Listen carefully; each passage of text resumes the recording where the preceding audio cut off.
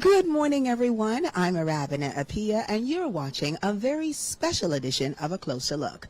Welcome to ACL Presents Budget 2024, Changing the Status Quo, Changing Lives. Today, we're coming to you live from Rawson Square with exclusive commentary, budget analysis, and deep insights into the government's fiscal strategy for the next year. Now, whether you fully understand it or not, government's budgets play a crucial role in the overall management of our national affairs. They determine how public funds are allocated to critical areas such as education, health, infrastructure, and more. It reflects the government's priorities, its policies, and its goals. In a few moments, Prime Minister the Honorable Philip Davis will take to the floor of the House of Assembly to outline that fiscal policy, how much money the government expects to raise in terms of revenue, and how it intends to spend that money. And so, as to be expected, anticipation is high as Bahamians wait with bated breath to find out exactly how that strategy will impact them and their families. Over the next few hours, you'll hear from members of government and some of the country's finest financial minds, as well as my very special guest, Mr. Marcos Ambrista. How you doing, sir? It's always a pleasure to be on set with you, Always, Robin. right? We have fun together, don't we? We certainly do. So today is a huge day, Marcos. We are talking the budget. We are talking all of the government's fiscal plans, its strategies. What are you looking forward to hearing most from the Prime Minister today? I think I'm looking forward to finding what the Davis administration's priorities are going to be for the 2024 to 2025 fiscal year. Of course, I know that a lot of people are not budget educated, so of course we know that that will run from July 1st of 2024 to June 30th of 2025. I'm looking to see what are the pressing areas that will, of course, where the money will be spent, whether that be in our national security, whether that's education, youth, health. Of course, we know the Prime Minister's plan and his administration's plan to start a new hospital. Where are those funds going to be raised? Revenue. Where are we looking to source our monies from? Is it going to be any tax reform? Are taxes going to be increased? Which taxes may be increased? Are we doing grants and loans from international organizations? How are we planning to repay that? What's the stance of our economy at the moment? Where is tourism and where's the debt? All of these things are the things that I'm looking forward to. Listen, those are some heavy, heavy topics indeed. But I think, what is most striking to me in this moment is the theme that has been chosen. It's changing the status quo and changing lives. And I think those two things are really very much connected. And I can understand why the Davis administration has chosen that theme, because we're looking at how doing things differently is going to actually have tangible impact on the day-to-day lives of Bahamians. And I dare say that might be the thing that most Bahamians are, really listening for. How is it going to affect them? How is it going to impact their families? And you said it absolutely correct, Robin. What we are looking for is a budget that's going to change our lives forever. That's what we need more than ever before. This budget is crucial. It's coming off of the heels where we're on the rebounds. Things are going good. We've seen high numbers last year in tourism. How are we planning to double that? But more importantly, how does it affect the very small person on the street? So we're not just looking at the overall benefits of this budget, but we want to see how does it affect the common man? How does it affect small businesses and developing businesses that want to go from the small business area over to the medium-sized business? And so that's what we're looking forward to. I agree, Marcos. I think, like I said, I think Bahamians are specifically looking for ways or looking to hear about the ways that the government plans to really impact their lives in tangible and sustainable ways. So we're going to be talking to a number of people today, I understand. We have a number of guests lined up. I'm very excited. I think, we are going to have some fulsome conversations about the future of our economy. Are there any specific concerns that you have that may come out of this budget? You alluded to the debt, the national debt. I know that is something that's on the minds of most Bahamians, even if they don't fully understand what that means. But I know it's something that's on the minds of Bahamians. So let's talk about that a little bit and what concerns you might have. Concerns that I have with the national debt and just actually the financial position of the country. It's revenue versus expenses. And I think a lot of times that's the part that people don't really harp in on. Yes, the country might be doing well in terms of revenue, but are we cutting back on expenses? Because that's the only way that we will actually see some type of growth. And so we have to find a way to balance an increase in our revenue so that we could ensure that we have the monies to pay out what we need to, but also are we being fiscally responsible with our expenses, whether that be transformation in the public service. We see that the Minister of Public Service has been on a tangent, on a roll, ensuring that that ministry is reformed. Of course, we're looking at renewable energy. What's going to be, well, what are we pumping in there? Because that is a big deal. And the Prime Minister has already expressed that climate change is a big deal for him. The National Youth Guard, of course. We know that youth has been playing a real crucial role in his cabinet and in his office.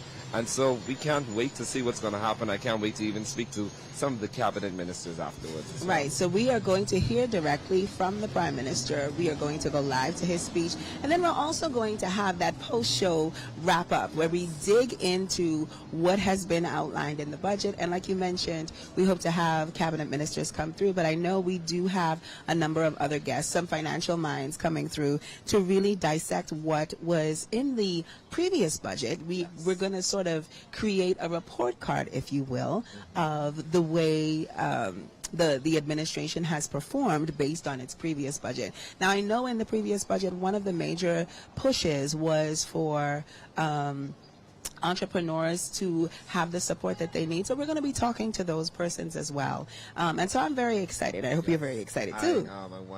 I want to talk to the regular Bahamian to find how they feel about the budget. Absolutely. Today. Well, we have so much more show coming up for you in just a few moments. Please stay tuned because Budget 2024 continues after this.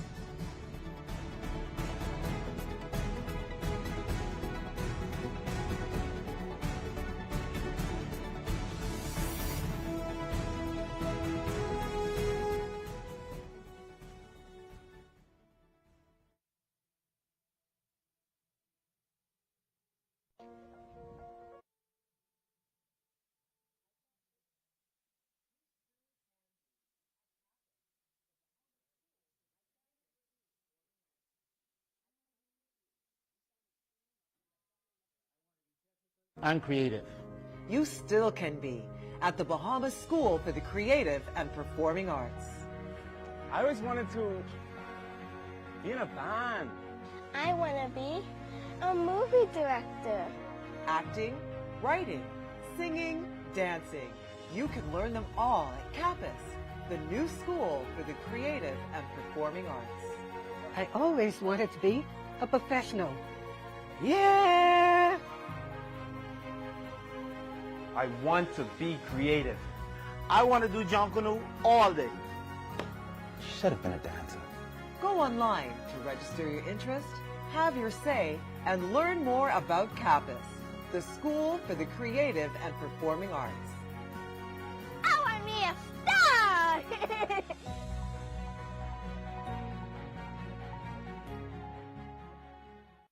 Who loves breakfast? Do you know that breakfast is the best meal of the day? I'm so happy about this program. We're serving over 55,000 breakfasts. Ours breakfast, and this program is growing. It's good to have breakfast. It fuels the brain, right? So you don't have to worry about being hungry. All you have to worry about learning, right? This is the graduation of the National Youth Guard. Young Bahamians trained to assist on the front lines during national emergencies while gaining new skills to build their careers. They stepped forward to serve, growing stronger and making our country stronger too. If you think you have what it takes to join the next generation of leaders, then go online now to learn more and apply for the National Youth Guard. I want you to make the most of your talents. The person that you want to be is predicated on choices. You're not going to be able to pump fake your way to success. You have to be hungry. The barriers you face are real. Your capacity to overcome them is also real. You have the power to lead the crowd and not let the crowd lead you. We can't build a better country without your strengths. We want to make sure that you are all that you can be in this nation.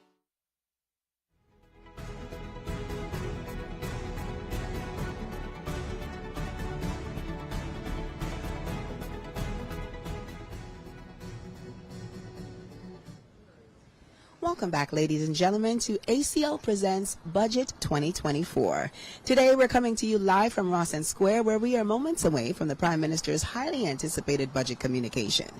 Over the next several hours, we will be here to give you complete coverage, analysis, and insights from a few of the country's brightest financial minds. Some of whom are joining me here on the broadcast, including Senator Quinton Lightford. Good morning and welcome. Good morning. Thank you.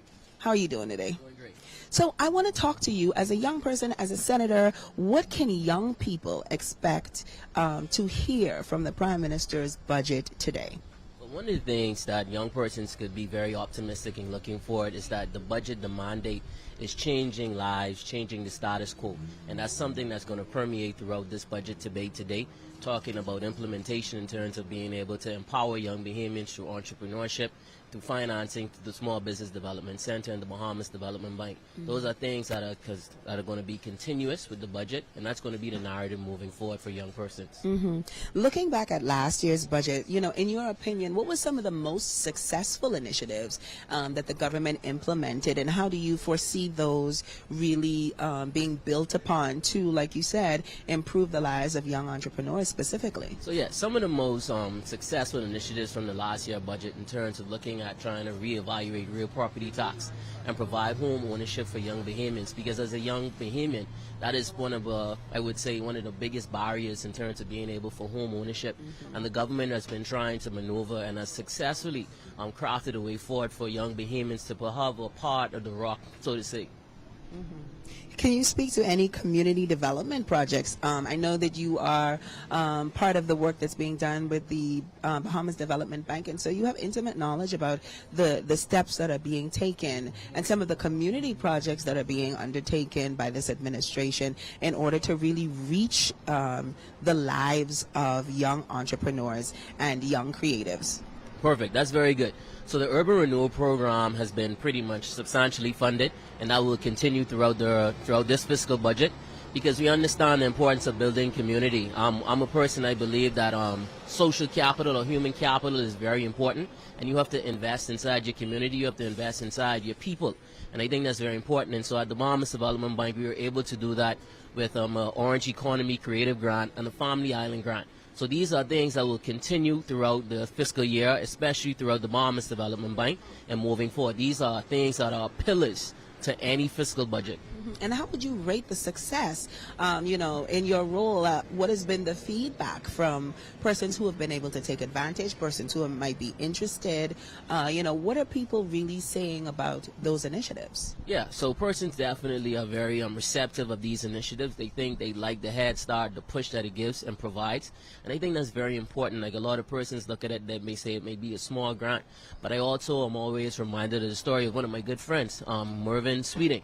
He started Switcher with a $25,000 to $5,000 grant, and as we all know, Switcher is a shining star, and so those are some of the things and some of the key points that you look at, and that will continue, and that trend will continue moving forward for our country. I want to talk to you a little bit about infrastructure projects. Now, I know from your perspective, we are talking about the infrastructure that supports business owners.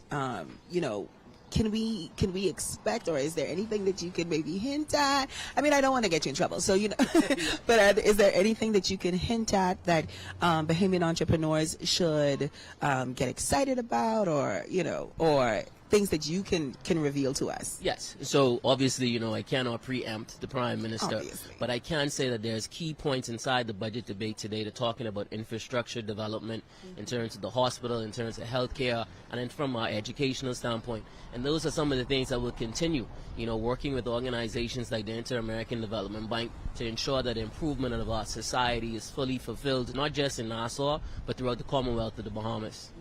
I want to talk about that because there is a tendency for things to get a little Nassau-centric. I know that is a concern for residents in Freeport. I know that that's a concern for residents across the country. So how do we anticipate that this budget is really going to have the impact, not just here in the capital, not just in the nation's second city, but everywhere that Bahamians live? Perfect. Now, that's a very good question, and I think that started last year with the Family Island Development Fund. Whereas, and most Family Islanders would know that at their local administration offices, once fees and stuff are paid, a portion of that funds is left in the island to help with future development on the island. In the past, it was sent to Nassau, and then it was deviated on the other sectors. But now, they are going to have the opportunity to build their island through their contributions in terms of, say, road traffic fees, driver's license. A lot of that fees is going to be stayed on the island for the improvement and moving forward. That is a very big change indeed, because like you said, in times past, all of the funds would come to the capital, and so what has been the response, to your knowledge, the reaction to that level of incentivization, I guess, for Family Islanders? Yes, so that has been very well received. I've had the privilege to go to various of the Family Islands, Auckland's, Crooked Island, Exuma, and Eleuthera. And a lot of those islands are very happy that now that they have additional resources to help with a lot of stuff, because being on the Family Island, not knowing and living it, you now have the access to funds, the local administration office and chief councilors to be able to move things forward without such of a red tape or bureaucracy, that now they have the funds to move forward and take their island to the next level. Well, I guess my final question to you then, Senator, is what in your opinion, are Bahamians looking to hear from the Prime Minister today? Yes. Bahamians are looking forward to something that they can see that the country is moving forward. That it has to be important that you're changing the status quo and that you're changing the lives of Bahamians, because that is the main thing. So when persons hear a budget, they want to see what the expenditure and potential revenue is, but they want to see how that impacts their lives. And I think that's very important, because the budget is a very important aspect of our parliamentary cycle, and it tells so much about how we're going as a country.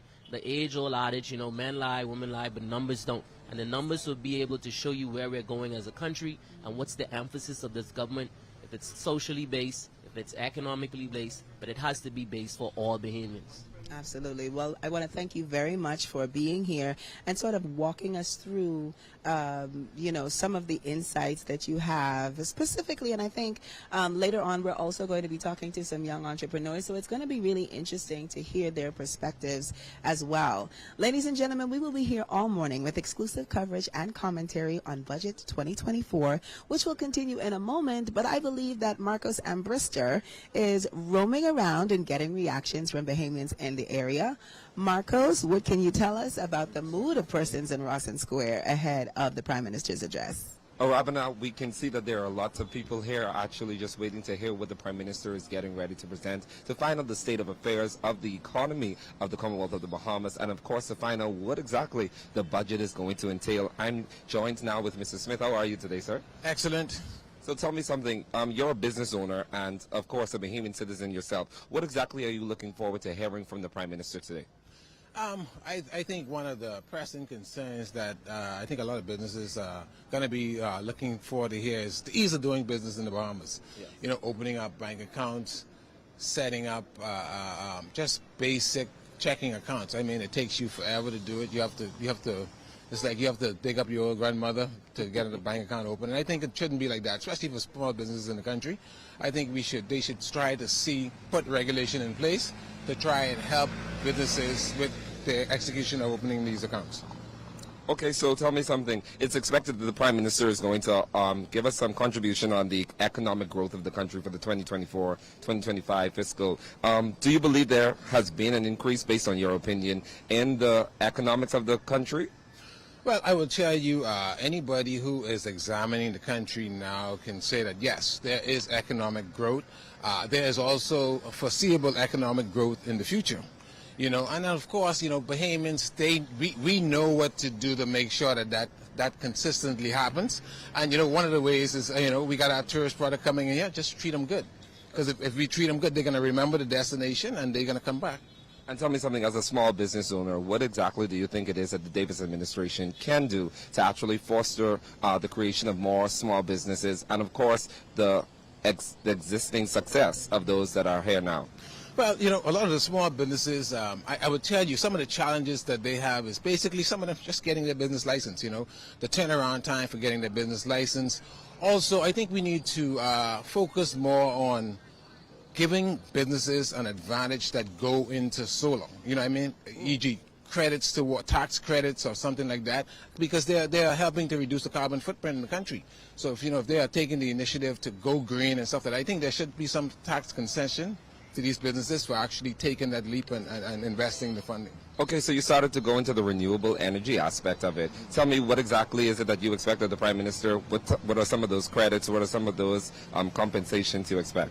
Well, I mean, if they said, businesses who help to reduce the carbon credit in the country, if they are prepared to say, okay, we're going to give you certain tax exemptions on certain things, whether it's towards your business license fees, whether it's towards imports on certain goods and services and stuff like that. I think that'll go a long way for a lot of businesses, especially given the climate now with the increase with BPL. BPL is rising, and a lot of businesses are grappling, especially with this fact of this increase in the NIB wages. That's going to take a toll on businesses, and we are still trying to figure out how we're going to navigate around that and still be successful. Like I say, grappling already with the high BPL bills that we are still trying to figure out how we deal with it.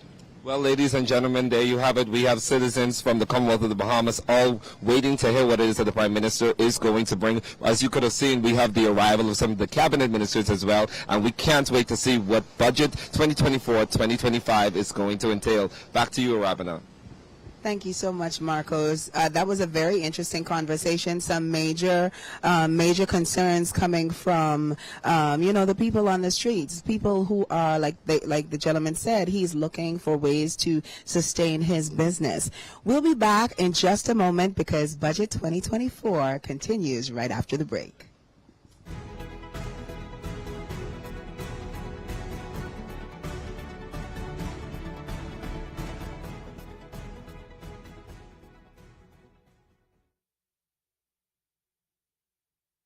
I want you to make the most of your talents. The person that you want to be is predicated on choices. You're not going to be able to pump fake your way to success. You have to be hungry. The barriers you face are real. Your capacity to overcome them is also real. You have the power to lead the crowd and not let the crowd lead you. We can't build a better country without your strengths. We want to make sure that you are all that you can be in this nation. This is the graduation of the National Youth Guard. Young Bahamians trained to assist on the front lines during national emergencies while gaining new skills to build their careers. They stepped forward to serve, growing stronger and making our country stronger too. If you think you have what it takes to join the next generation of leaders, then go online now to learn more and apply for the National Youth Guard. Who loves breakfast? Do you know that breakfast is the best meal of the day? I'm so happy about this program. We're serving over 55,000 breakfasts. Ours breakfast, and this program is growing. It's good to have breakfast. It fuels the brain, right? So you don't have to worry about being hungry. All you have to worry about learning, right?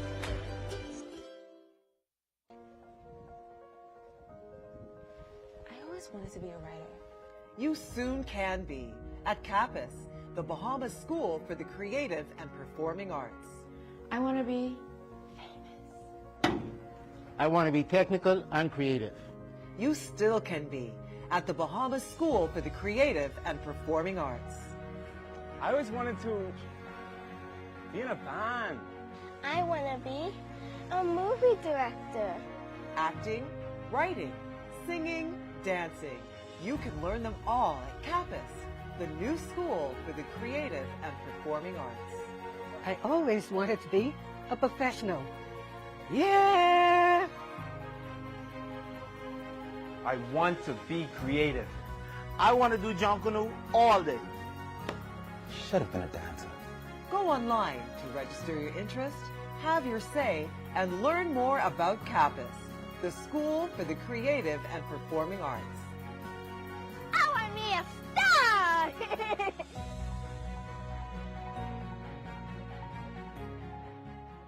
I want you to make the most of your talents. The person that you want to be is predicated on choices. You're not going to be able to pump fake your way to success. You have to be hungry. The barriers you face are real.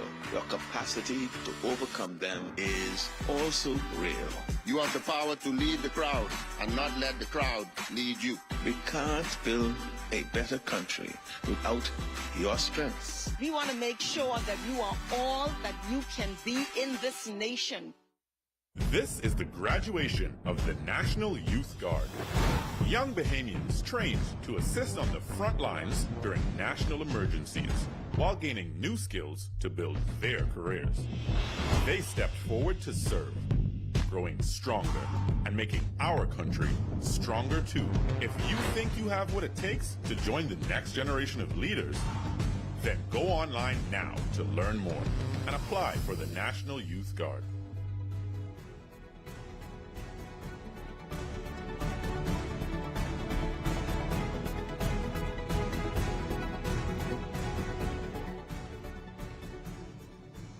Welcome back to our live coverage of Budget 2024, Changing the Status Quo, Changing Lives. That is the theme of this budget presentation, which Prime Minister the Honorable Philip Davis will give this morning from the floor of the House of Assembly. And Bahamians across the country are eagerly waiting to hear this administration's fiscal plan mapped out. And I believe they're even more interested in, as the theme suggests, the status quo and how their lives will be changed. Well, here to give us some insight into that is Attorney General Ryan Pinder. How you doing, sir? I'm well. Good morning. Good morning. Thank you so much for being here. So I want to talk to you about the government's goals, its priorities, its fiscal strategy. What should people be expecting? What are you most excited to hear the Prime Minister reveal in the budget as well? Well, I think the budget you're going to hear the Prime Minister present today is a good summary of where we've come for the last 3 years. It draws a good balance between explaining the fiscal situation of the country with respect to how we're doing with revenues and debt to GDP, which are all important measurements on the health of a country. And I think what you'll hear is the dramatic improvement of the fiscal health of the country from when we came to office 3 years ago to today. You'll hear about a debt to GDP ratio that was over 100% when we came to office. That's now below 80%.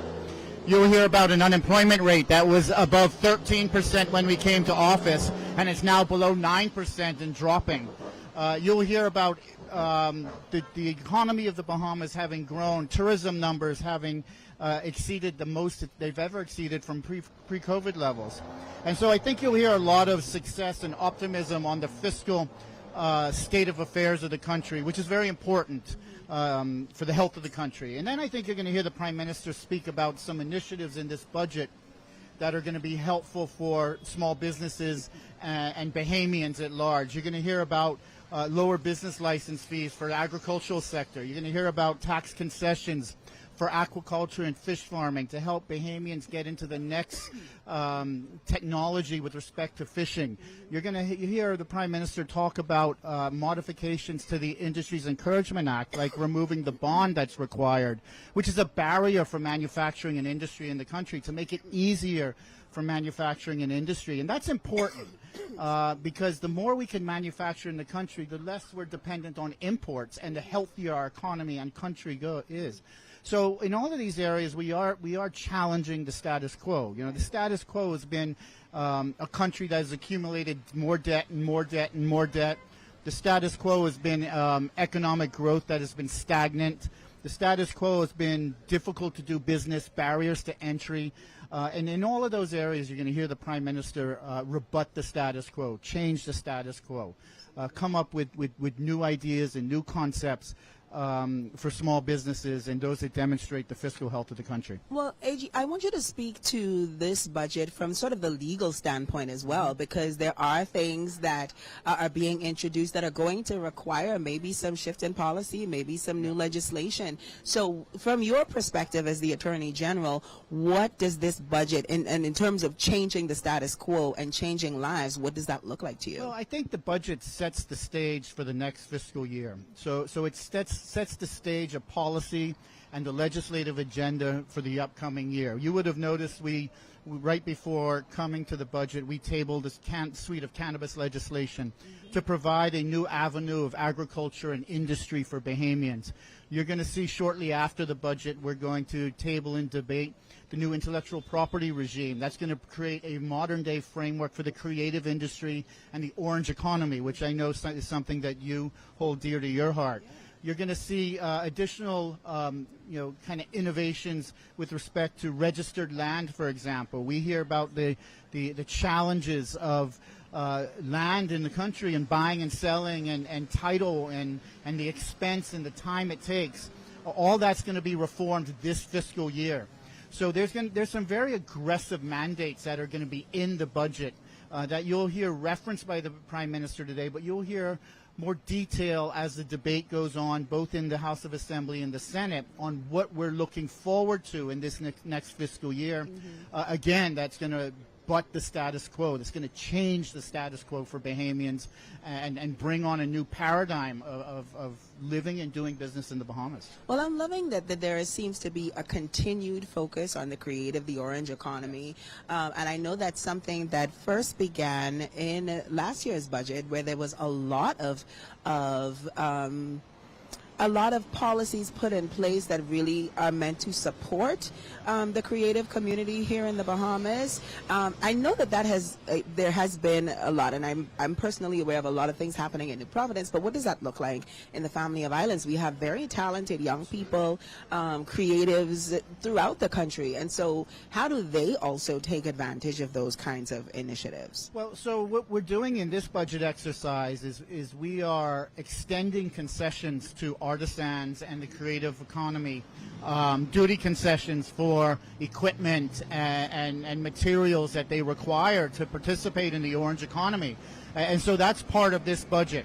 We're also making it much more clear in this budget when you're looking to get concessions and you're a small business owner, which most creatives start out as small business owners, to be able to have a more ease of access to the government system to get those concessions. And those are in law as well. In the Tariff Act, you'll see that's coming and being tabled today in Parliament. So what we need to do is continue to focus on streamlining access to concessions and access for the creative industry, especially in the Family Islands, as you mentioned, where the status quo for too long has been Nassau-centric country.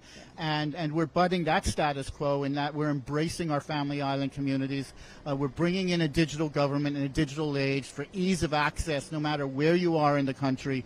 And so that is a primary mandate. You know, you will hear the Prime Minister speak today in his contribution that this is the first time ever the Prime Minister and Deputy Prime Minister have represented Family Island communities. Yeah. And so they bring a special focus and attention to governance of the entire country, not governance just in Nassau or in some instances governance just in Freeport. But they're both Family Islanders, they're both island boys, and they both represent Family Island communities. So that focus is going to be there. Okay, so I guess my as we wrap up this segment, I think I would like you to speak to Bahamians who may not understand the budgetary process. This is a very involved, very intricate process. So for our viewing audience, what is the simplest way you can explain what is going to happen today and what they should be looking for and listening for? No, you're absolutely correct. The budget process is very complex. It's months in the making. From an Attorney General's point of view, we've drafted over 30 pieces of legislation that will be part of this budget exercise. And the intent of the budget exercise is, one, to tell the Bahamian people the financial health of the country. What have you done to improve the financial health of the country? And you'll hear the Prime Minister speak about that. What are some of the challenges that we may face in the global economy that affects the Bahamas? And to really take stock of where we are from a financial health point of view. But secondly, the budget exercise is also where you take input from the different ministries and different portfolios on how we can improve the situation for Bahamians. What legislative changes, policy changes are necessary for Bahamians to actually move forward in the country. And that's a significant part of the budget exercise as well. So today you'll have a summary, an overview by the Prime Minister that'll give both the international economic state of affairs, the Bahamas economic state of affairs, and highlight some of the progressive policy decisions that are going to be found in the budget. And then next week when they reconvene in the House of Assembly, you'll hear from all the other ministers talking about areas that are progressive in their portfolios, and that's something that Bahamians should listen to. Bahamian farmers should listen to the Minister of Agriculture about the new lower taxes for farmers, about the new tax concessions available. The fishermen should likewise do the same. And pay attention to the minister with the portfolio in which you're in, because there are some specific items in there for each Bahamian to take advantage of, and it's an important exercise. It's a long exercise preparing, and it's a long debate. We'll be debating in the House of Assembly and the Senate for 3.5 weeks. But I think it's very constructive, and it's a good opportunity for Bahamians to understand what the government is doing for them. Well, I want to thank you very much, Attorney General, for being here, for giving us those insights. I understand that Marcos Brister is out and about. Marcos, what's going on where you are?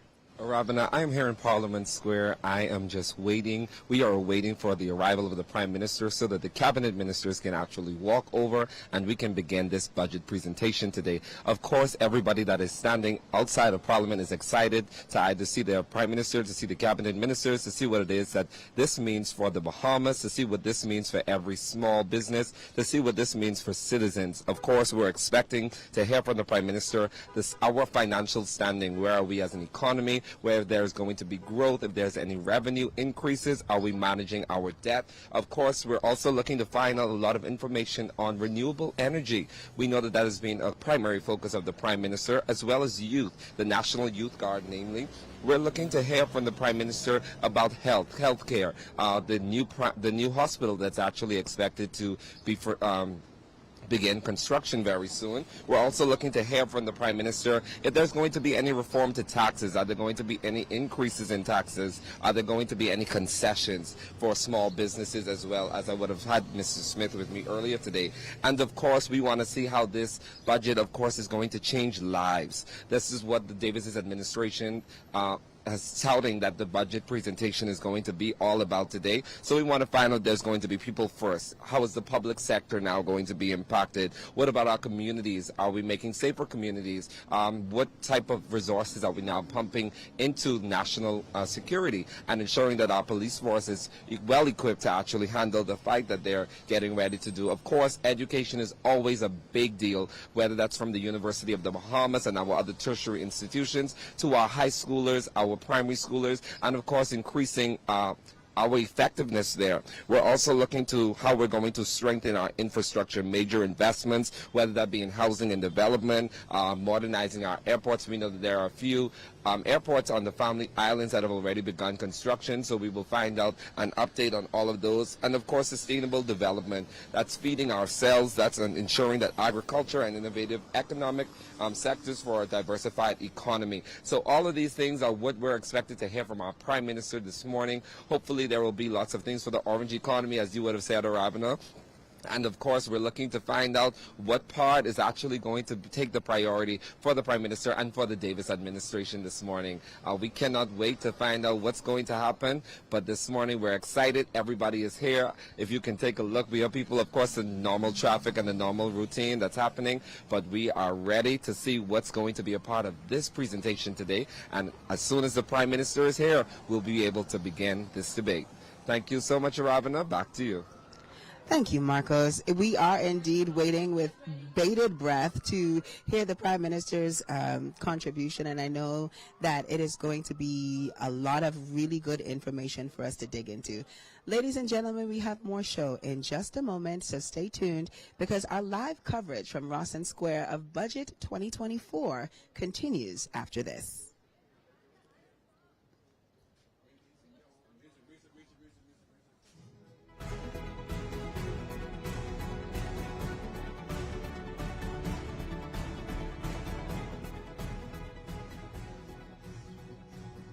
This is the graduation of the National Youth Guard. Young Bahamians trained to assist on the front lines during national emergencies while gaining new skills to build their careers.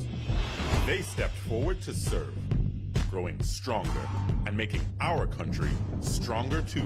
If you think you have what it takes to join the next generation of leaders, then go online now to learn more and apply for the National Youth Guard. I want you to make the most of your talents. The person that you want to be is predicated on choices. You're not going to be able to pump fake your way to success. You have to be hungry. The barriers you face are real. Your capacity to overcome them is also real. You have the power to lead the crowd and not let the crowd lead you. We can't build a better country without your strengths. We want to make sure that you are all that you can be in this nation.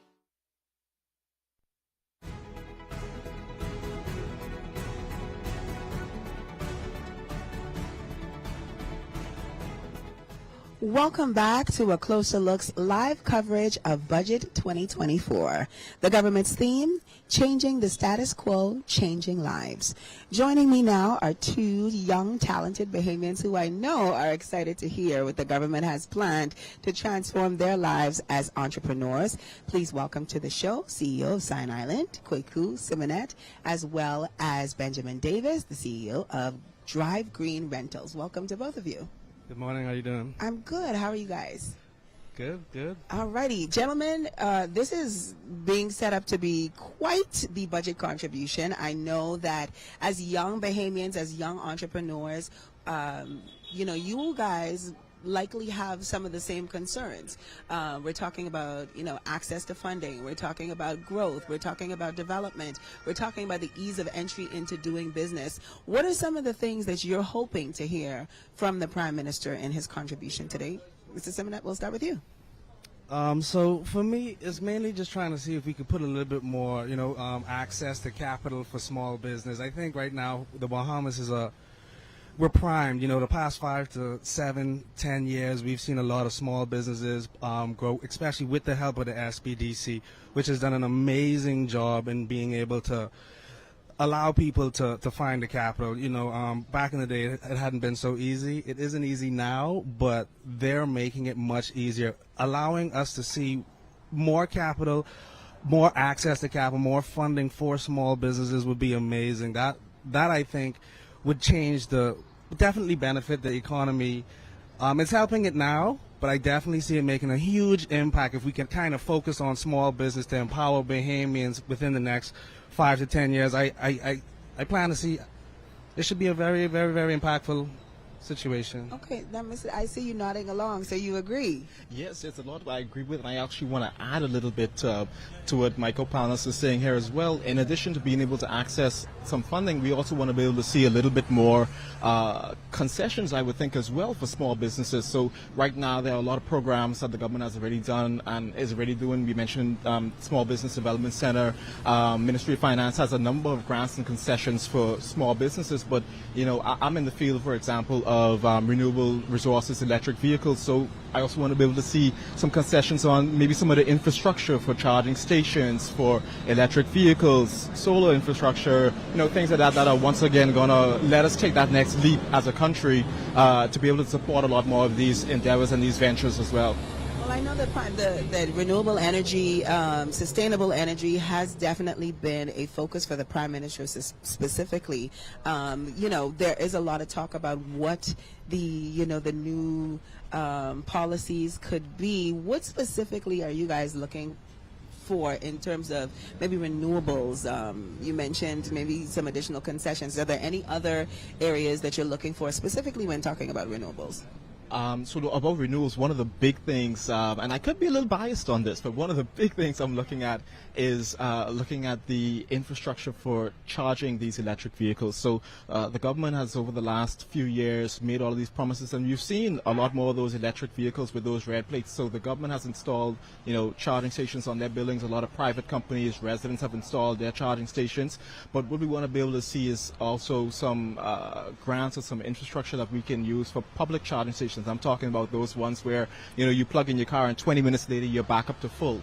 And those usually require significant investment, and usually, individuals or businesses alone can't do it. And worldwide, we've seen in other countries like the U.S. and Canada, where government usually partner with other businesses, or whether that's things like the IDB, to say, okay, we're going to come in and make this investment to go towards these this infrastructure that, of course, is in turn going to. Of course, we create more jobs. You need people to install these charging stations, and we've been looking very, very well with things, even like our investment rate and our unemployment rate has been pretty good and stuff like that. So we want to be able to look at some of these things moving forward. Okay, Mr. Simonet, you have the final word in this segment. I mean, so it's hard to kind of give a point from sustainability when it comes to printing, But we're in the essence to move to a more digital. I just know that we're a small island state, and we're going to be like one of the first ones to face this economic problem issue. So I think the more we address it, the sooner we address it, the better it is for everybody and our future. Absolutely. But I want to thank you, gentlemen, so much for being here.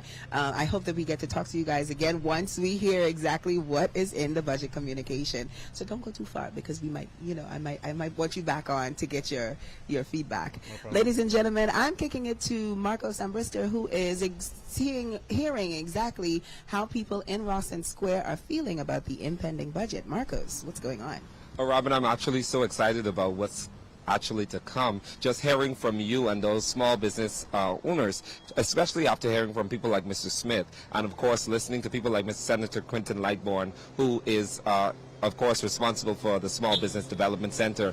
A lot of small business owners, one of the things that they're looking forward to is the ease of doing business in our country. Of course, whether that is the ease of opening accounts, whether that be some restrictions that are currently in place by the central bank, some concessions that can be given. Of course, a lot of them even mentioned the ease of even getting their business licenses, of course, of faxing their returns, the impact of the National Insurance Board, the reform that they've had with their taxes, what that is going to be like for them. And as well, a lot of them are looking to find out if they'll be able to get any concessions for being green, just like the government. Your current interviewees would have spoken about how the government has recently turned over all of their cars, some of their cars so far, into green cars. Of course, we want to ensure that we're also, as small business owners, doing our part, and that there are going to be any concessions, whether that be carbon credit, whether there be some concessions that might allow them to be able to get something back on their business licenses, or on the reforms that they're making for so their returns that they're making on their taxes. Of course, we're currently right now just waiting for the Prime Minister and his cabinet to make their way over to the House, and then we'll be able to begin our budget debate. The things are hyped and things are pumped down here. A lot of people are waiting to see what's going to happen, and I believe citizens are looking forward to, more than ever, they're looking forward to a budget debate, a budget presentation that's actually going to be for everyone, that changes the status quo, and of course affects every Bahamian. Back to you, Rabina. Thank you so much, ladies and gentlemen, and thank you, our viewing audience, for joining us at a live broadcast of Budget 2024, Changing the Status Quo, Changing Lives. Joining me now on the broadcast is the Director of Communications in the Office of the Prime Minister, Latre Raming. Hi, Latre. How are you? Doing fine.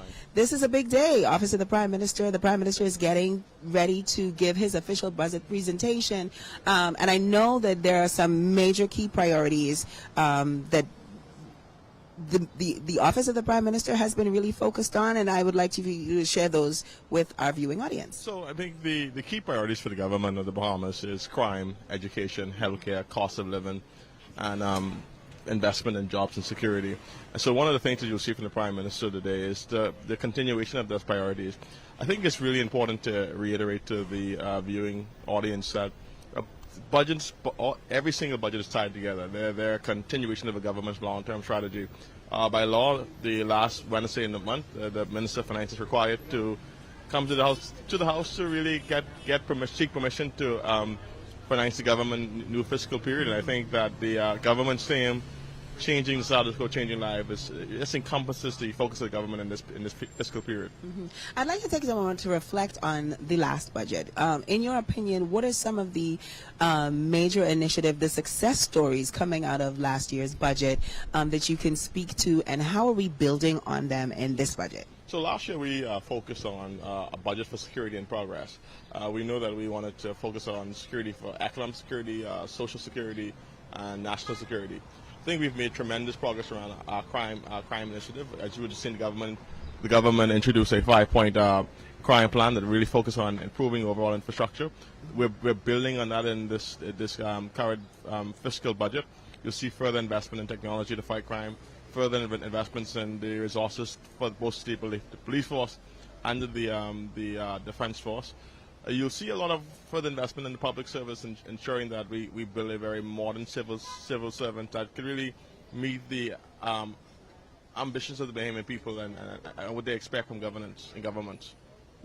And what challenges, if any, because I know there are always some hiccups, right? But I think that this administration has been working to navigate the international changes, the international implications, the state of the world economy, as well as we try to right-size our own economy and create opportunities for Bahamians. So are there any challenges that you could speak to, and how have we really managed to sidestep those issues? So there are three challenges I would say we could speak to.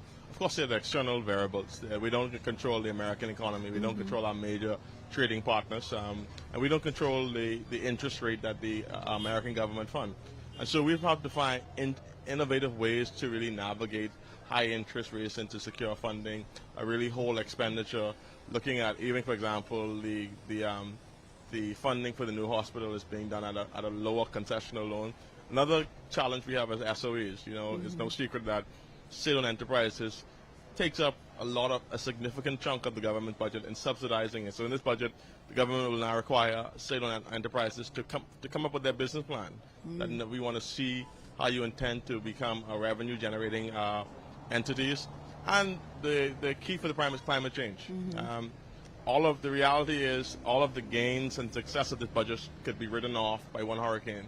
And that's something that we are mindful of. Yeah, we're about to go into a new hurricane season. So I know that the Prime Minister's focus on renewable energy, the Prime Minister's focus on addressing issues related to climate change has been something that we have seen both locally and internationally. What, or can you hint at any things? I know you don't want to preempt the Prime Minister, obviously, but can you hint at perhaps anything that Bahamians should be listening for in terms of how the Bahamas is strategizing how we deal with climate change?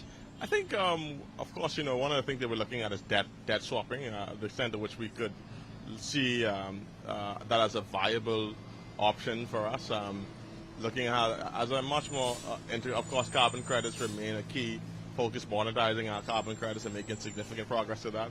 The Prime Minister won't go into depth into the communications, but definitely is opening contributions. He will talk on a more broader scope issue of climate change and carbon credits.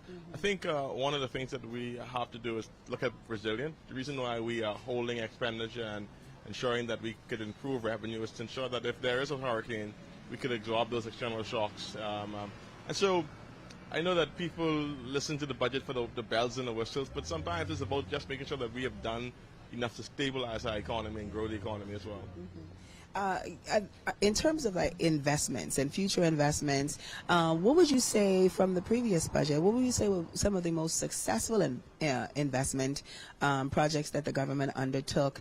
What are you looking forward to in terms of investments, and how are those upcoming investments really going to impact the lives of Bahamians? So we know since coming to office, the government has attracted some $7.2 billion in new investment. We are on path to employing more than 7,000 Bahamians. We are encouraged by the investments in Grand Bahama with the Grand Bahama shipyard and what that could mean for the expansion of new business into this region. And the Prime Minister will say today that the government is in talks with a major resort in the country for further expansion. He's going to allude to that. I think additionally, one of the things that we will see the Prime Minister address is the issue of Grand Bahama Port Authority. It remains to be the government of the Bahamas that the island of Grand Bahama plays a very integral role in the scope of our economic development. That's a significant piece of the puzzle for us. I appreciate that because as a Grand Bahamian, you know I'm not letting you off the hook. Ladies and gentlemen, our live coverage of Budget 2024, Changing the Status Quo, Changing Lives, will continue in just a moment, so stay tuned.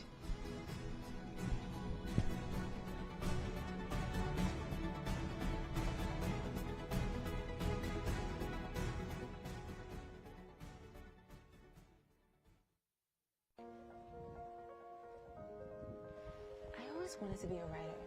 You soon can be at CAPUS, the Bahamas School for the Creative and Performing Arts.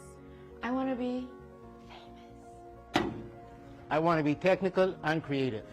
You still can be at the Bahamas School for the Creative and Performing Arts. I always wanted to be in a band. I want to be a movie director. Acting, writing, singing, dancing. You can learn them all at CAPUS, the new school for the creative and performing arts. I always wanted to be a professional. Yeah! I want to be creative. I want to do Jonkunu all day. Should have been a dancer.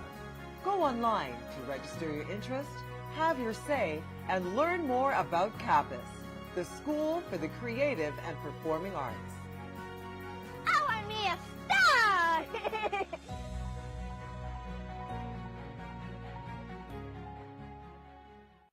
Who loves breakfast? Do you know that breakfast is the best meal of the day? I'm so happy about this program. We serve over 55,000 breakfasts. Ours breakfast, and this program is growing. It's good to have breakfast. It fuels the brain, right? So you don't have to worry about being hungry. All you have to worry about learning, right?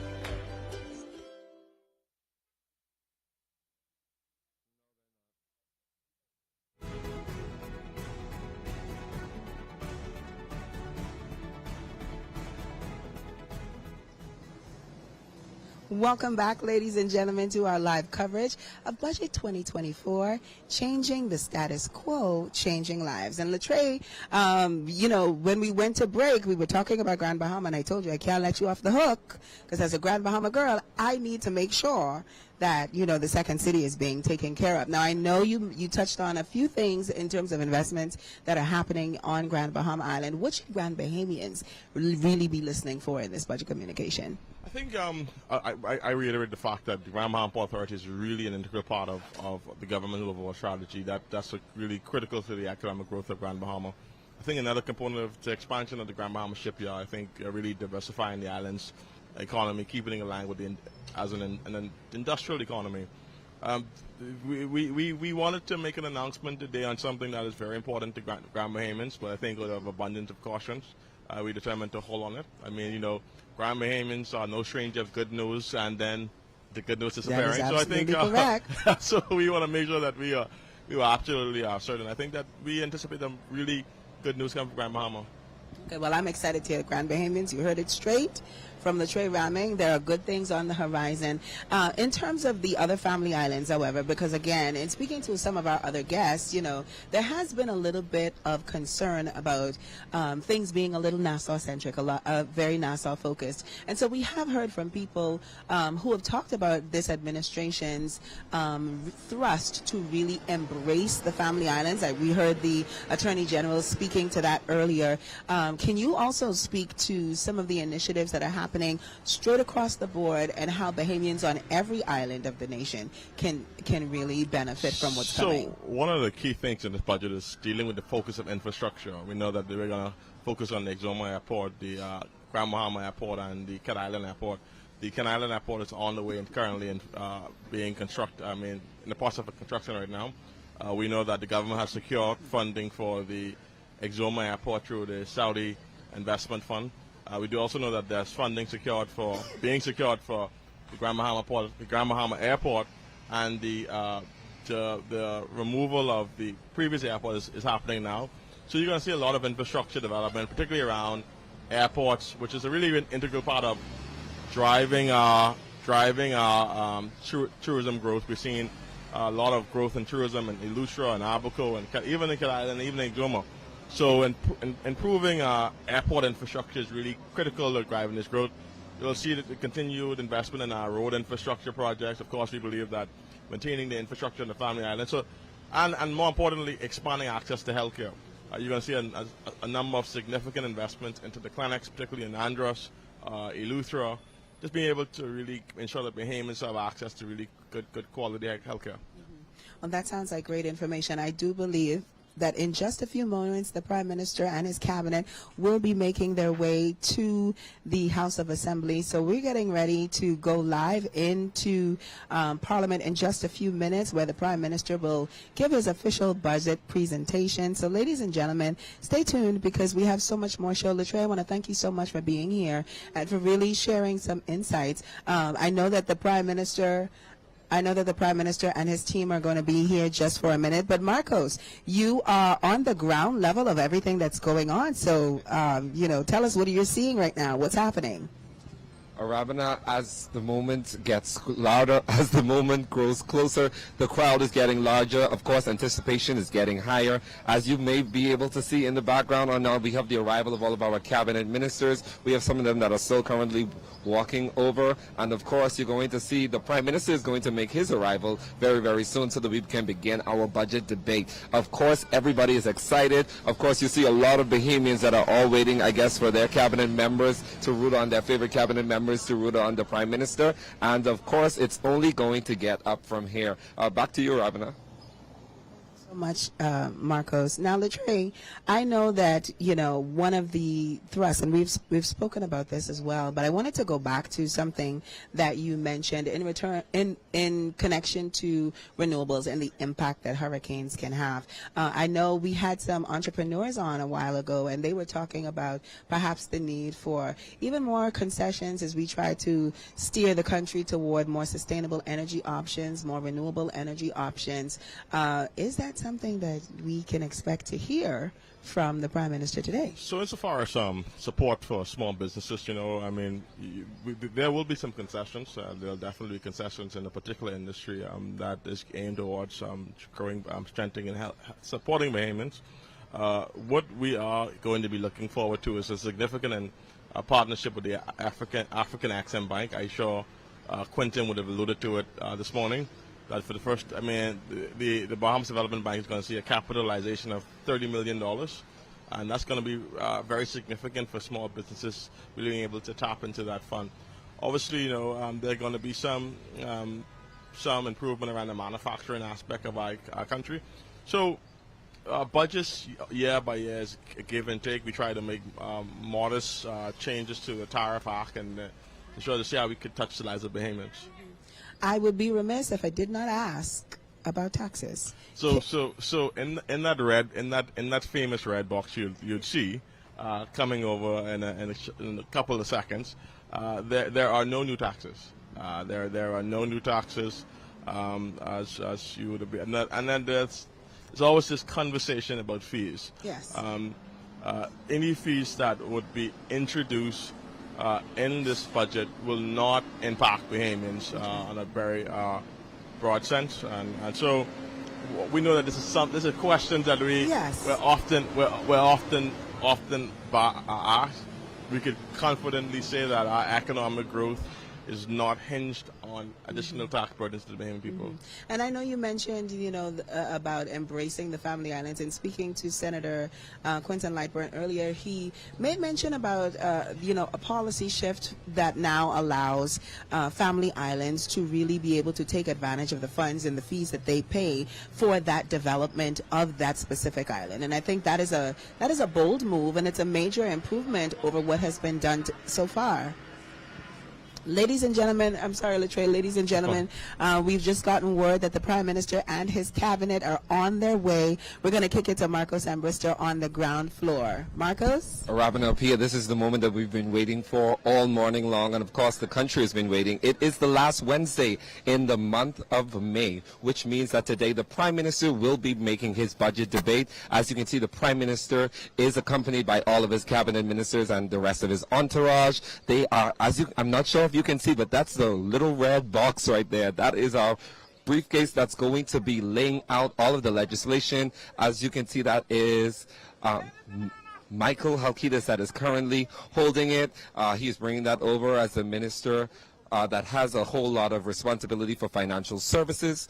As you can see, the Prime Minister, as we know, is the Minister of Finance for the Commonwealth of the Bahamas, and so that is the reason why he will be making this presentation today.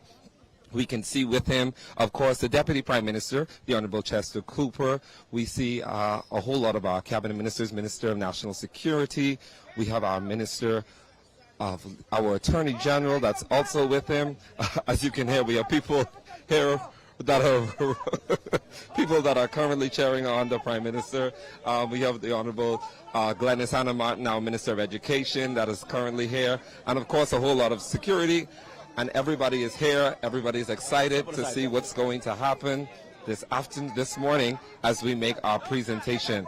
Ladies and gentlemen, the budget debate is getting ready to begin very, very shortly, and we cannot wait to hear the current state of affairs for the Commonwealth of the Bahamas, whether that be our economy, what are the priorities for the Davis administration, whether that's crime, education, infrastructure, tax reform, debt, and of course looking to find out how we are going to increase our revenue for the year 2024 to 2025. Ladies and gentlemen, the fiscal year 2024-2025 is being tabled today, and that will take place from July 1st to June 30th. That will cover those areas. Just a little bit of reminder. So this is tabled here in the House first. Of course, then we will have all of the different ministries that will be responsible for ensuring that those funds are allocated to where it is supposed to be. We can see a whole lot of journalists are now here. Everybody's trying to get the inside scoop on what's going to happen. And of course, everybody wants to know what's being presented today. But ladies and gentlemen, the budget debate is getting ready to begin shortly. Arabana Apia, I'm so happy to say that's it for us down here. Thank you so much, Marcos. Ladies and gentlemen, we are here at Rawson Square. As you just saw, Prime Minister the Honorable Philip Davis and his cabinet have gone into the House of Assembly. We are just moments away from the budget presentation now, which we will provide live coverage of as well, so do stay tuned. Latre, it has been such a pleasure having you on. Are there any final words for you, for the Office of the Prime Minister? What would you like to encourage Bahamians to do at this point? I think just to be mindful. This is the third budget presentation that the Prime Minister is making. To remember the country we inherited. Like I said, that we inherited a country of debt to GDP of 100%. There was a point in time where the government of the Bahamas was discussing the devaluation of our currency, whether or not we were moving towards an IMF program. I'm not allowed to be political, but I think the other party call an early election because of the economic realities. And so we're happy that we've been able to make the tough decisions that without any added burden to the Bahamian people. We are confident in the direction the government is heading in. I want the Bahamian people to measure this administration based on the kind of country it inherited. And I think that is a realistic stance to take. There are some harsh realities that we have to deal with, but it is going to be, like you said, about how we are navigating those elements for sure. So I want to thank you again so much for being here. Marcos, I understand that you have a very special guest. Marcos, what's going on where you are? Ladies and gentlemen, I am joined by the one, the only, the fabulous Bodine Victoria. How are you today? I'm great, thank you. Bodine, you are a member, you're a small business owner, first of all, and a member of the Orange Economy. Can you tell me a little bit about what it is that you're expecting from the Prime Minister's budget debate today?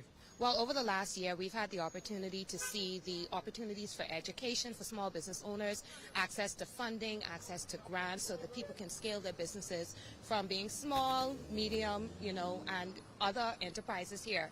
And I'm looking forward to being able to see how we manage intellectual property, which is a form of an asset for not only the Bahamas, but for small business owners, for those of us who produce music, those of us who produce theater, those of us who produce art, and then our manufacturing and agricultural business owners as well.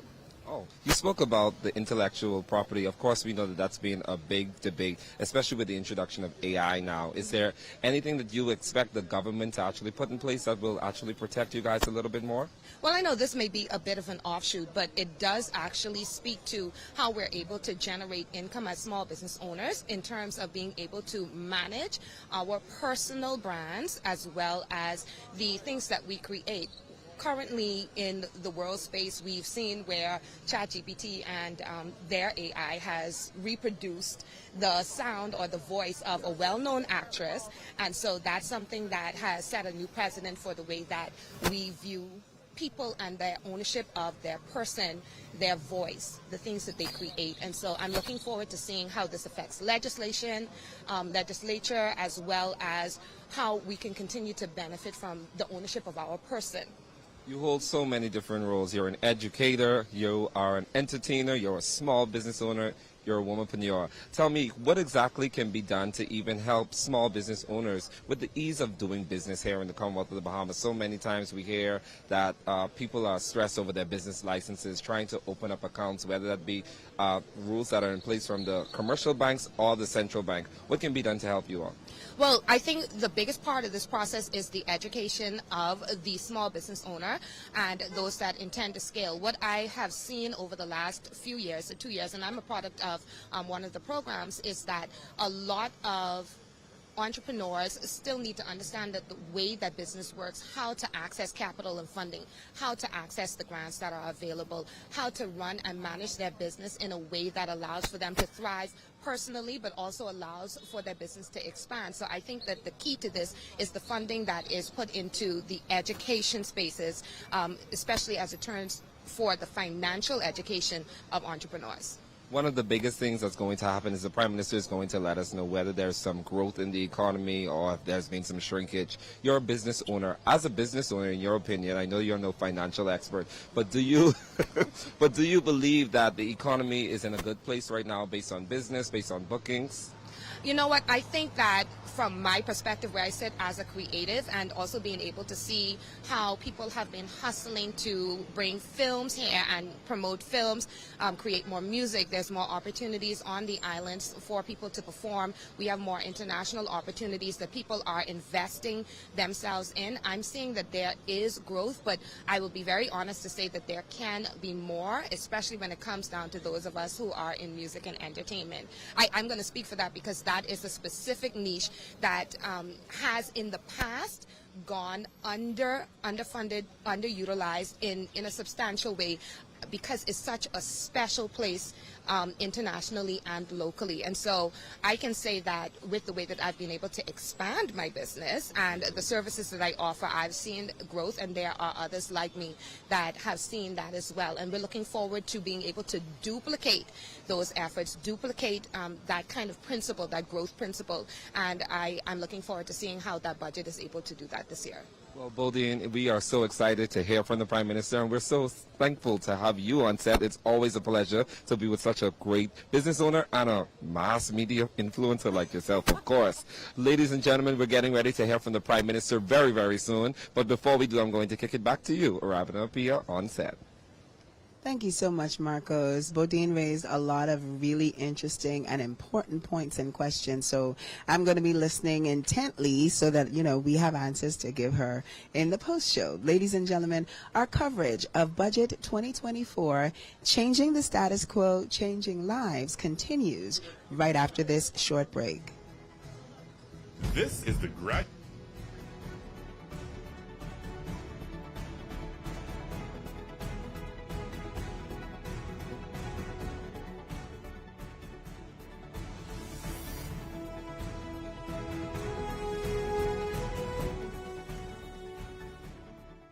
I want you to make the most of your talents. The person that you want to be is predicated on choices. You're not going to be able to pump fake your way to success.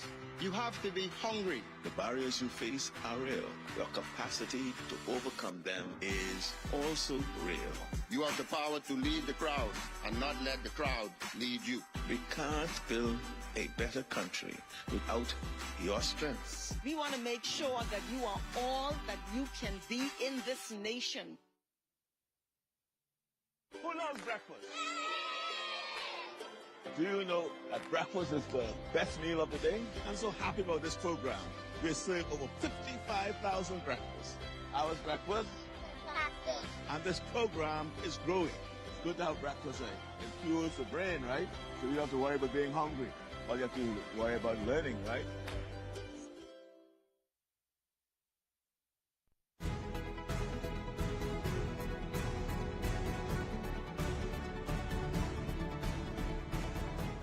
Ladies and gentlemen, you're watching Budget Up 2024, Changing the Status Quo, Changing Lives. This is an ACL special presentation, and we are coming to you live from Rawson Square, where in just a few moments, Prime Minister, the Honorable Philip Davis, will give his official budget presentation. I am here with Latrey Ramming of the Office of the Prime Minister, as well as Shantez Tillett-Wilson. Welcome, Shantez. Thank you. It's a pleasure to be here. Thank you so much. Now, Latrey and I have been having conversations about what Bahamians can expect. We're making our predictions about what some of the things are going to, some of the key elements that are going to come out of today's budget presentation.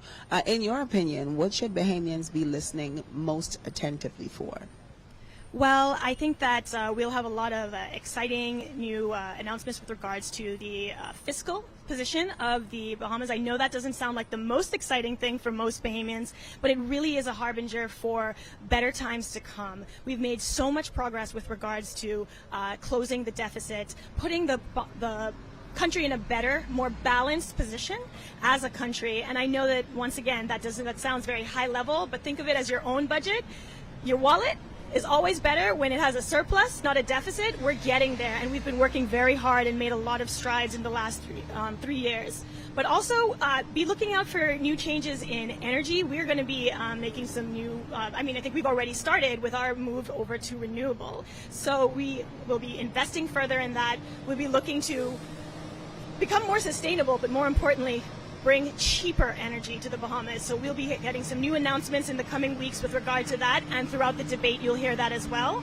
I think that another exciting set of reforms is the reforms to education that they will be announcing. There will be investment in that space, and with regards to the feeding program, the National School Breakfast, we'll be expanding that. I don't want to preempt the Prime Minister, but there will be some exciting announcements with regard to that. So all in all, as citizens, really want to be listening out, seeing where the Bahamas is spending its money, where the Bahamian government is spending its money, because where you spend your money is where you are saying it's most important to you. So we really want to encourage citizens to be listening in, to be engaged, to be thinking critically about the budget in a way that helps them to better understand how we're going to be moving forward, what our vision is for this country. I think that's a really important point to make, right? That we as Bahamians have to be fully engaged. It's one thing to know that there's a budget presentation. It is an entirely different thing to be fully invested, to be fully engaged, to be listening intently. So how do we, as we move forward, how do we encourage more Bahamians to really see moments in our political cycle like this, like the budget, as super important and really something that we should be as invested in as everything else? I think you bring up a great point. I think that there's a sense, especially with Bahamians, that when they vote is the only time that they have a voice, is the only time that they really engage with what government is doing in a really active way. But the budget is a time every single year that you can really be engaged from the point of view of be listening in, be making sure, like I said, think critically and listen critically to the way that the government is presenting its numbers, especially its expenditure. I think that, how the government is spending is a great way to show what policies and programs you'll be seeing in the next year and how that could potentially affect you. Of course, you want to look at revenue as well. Revenue, obviously, most of it coming from things like taxation, that also affects the average citizen, because it's how is that going to impact your pocket? What are you paying into government? That's your money. I think that there's a really important thing that Bahamians need to remember, that the government's money is your money. So you should pay attention to it like it's going into your bank account. Well, I love that you made the analogy earlier about, our specific personal budgets, because I think that's a great way to really localize this very complex idea, right? It is how we are spending the money that we have, how we are being fiscally responsible. Is that something that, as you plan the budget, as you plan the comms around the budget, is that something that you guys are thinking of? Like, how do we get Bahamians to be fully engaged, fully invested?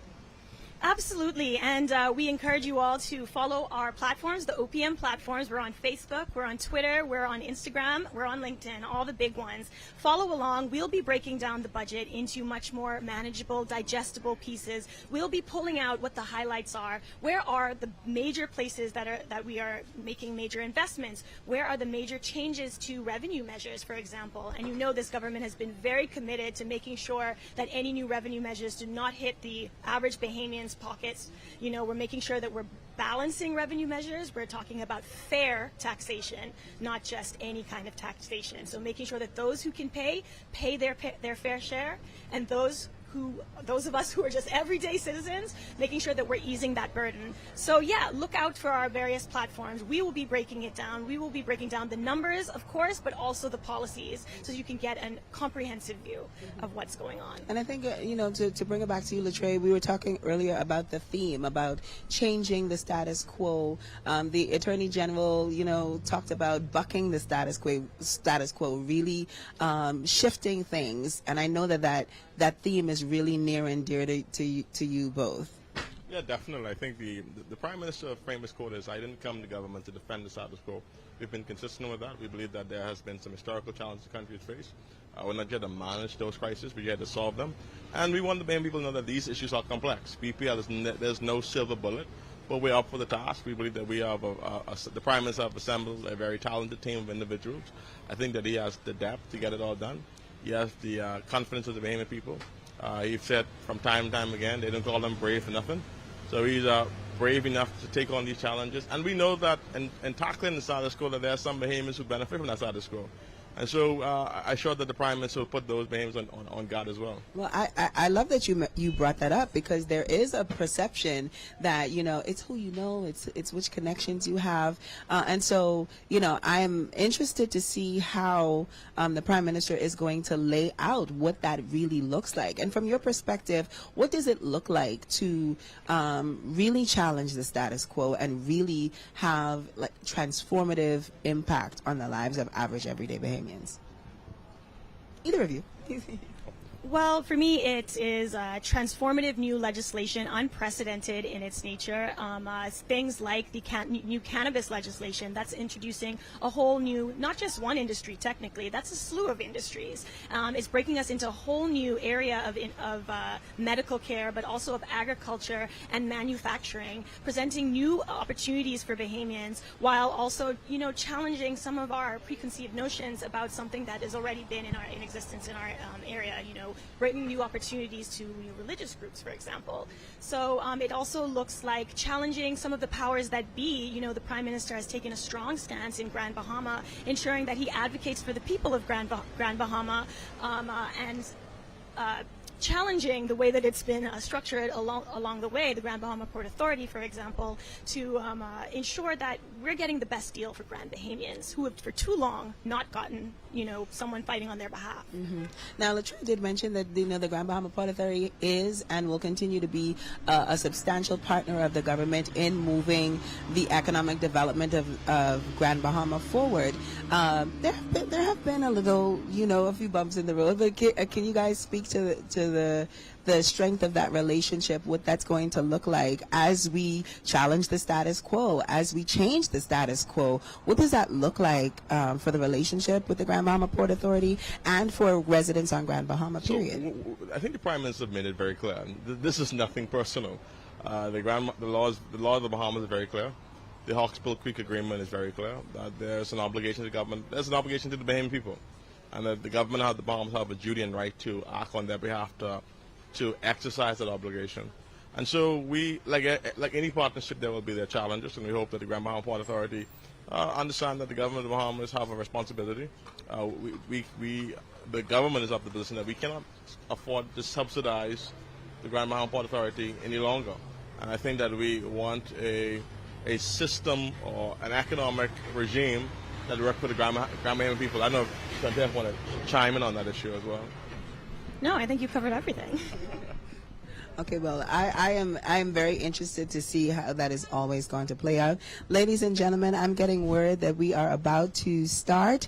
The Prime Minister is about to go live from Parliament and give his 2024-2025 budget presentation. Ladies and gentlemen, it has been a pleasure providing coverage for you this morning here in Rawson Square as we continue to change the status quo and to change the lives of average everyday Bahamians. We hope you've enjoyed our broadcast. We go now to the House of Assembly and Prime Minister, the Honorable Philip Davis.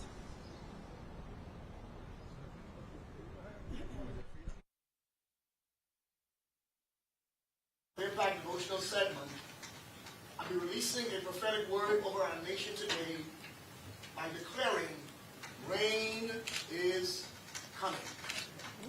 Now, the story recorded in 1 Kings chapter 18, where the word of the Lord came to the prophet Elijah and told him, go show yourself to Ahab, and I will send rain upon the earth.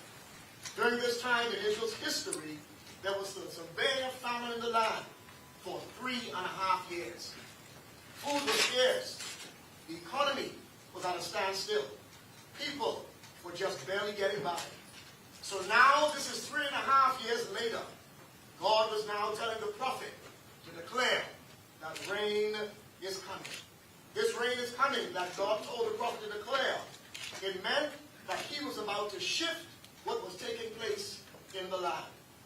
The rain coming meant that the drought was about to end and the crops were about to grow. The rain coming meant that the economy was about to flourish and rebound again. The rain coming meant that people would be able to start work again and the economic engines would begin running on all cylinders. Elijah obeyed God and showed himself to Ahab. And immediately afterwards, Elijah said to Ahab, go up, eat and drink, for there is a sound of an abundance of rain. Elijah then put his face between his knees and prayed and told his servants to go up now and look towards the sea. The first time the servant went, came back and said, there is nothing. Elijah continued to pray, sent him back the second time. He came back and said, there is nothing. He sent him a third, the fourth, the fifth, and the sixth time. He came back and said, there is nothing. Elijah continued to pray. And the Bible says, at the seventh time, the word of the Lord came back, that behold, there ariseth a little cloud out of the sea, like a man's hand. And it came to pass, in the meanwhile, that the heavens were black with cloud and wind, and there was a great rain. As our country is set to hear the financial trajectory for the next fiscal year, I want to prophetically declare over the Bahamas today that rain is coming. I want to declare that this rain coming is a sign that the drought is over and the curse of the famine over the land has been broken. This rain coming is a sign of the dry crops that were in our land are about to flourish. This rain coming is a sign that those seeds we have sown as a nation is about to bring forth a harvest. I prophetically declare over our nation today that this is the year of abundant harvest. As a nation, just like Elijah did, God is requiring us to maintain a posture of prayer. Despite what's happening in our country, despite our social ills, despite our challenges, despite the woes, despite the insufficiencies, despite our crime rate being out of control, in not many days hence, that which is now being prophesied, we shall all witness the manifestation. In conclusion, I declare one more time that rain is coming. Can you hear it? Yes. I hear the sound of an abundance of rain. He that hath an ear to hear, let him hear what the Spirit is saying. See that. Think about on these things. Let us pray. Our gracious and eternal Father, we praise and we exalt your name. To you alone belong glory, honor, wisdom, and power. We pause today, Lord, to thank you for your goodness toward us as a nation. We thank you, Lord, for never giving up on us. We thank you that the plans you have for this nation is to prosper us and not to harm us, but to give us a hope and a future. We thank you today, Lord, for sending rain to our nation. We declare prophetically, Almighty God, that the clouds are black and ready to give forth rain. And so we thank you for ending the drought and breaking the curse of famine over our land. We thank you for causing those dry crops that were in our land to flourish.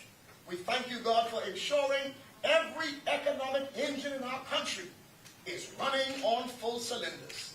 Oh Lord, we recommit our nation to you, and we declare that we will pray and we will seek your face. You said men ought always to pray and not to faint. And so just like Elijah, Lord, we will not stop praying until we see the manifestation of rain in our nation.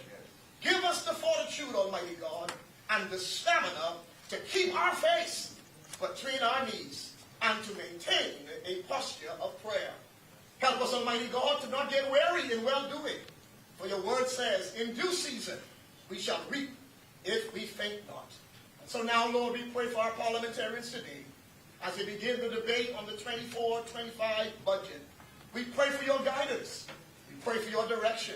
We pray for your wisdom upon each of them.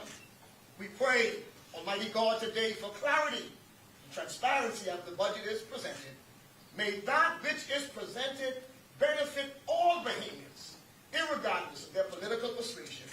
Father, be thou exalted in the proceedings of this honorable house today. In Jesus' name we pray. Amen. Let us pray the Lord's Prayer. Father, who art in heaven, hallowed be thy name. Thy kingdom come, thy will be done on earth as it is in heaven.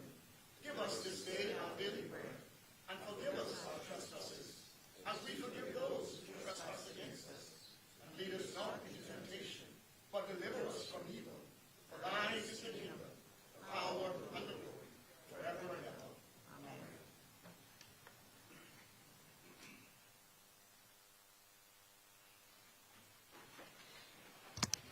Philip Davis, Chester Cooper, Fred Mitchell, Glennis Hannah Martin, Alfred Sayers, Dr. Michael Darble, Clay Sweeting, Keith Bell, Wayne Monroe, Vaughn Miller, JoBeth Colby Davis, Ginger Moxie, Mario Boleg, Jomo Campbell, Basil McIntosh, Miles LaRota, Pia Glover Rowe, Lisa Ramming, Zane Lightbourne, Dr. Hubert Minnis, Jamal Strawn, John Pinder, Marcus Roll, Leon Lundy, Kirk Cornish, Wade Watson, Leonardo Lightbourne, Leslie Miller Bryce, Leroy Major, Sylvanius Petty, Raquel Bonnaby, Michael Pintard, James Crazy Thompson, Hiram Lewis, Shannon Don Cartwright, Adrian Gibson, Adrian White, Kingsley Smith.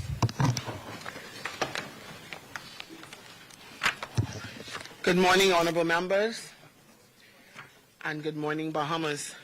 Our apologies as we began a little late this morning, but we will get right into the people's business. The chair recognizes the honorable member for Freetown. I was testing the process of seeking to communicate with St. Anne's, and we would wish a slight change in the agenda for tabling documents to come after communications. We're in agreement. The chair recognizes the honorable member for St. Anne's. The opposition is in agreement with that, Madam Speaker. Thank you. Thank you, honorable member. Can convey my thanks to St. Anne's, Madam Speaker, and I so move, therefore. It's a hopeful start. Thank you, honorable member.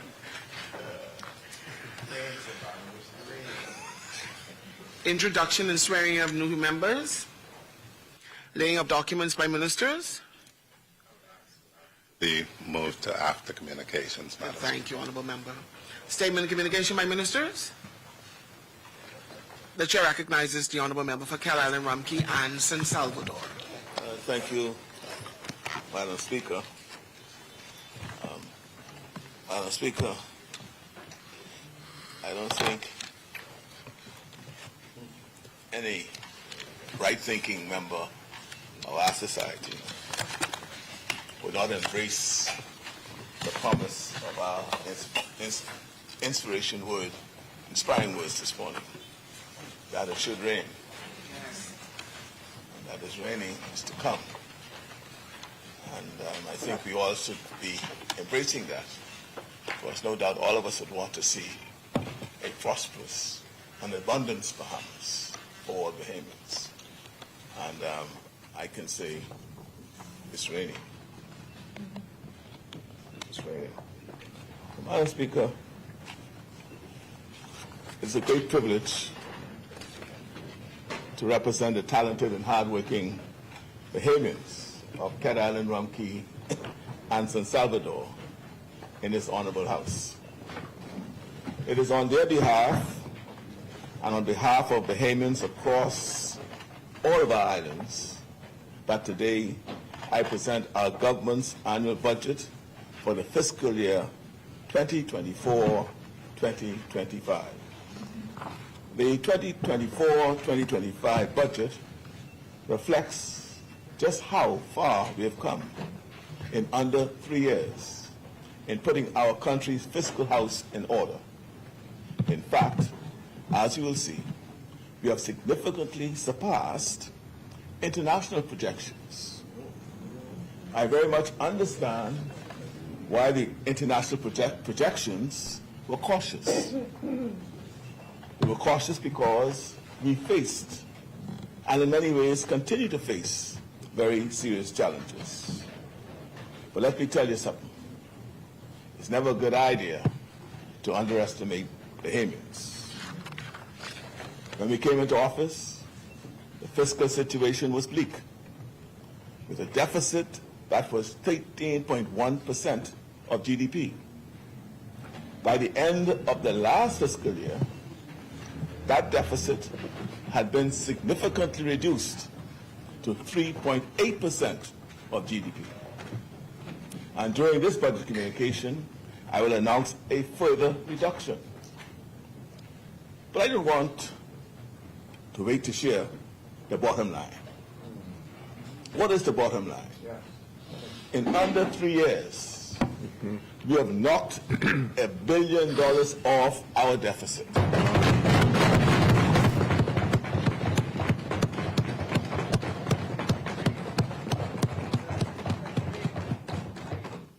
And what's important is that we pull the country back from the brink of exercising fiscal discipline while still putting our compassion for the Bahamian people at the heart of our policies.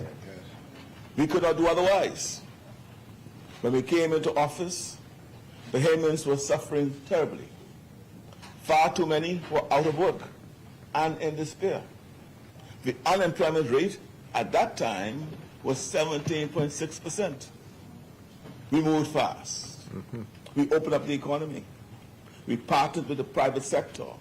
We encouraged innovation and new investment in tourism and other sectors. And we worked hard to promote our little special country. The employment rate is now the lowest it's been since 2008 at 8.8%.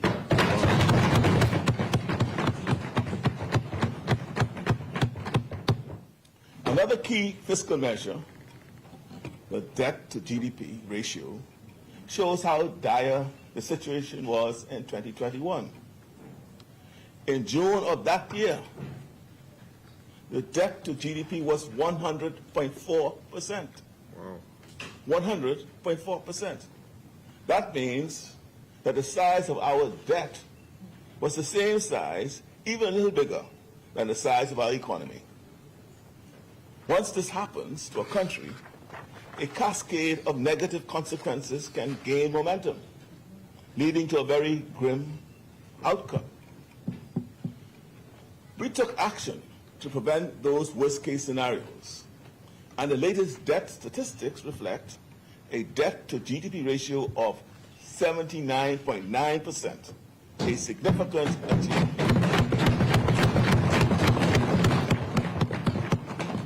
We know we still have a lot of work ahead of us, but we have come a long way, and our country is finally headed in the right direction. Madam Speaker, shortly I will lay out in detail information about our country's current fiscal picture and the outlook for the year to come. It will rain. I will begin with a look at the international and domestic microeconomic conditions, and then turn to our 9-month fiscal performance for the year 2023-2024, our financing activities, and our medium-term debt management strategy. I will then review our nation's credit ratings, our removal from the EU blacklisting, and our new Go Bond Fire e-procurement platform before providing key highlights from our 2024 fiscal strategy report and estimates for revenues and expenditures in the financial year 2024-2025, as well as describing some key revenue and expenditure measures. But first, I want to reiterate the values and the vision behind the policy decisions we have made. We have big ambitions for our country and for the Bahamian people. We are working hard to bring down the cost of living for Bahamians, to create safer communities, to support our entrepreneurs, to strengthen our borders, and to build a more inclusive economy. We are also determined to expand opportunities across our beautiful islands, throughout our archipelago. It's the first time the Bahamas has a Prime Minister and a Deputy Prime Minister representing Family Islands. We are making the most of it, aren't we?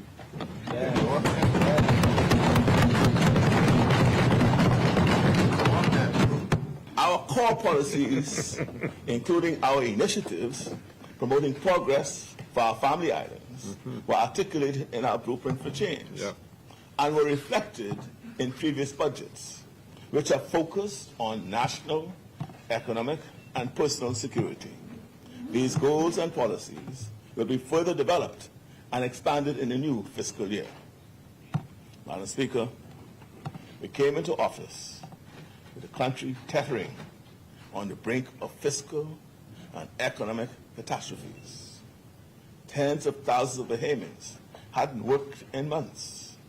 Our children had missed more than a year of learning in their classrooms with their teachers and friends.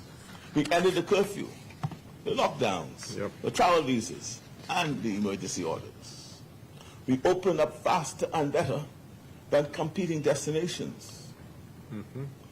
And we did it safely by providing the free testing and the free mask, which we had said from the start were a much saner and more humane policy than lockdowns.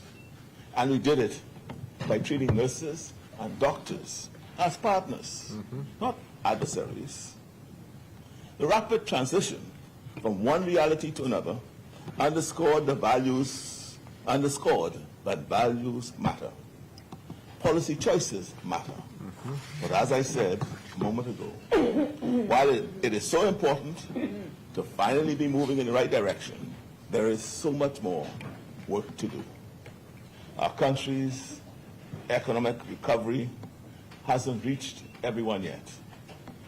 I know a lot of Bahamians are still hurting, and the worst global inflation crisis in decades is really hitting our families hard.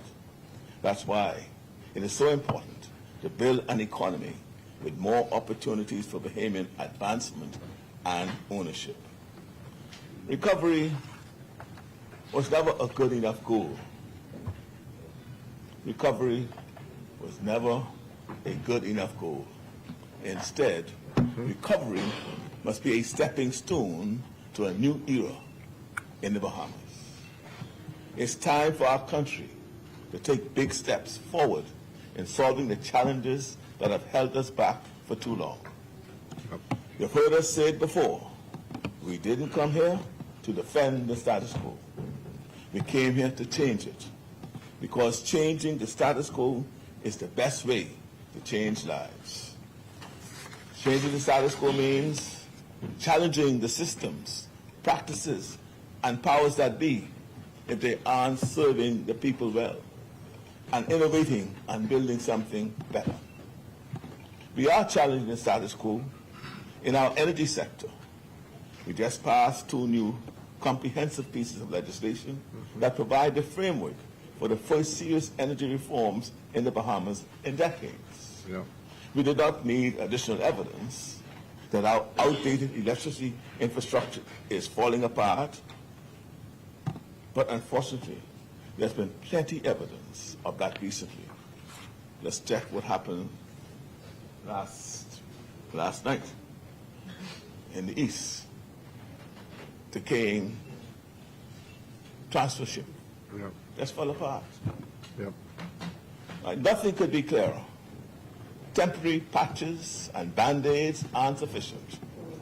Despite the enormous scale of the challenge, with BPL, more than $500 million in debt, we are finalizing comprehensive energy reforms, which will upgrade and modernize our failing grid, bring solar on board in a big way, pull down sky-high costs, and increase reliability. Got to be done. We are also challenging the status quo in healthcare, building not just 1 new hospital, but 2, one in New Providence and 1 in Grand Bahama. Even as we are renovating clinics and procuring ambulance for our family islands and making long overdue investment in mental health care.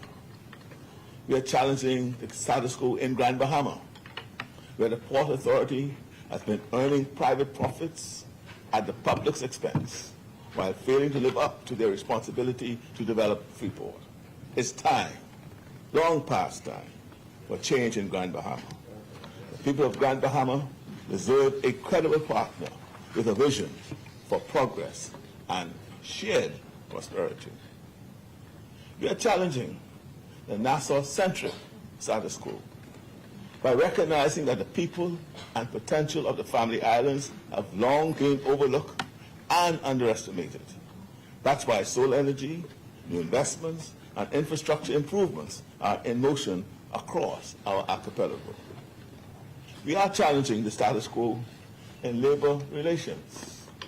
We signed 27 labor agreements in 30 months, after none had been signed in the previous 4 years. 0. Because Bahamian workers, and we appreciate this, that Bahamian workers deserve dignity and security. We are challenging the status quo when it comes to work permits, insisting that employers live up to their obligation to identify and train Bahamians for these positions.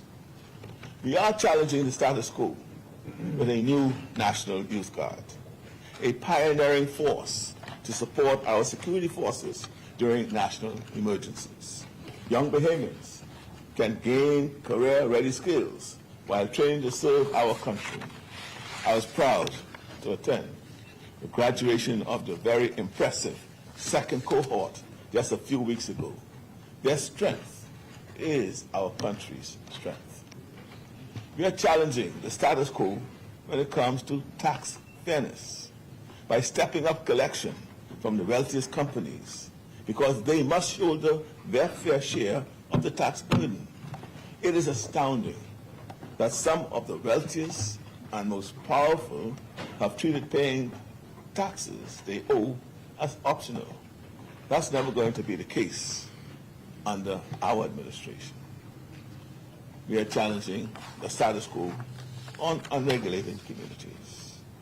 Our task force is demolishing shanty towns because they are unsafe, they are unhealthy, they alter life on our islands, and they are against the law. And we are challenging the status quo, which has allowed gangs to flourish. We passed tough new anti-gang measures to give the police new tools to to disrupt and dismantle the gangs which have terrorized our communities. And we are tabling new legislation this month to increase penalties for illegal weapons. It's very simple. Bahamians who follow the law shouldn't be menaced and endangered by those who don't. We are challenging, Madam Speaker, the status quo in our justice system. We put in place stricter bail laws to stop the endless cycle of those out on bail violating the terms of their bail and remaining free to commit more violence. Those who are granted bail can no longer take their freedom for granted or so easily gamble with their lives and the lives of those in their communities. We built new courts and we passed a law to allow defendants to choose judge-alone trials because the backlog and long delays in our system have for far too long encouraged criminals to act with impunity. We are challenging the status quo by finally redeveloping downtown, where we are tearing down the old and making way for the new. We are challenging the status quo with the first meaningful government support for affordable housing in many years and with rent to own, which will see consequential investment and progress this year. We are challenging the status quo in our schools. We are developing a new curriculum, and we have now served more than 100,000 breakfasts to primary school children, ensuring they get a healthy start to their day that allows them to focus on learning rather than the pangs of hunger in their stomachs. We are challenging the status quo by making strategic investments in our nation's food security, while expanding BAMSI to support Bahamians who want a future in our agriculture industry.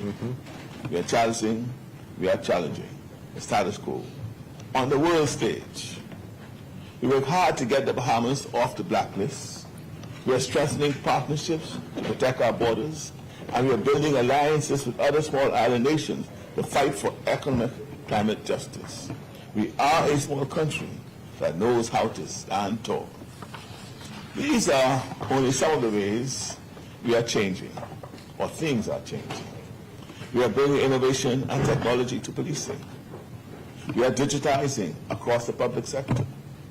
We are opening up opportunities in regulated cannabis cultivation, while for the first time allowing sick patients to use cannabis when other medicines can't relieve symptoms.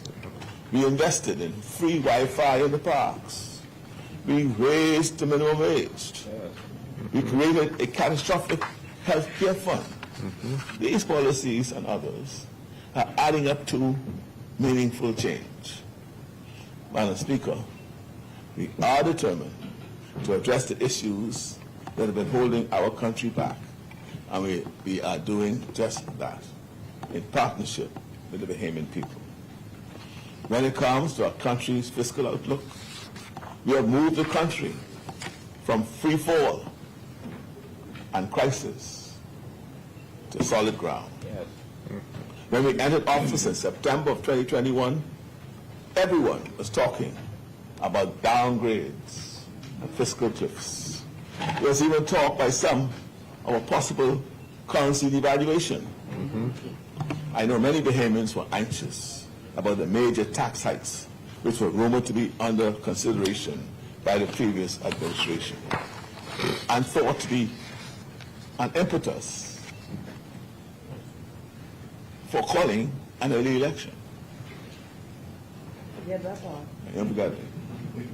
As the Prime Minister and the Minister of Finance, I have the privilege of presenting this budget and telling you about the decisions we made which move our countries from sky-high deficits to fiscal stability, and while lowering VAT instead of raising it. So they can do that either. I want to begin by acknowledging that although I'm very proud of our excellent team in the Ministry of Finance, our country's fiscal achievements have been a joint production. The results of hard work not just in my ministry and in the Ministry of Economic Affairs, but also in departments throughout our government. As Prime Minister, I've emphasized that a focus on fiscal prudence requires an all-hands-on-deck approach. And I'm grateful to my colleagues and their teams for responding with a shared seriousness of purpose.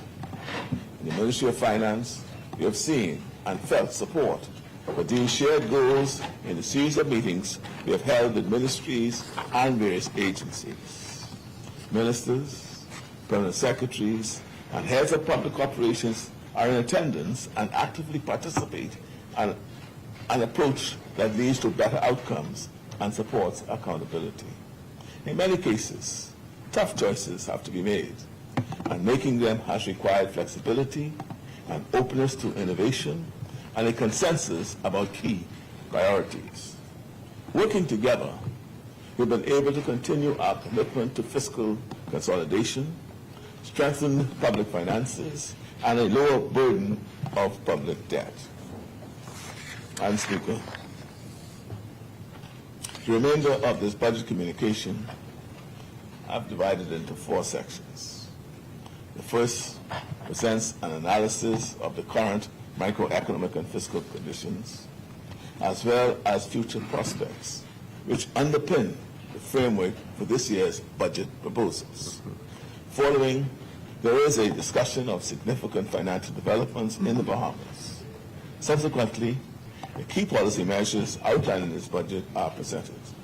And then finally, a summary of the anticipated fiscal outcomes for the fiscal year 2024-2025 are provided.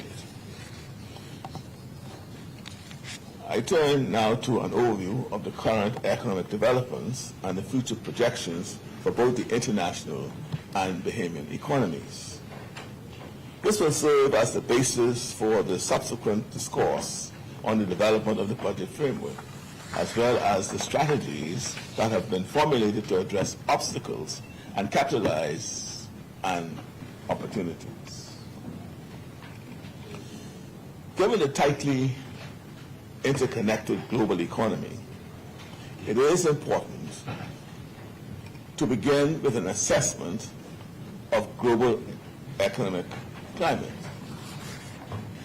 According to the International Monetary Fund, the IMF, as stated in their April 2024 World Economic Outlook, the world experienced a 3.2% real GDP growth rate last year, and that same rate is estimated for 2024.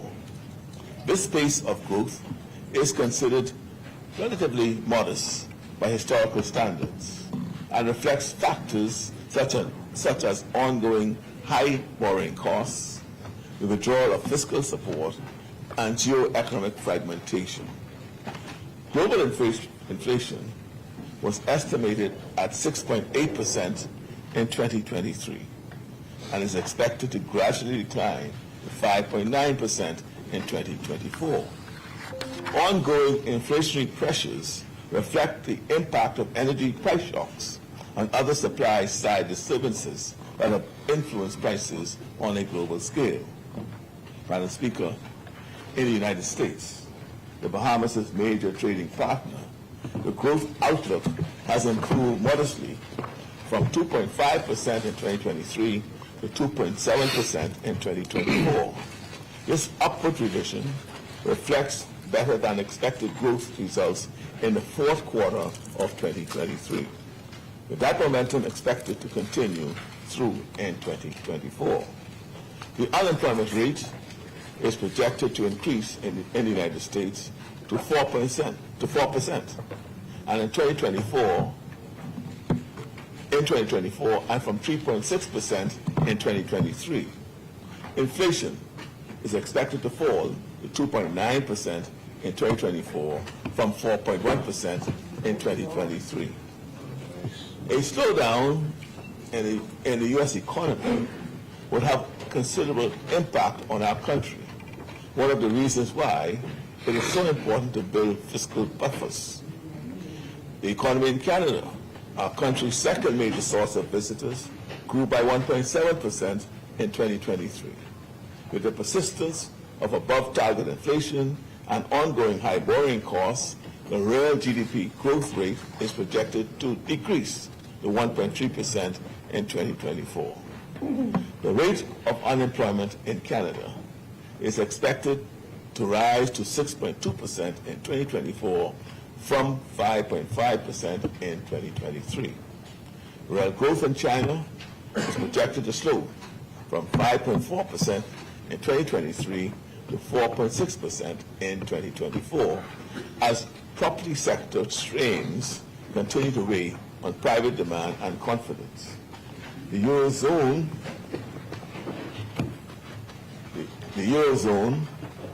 is projected to experience a gradual economic recovery following a challenging period because of the war in Ukraine. According to the April 2024 World Economic Outlook, weak consumer sentiment and the lingering effects of the pandemic in the form of fiscal policy constraints contributed to subdued growth of 0.4% in 2023. Madam Speaker, according to the 2024 Latin American and Caribbean Microeconomic Report, the region experienced stronger than expected growth in 2023. The real GDP growth reaching 2.3%. However, as 2024 approached, real GDP growth prospects deteriorated slightly for the region and most sub-regions, with current forecasts putting growth at close to 2% in 2024. Madam Speaker, the Bahamian economy has recovered to its pre-pandemic level since 2022, with growth momentum continuing into 2023. The recently released GDP estimates by the Bahamas National Statistical Institute, BNSI, indicate that real GDP growth was on the order of 2.6% in 2023, while GDP in nominal terms increased by 9.2%. The IMF now projects that the Bahamian economy will post real growth at 2.3% in 2024, as large tourist inflows fuel the economy and inflation continues to decline. The most recent official data from BNSI shows 22% growth in the construction industry, reflecting robust economic conditions, government investment in infrastructural improvements, and increased private investments in building projects. The tourism sector has seen significant expansion, driven by a rise in tourist arrivals. Service industries, such as hotels, casinos, and sporting facilities, benefited from the increase in tourist activity, growing by 10%. Further, the rise in tourist inflows has resulted in an increase in tourism expenditure that has driven a 5% gain in export services. Household consumption saw an 8% rise in 2023 compared to the previous year. Household consumption levels reflect the spending behavior of households and are often considered a proxy for assessing economic well-being. This increase in purchasing power shows that positive economic developments are reaching Bahamian families. Customs data reveal an increase in household items in 2023 relative to 2022. Just to share two examples, imports of major household appliances increased by double digits, and there was a 17% increase seen for the import of gasoline. Madam Speaker, the Bahamas had 9.7 million visitors in 2023, representing a 37.9% increase from the 7 million arrivals in 2022. The influx of visitors last year underscores the substantial growth in arrivals since the peak in 2019. There was a peak in 2019, and that peak arrived at 7.3 million visitors. So we see the substantial growth going back compared to 2019. At present, during the initial 3 months of 2024, the number of arrivals reached 3 million, reflecting a 14.9% growth when compared to the first 3 months of 2023. In other words, 2024 is off to a very strong beginning, surpassing not only the levels recorded in 2023, but also exceeding those of 2019 by 50.8%. Wow.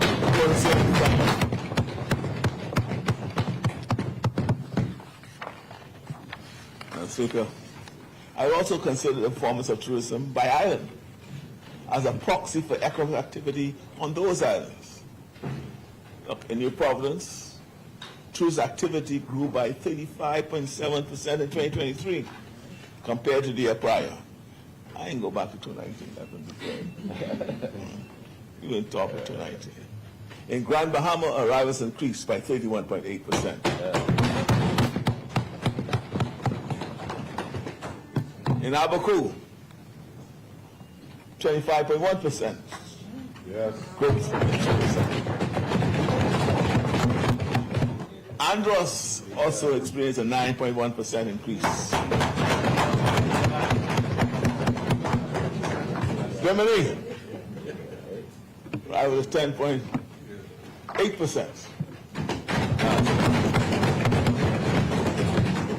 Eleuthera, 6.3%. Exuma, 7.8%. And now listen to this. San Salvador, 348.1%.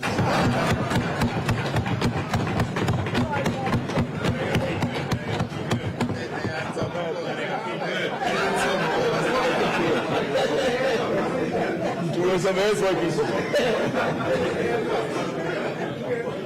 Long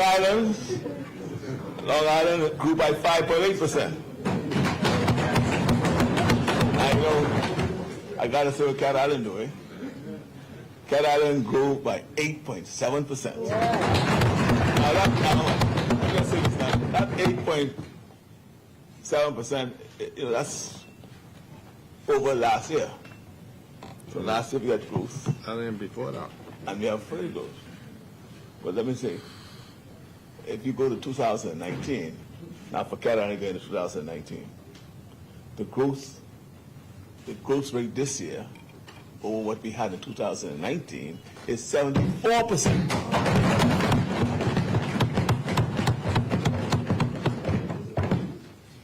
So the Family Island is, I guess, we're breaking this cycle of national-centric. Now, Madam Speaker, again, with respect to the short-term vacation rental industry, data provided by Airbnb confirm the favorable improvement in tourism. At the end of March 2024, total room nights sold increased by 16.7% from the previous year, reflecting the rise in average occupancy rates for both entire unit listings and comparable hotel listings. I'm pleased to report that investors have had their confidence restored in the Bahamas. And as a result, we have attracted and developed more than $7.2 billion in investments, representing more than 7,000 new jobs for Bahamians since we entered office. Projects like the Royal Caribbean's Royal Beach Club on Paradise Island, the new Celebration Key development by Carnival Cruise Lines in Grand Bahama, and the Disney Entertainment Facility in Eleuthera represent important commitments from some of the world's leading companies and will generate significant opportunities for Bahamians. We are finalizing discussions with Bahamas for an exciting new development phase at the Malaya property. The planned expansion of the Grand Bahamas shipyard is set to bring new business opportunities, further diversifying our economy and bolstering our industrial sector. Madam Speaker, projects and investments like these are crucial drivers of our economic resurgence, and we intend to ensure that Bahamians have the opportunity to benefit from the entrepreneurial opportunities that follows such expansive development. Not just jobs. As foreign direct investment continues to grow, we anticipate a rise in job and entrepreneurial opportunities and growth in the construction sector. The global inflation crisis has hit countries like ours very hard. The cost of living on an island where we need to import so much of what we consume was already too high, and the global inflation crisis was yet another unwelcome shock. We needed a break after Hurricane Dorian and the COVID pandemic, but instead, because of global supply chain interruptions, turbulent commodity markets, and higher food and energy costs. Inflation in the Bahamas has been on a downward path since its peak in mid-2022 and is lower compared to regional peers. The inflation rate in 2023 moderated to 3.1% from the 5.6% in 2022. According to the IMF, inflation in the Bahamas is forecast to decline to 2.4% in 2024. Last year, BNSI released its updated labor force survey. The results show that unemployment was, as I indicated earlier, its lowest level since 2008. With the employment rate at 8.8% in 2023. As well, for the first time in over a decade, labor force participation was higher, and the unemployment rate was lower for women relative to men. You got an answer. Madam Speaker, a review of other key indicators shows that monetary conditions in the Bahamas remain favorable and support stability in our exchange rate. During the initial 3 months of 2024, there was an increase in external reserves by $547 million, bringing the total amount to $2.9 billion. This growth was driven by net foreign currency inflows from the private sector, meaning it was not achieved through borrowing. It is projected that external reserves will continue to be strong, supported by inflows from tourism and other private sector activities. External balances are expected to exceed international standards, providing ample support for the Bahamian dollar's currency peg.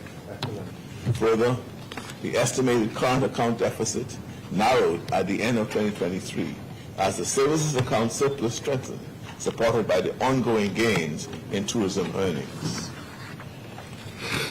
Madam Speaker,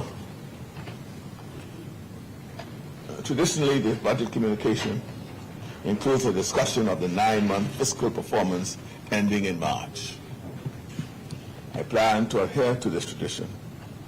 But before proceeding, I would like to highlight that historically, March has typically been the highest revenue-generating month in any given fiscal year. Consistent with that pattern, March 2024 was indeed a strong month. But it is the month following to which I draw your attention. The preliminary total revenue for April 24 is estimated to be $385.8 million, reflecting a significant increase of $108.6 million or 39.2% compared to April in the previous year. The strong revenue performance in April shows that fourth quarter revenue performance will be very strong, which provides the basis for our favorable outlook for meeting our revenue targets at the end of this fiscal year.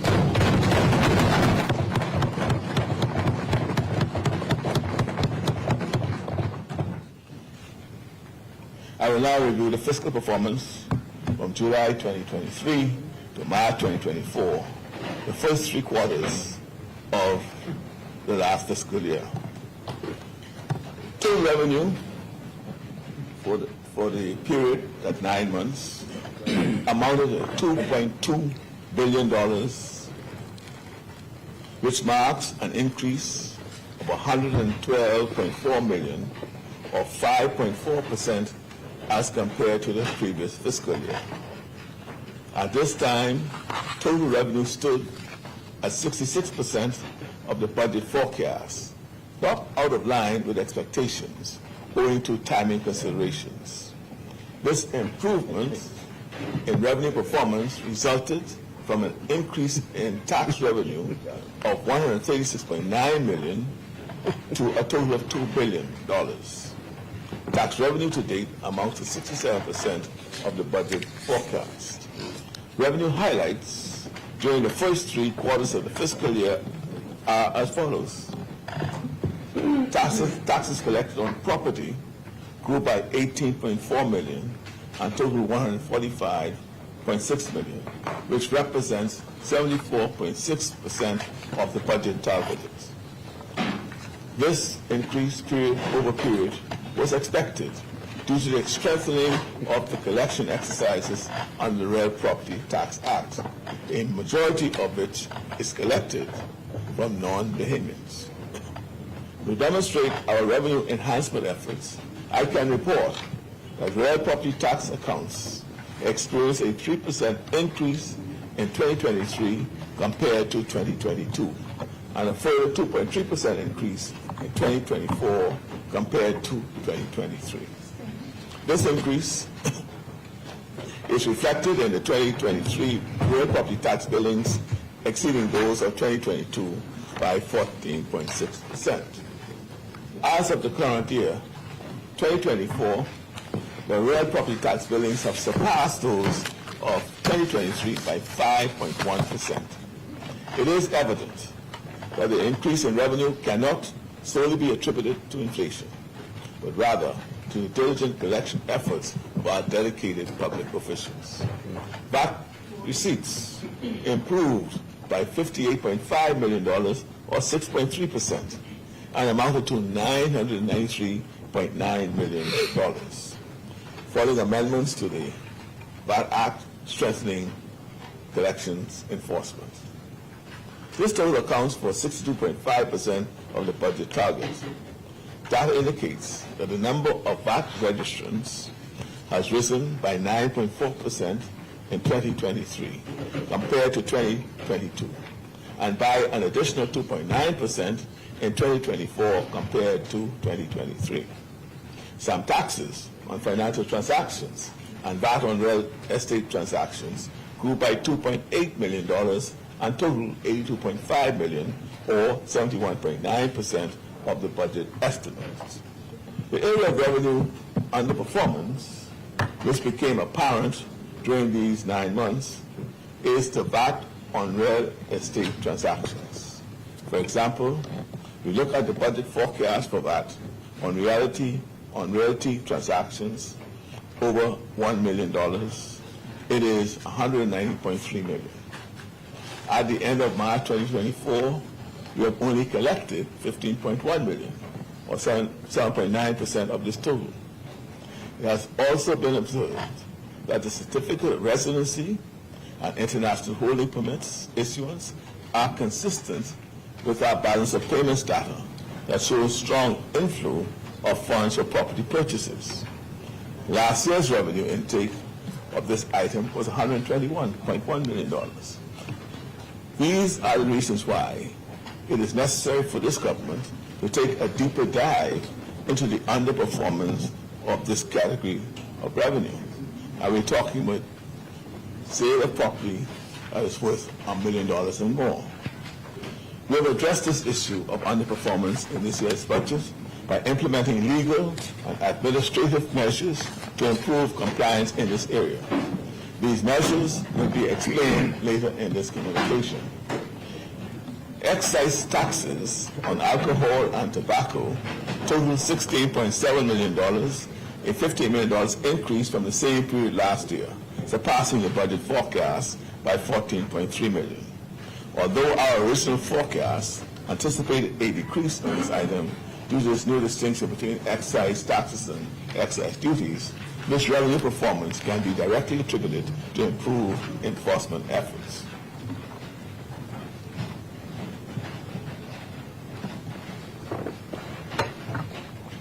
Licenses to conduct special business activity, which comprise business licenses and communication levies, increased by $43 million and total $126.3 million.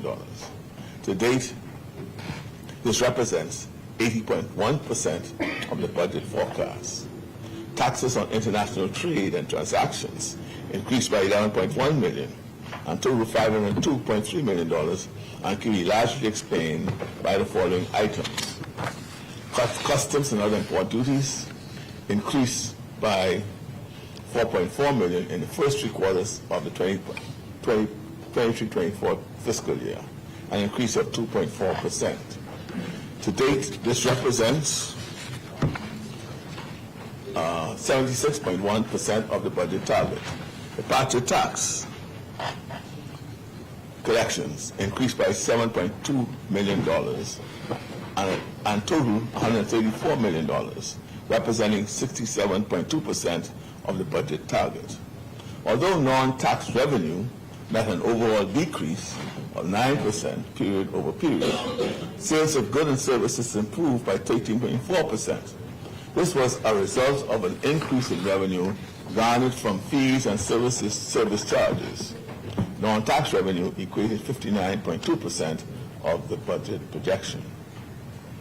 Given revenue performance to date, you expect all major revenue components, with the exception of VAT, on real estate transactions to meet revenue targets.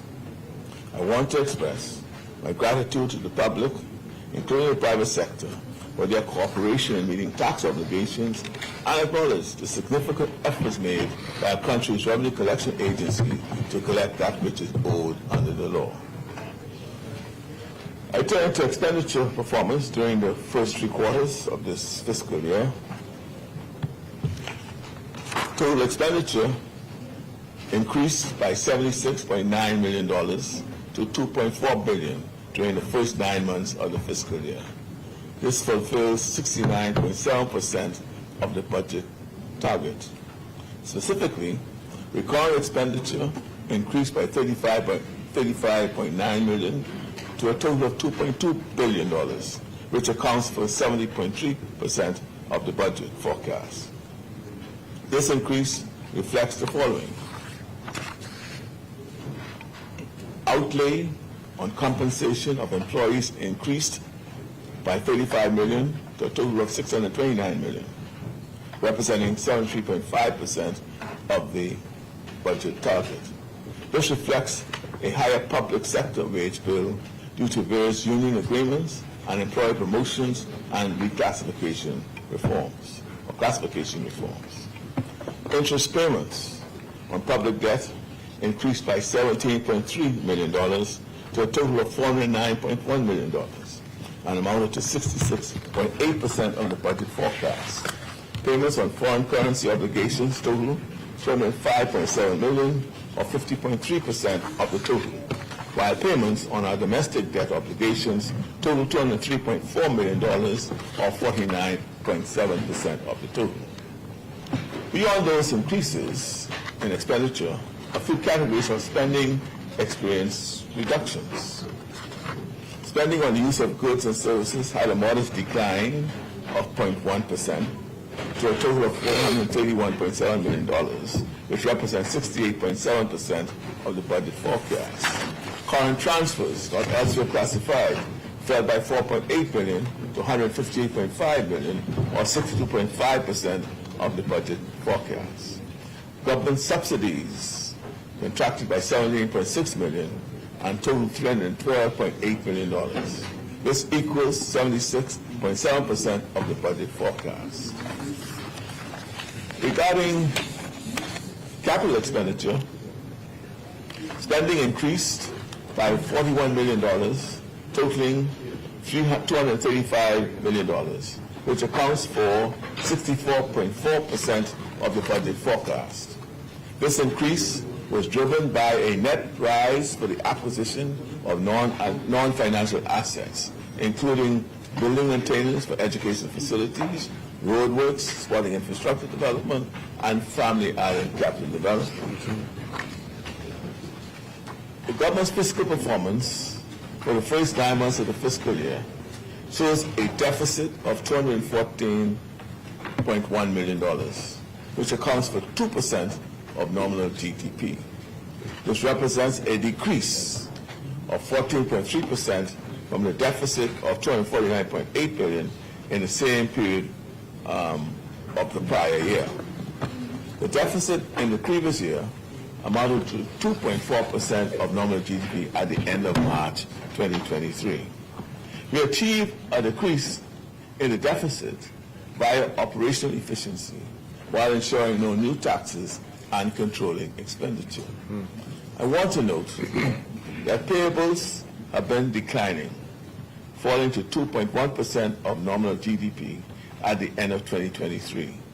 So that any suggestions that the reduction in the deficit is due to an accumulation of payable will be erroneous or are erroneous.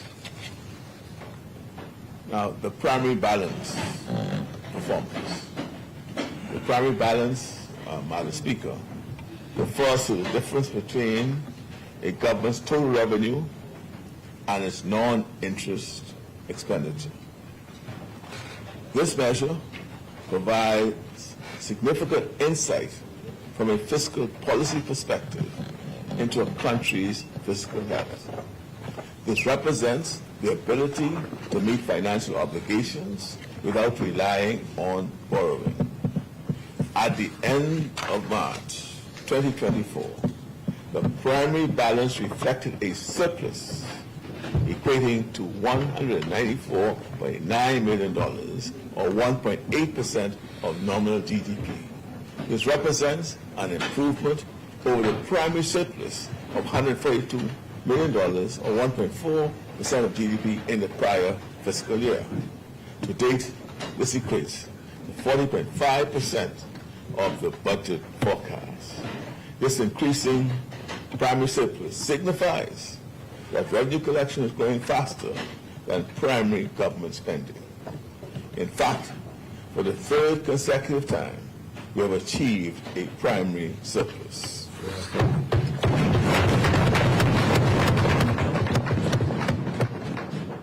The primary surplus shows that the government is not borrowing for public interest expenses. Going forward, most borrowings will be for critical infrastructure as we continue on the path to achieve a balanced budget. Maintaining a healthy primary balance is crucial for ensuring long-term fiscal stability and avoiding excessive debt accumulation. Madam Speaker, as a result of net borrowing activities, total central government debt totaled $11.5 billion at the end of March 2024. Domestic currency debt accounted for $6.1 billion, or 52.6% of total central government debt. Foreign currency debt accounted for $5.5 billion, or 47.4% of total central government debt. Over the period, the debt to GDP ratio has been trending downwards as the government stands firm on its debt strategy and achieving its medium-term debt targets. As such, at the end of March 2024, the debt stock equated to 79.9% of GDP, a decrease from the ratio of 80.3% at the end of June 2023. That is the end of the last full fiscal year. In their most recent staff report, the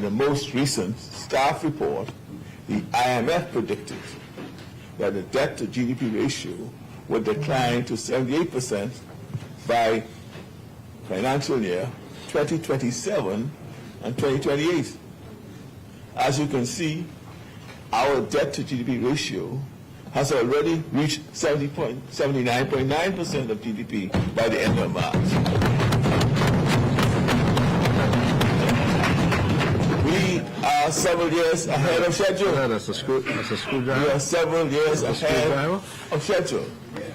It's no small thing to beat IMF projections by several years, and doing so reflects the seriousness of our commitment to our fiscal plan and our debt reduction strategy.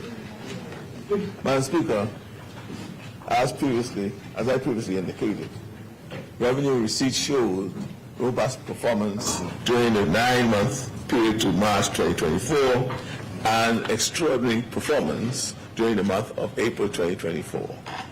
Year-over-year, revenue growth is currently at 9%, notwithstanding the underperformance in VAT on real estate transactions. We expect little or no fall in revenue performance over the last month of the fiscal year and project total revenue of $3.1 billion, which represents an 8% increase in overall revenue. On the expenditure side, we project both recurrent and capital expenditure to be slightly below our original estimates, with recurrent expenditure expected to be about 5% below budget and capital expenditure around 10% below budget. Most of the shortfall in the capital spending directly relates to slow disbursements from multilateral funded projects. Total expenditure is expected to be $3.3 billion in comparison to the budgeted amount of $3.4 billion.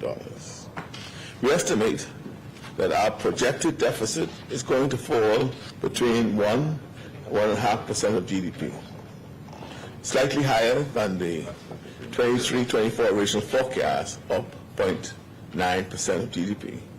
However, our projection accounts for a 60.6% decrease in the deficit outturn from the previous fiscal year of 2022-2023. Projected deficit between 1% and 1.5% of GDP is also lower than the IMF projection of 2.6% of GDP in their staff report released in January of 2024. This outturn can be directly attributed to robust revenue performance in most categories and our consistent commitment to expenditure control. I now shift our focus to the subject of government financing. With respect to domestic debt, we've undertaken strategic measures to bolster our financial position.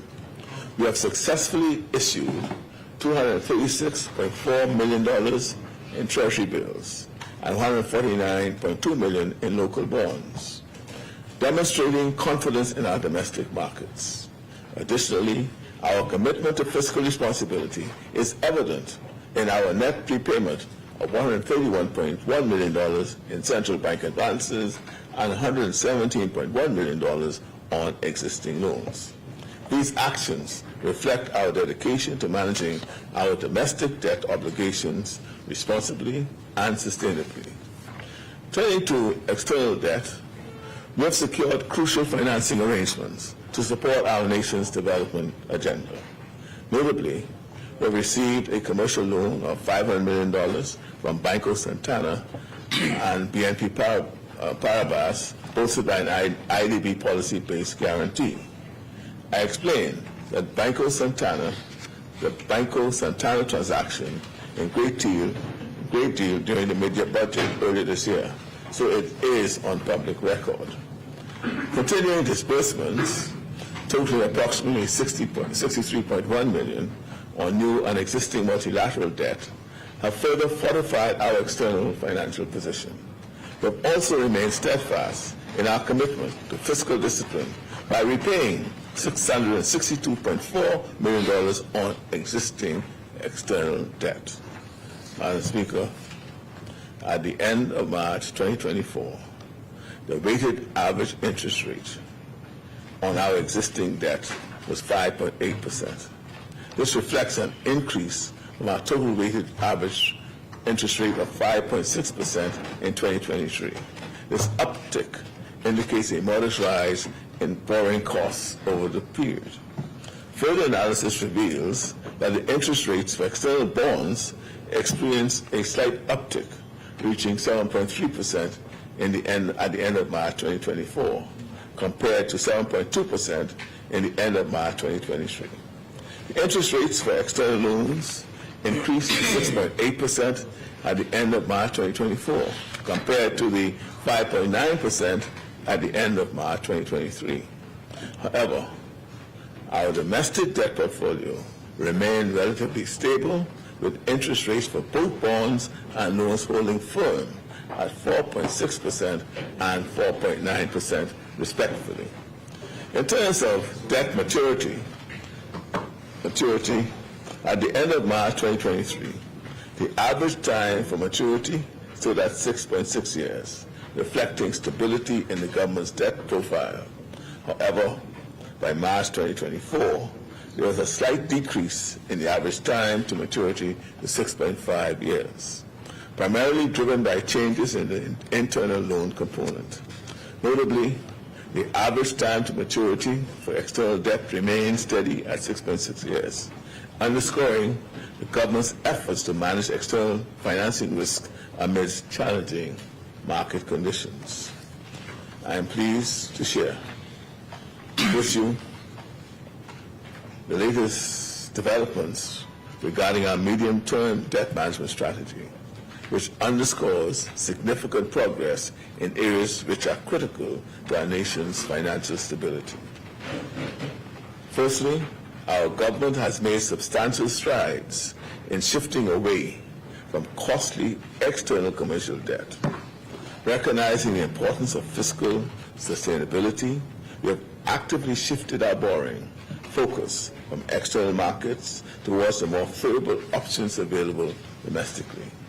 This strategic shift not only helps to reduce borrowing costs, but also strengthens our resilience by tapping into the stability of the domestic market. Another notable achievement is the prolonging of the average maturity time of our debt. By extending the maturity profile of our debt, we are actively mitigating refinancing risk and enhancing overall debt sustainability. This allows us to better align with our long-term fiscal objectives, alleviating the burden of short-term debt obligations and providing more stable financing conditions over time. The advancements in our medium-term debt management strategy reflect our commitment to prudent fiscal management and the pursuit of sustainable economic policies. Madam Speaker, to understand our fiscal situation, one must understand the impact of the climate crisis on the Bahamas. Yes. Small island nations like ours have contributed only a tiny fraction of the fossil fuel emissions which are causing climate change. But we are among the most vulnerable to the impact of warming seas, more intense storms, and environmental degradation.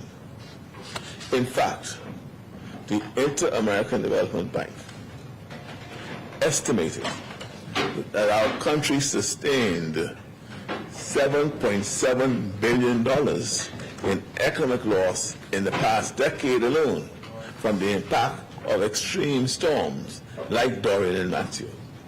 These storms leave in their wake terrible tragedies, and they also leave behind the kind of destruction which slows our national development.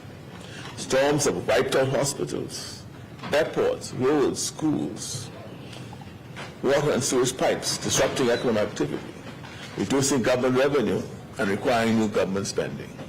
We borrow in order to recover and rebuild, increasing our debt burden, which affects the interest rates we pay, which are already higher than we want them to be, because lenders price in our future climate risks too.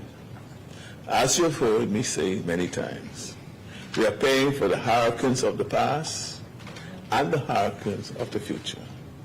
That's why we have worked so hard to stand up for the Bahamas on the world stage, forming alliances with other small island nations, and working for climate justice at summits with leaders from around the world.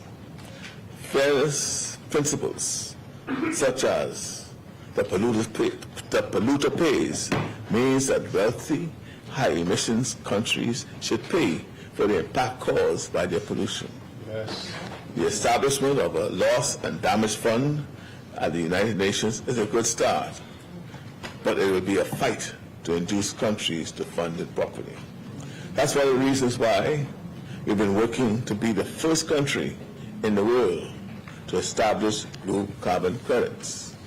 Our seagrass meadows cover 92,000 square kilometers, and absorb as much or even more carbon than the Amazon rainforest.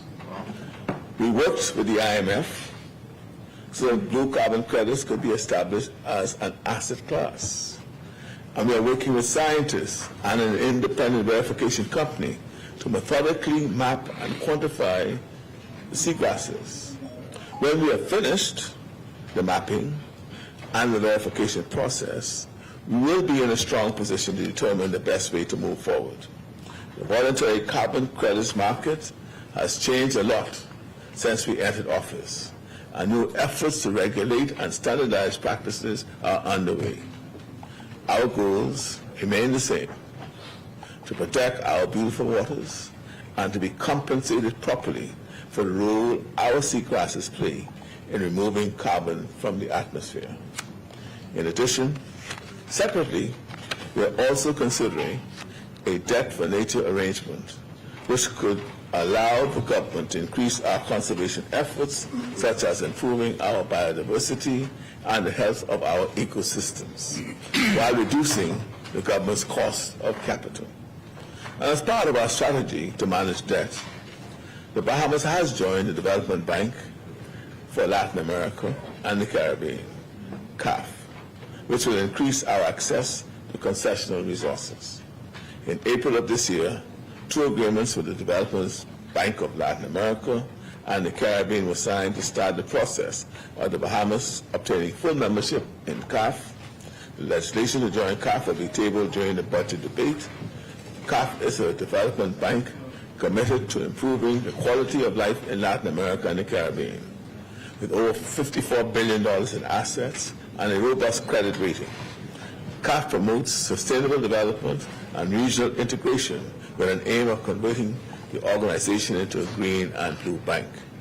Membership in CAF provides the Bahamas new opportunities to improve the quality of life for all Bahamians and underscores our country's commitment to development, environmental protection, and preparing for the growing impacts of climate change. Madam Speaker, I'm pleased to share with you an update on the Bahamas' credit rating as assessed by Moody's Investor Services and S&P Global Ratings. In April 2024, Moody's Investor Services affirmed the Bahamas credit rating at B1 with a stable outlook. Despite the challenges we face, Moody's acknowledges several strengths in our nation. These include our stable political system, a robust institutional framework, and recent improvements in fiscal policy effectiveness. These factors have contributed to the maintenance of our stable credit outlook. Similarly, in September 2023, S&P Global Ratings reaffirmed the Bahamas credit rating at B+ with a stable outlook. This decision reflects the resilience of our economy, led by the tourism sector, which has facilitated fiscal improvements and slowed the growth of total debt accumulation. The strategies implemented by our government to address financing and refinancing needs, combined with the stability of our political environment, have instilled confidence in our ability to manage risk and uphold microeconomic stability. Madam Speaker, on February 20th, 2024, the Ministry of Finance announced that the Bahamas has been removed from the European Union's list of non-cooperative jurisdictions for tax purposes. That is the removal of the blacklist. This accomplishment is a result of the hard work and dedication of our government. Over the past years, we have made significant progress in addressing concerns from the OECD and the EU through measures such as investing in new reporting systems and increasing compliance efforts. Our goal now is to secure a fully equipped monitoring mechanism designation and to remain off the EU's blacklist. In October 2022, we embarked on a transformative journey with the launch of the Go Bonfire e-procurement platform aimed at modernizing our procurement procedures and enhancing transparency across all government agencies. This platform empowers vendors by providing them with seamless access to procurement opportunities, which allow them to efficiently search for opportunities, download necessary documents, and receive timely notices. As of May 9th, 2024, the data from Go Bonfire portal speaks volumes about the tangible benefits of this initiative. The total government savings amounting to $16.5 million, we have successfully optimized spending and negotiation processes, leading to substantial cost reductions. Moreover, the registration of 6,377 external vendors signifies robust participation and healthy competition in government procurement, fostering a vibrant marketplace. Furthermore, the platform's provision of 4,177 total opportunities encompassing completed, evaluated, open, and archived projects underscores its pivotal role in promoting transparency and accessibility throughout the procurement process. Madam Speaker, the 2024 Fiscal Strategy Report will be tabled immediately after this budget. This report follows the guidelines set by the Public Finance Management Act, demonstrating the government's commitment to budget credibility, transparency, and fiscal sustainability. It outlines the government's medium-term fiscal framework, which serves as the foundation for shaping the financial year 2024-2025, the budget, annual borrowing plan, and medium-term debt strategy. On the capital expenditure fiscal targets, Madam Speaker, I would like to provide further clarity on the medium-term capital expenditure fiscal target. According to the Public Finance Management Act and the Fiscal Strategy Report, capital expenditure is projected to be 3.5% of GDP by the fiscal year 2025-2026 and will continue to be maintained at that level. It is important to note that this ratio includes capital expenditures not only for central government but also for state-owned enterprises and government agencies. Therefore, the 3.5% ratio accounts for total public government capital outlays. For example, investment in airports are largely funded by the Airport Authority. Thus, this clarification is now made as an amendment to the PFM Act. The government acknowledges the importance of infrastructure development in promoting sustainable long-term growth. Therefore, in the medium term, capital projects will be primarily funded by state-owned entities, concessional loans, or through increased public-private partnerships, rather than relying solely on government revenues or borrowings, as relying too heavy on government revenue or borrowings for capital infrastructure could jeopardize our long-term fiscal health. Moving forward, the government plans to utilize funding from three sources: directly from state-owned enterprises' own resources, expanding public-private partnerships, and government-guaranteed loans. These sources of funding will be listed in the budget, but the actual capital investment will not be reflected in the budget estimates. In the past, funding for capital projects came almost exclusively from the government's consolidated fund. In light of this, it was important to specify that the CapEx target ratio in the medium-term fiscal framework would mainly consist of investments made by central government in the foreseeable future, which would lead to the downward trend in the long-term CapEx ratio over time. I now turn to the budget estimates. The budget estimates for total revenue in this fiscal year amounts to $3.54 billion. This estimate revenue excludes reimbursement. This estimated revenue excludes reimbursement of $75 million from the Grand Bahama Port Authority during this specific budget year. In our budget book annex, a list of tax arrears is provided, which show the total amount due to the government, inclusive of our claim of $357 million against the Grand Bahama Port Authority. Total expenditure is estimated to amount to $3.6 billion, of which the current expenditure accounts for $3.27 billion and capital expenditure for $344.5 million. The fiscal deficit is estimated at $69.8 million, or 0.5% of GDP, with the primary balance showing a surplus of $586.9 million, or 3.9% of GDP. Given this, the debt-to-GDP ratio has been projected at 75.3% of GDP at the end of the fiscal year. On May 9th, Madam Speaker, the Ministry of Finance and the Ministry of Public Service officially launched Cloud Bahamas, which is the name of our new Corporate Enterprise Resource Planning application. This application, or ERP, is going to modernize how we do business in the public service.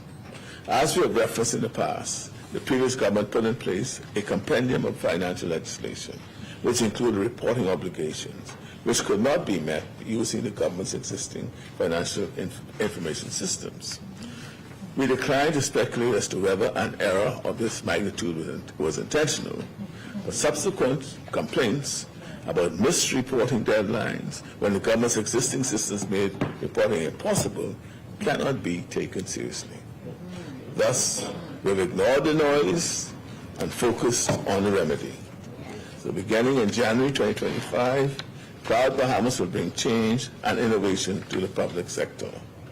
The new system will allow for improved financial reporting, including a public sector income statement and balance sheet. I'll speak to additional innovations of Cloud Bahamas later in this communication. But I'm highlighting here the improved financial reporting capacity and the significant benefit of lowering the cost of operating the public sector. In accordance with the PFM Act and to ensure prudent fiscal management, this budget year, we are appointing both the Public Sector Audit Committee and the Fiscal Responsibility Council. The Fiscal Responsibility Council will assess compliance with the general principles, fiscal responsibility principles, and fiscal objectives, and advise on fiscal and budgetary matters of the government. The Public Sector Audit Committee will advise on the resources of the Internal Audit Department and Auditor General, recommend an internal audit charter for approval by the Auditor General, advise the Financial Secretary on resources for the Internal Audit Department, review and make recommendations on audit reports and management action plans, require explanations for deficiencies in reports, review progress against the audit plan, and refer matters to the appropriate authorities. These very important new initiatives will bring substantial support to our determination to exercise prudent fiscal management. Madam Speaker, the PFM Act outlines the reporting and financial responsibilities of the state-owned enterprises. Further, in Section 113, a statement of corporate intent and business plan is also required. This administration is committed to ensuring compliance with these regulations. In cases where SOEs are unable to fulfill these obligations, they will be provided with support and guides to help them improve their performance in these areas. Earlier this year, A workshop was provided for directors of SOEs to provide support for improving management practices, gaining efficiencies, and optimizing productivity. Our objective is to support improvements and efficiencies in our state-owned enterprises. This will support meeting fiscal and expenditure targets in the coming years. This ongoing reform process is crucial for us to stay on course towards our medium-term financial objectives. This administration's revenue philosophy has always been to lower the overall tax burden for ordinary Bahamians and to focus on tax efficiency and enforcement. This budget has no new taxes, with some adjustments made to fees on government services where the cost of providing that service has increased. Since we started prioritizing this focus, we have gained favorable results. The revenue to GDP ratio has shown consistent growth, rising from 18.7% at the beginning of our term to 20.4% in the most recent complete fiscal year, which was 2022-2023. Going forward, we will continue on this path of revenue enhancement toward the attainment of our medium-term revenue target of at least 25% of GDP. Madam Speaker, revenue measures in budget 2024 can be categorized as falling within four main priorities, which are enhancing the well-being of Bahamians and creating opportunities, increasing revenue from foreign direct investments, addressing the revenue underperformance of VAT on real estate transactions, and developing an equitable and competitive business environment.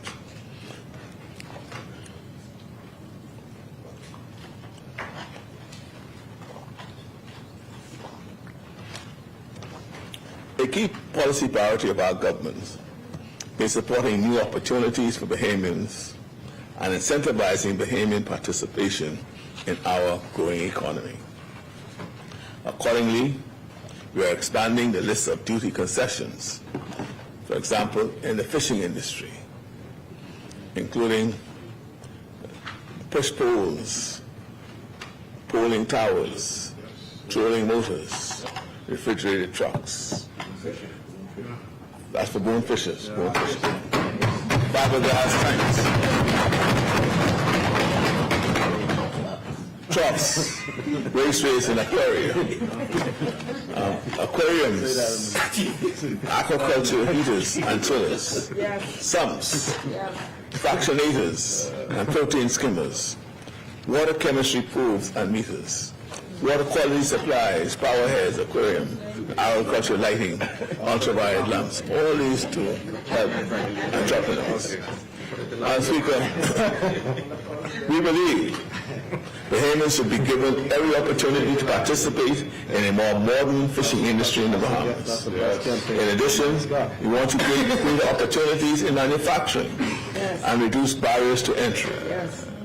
By encouraging more opportunities in industry and manufacturing in the Bahamas, we not only broaden our economy, but we lessen our dependency on imports. Therefore, we are removing the bond requirement for authorized manufacturers under the industry.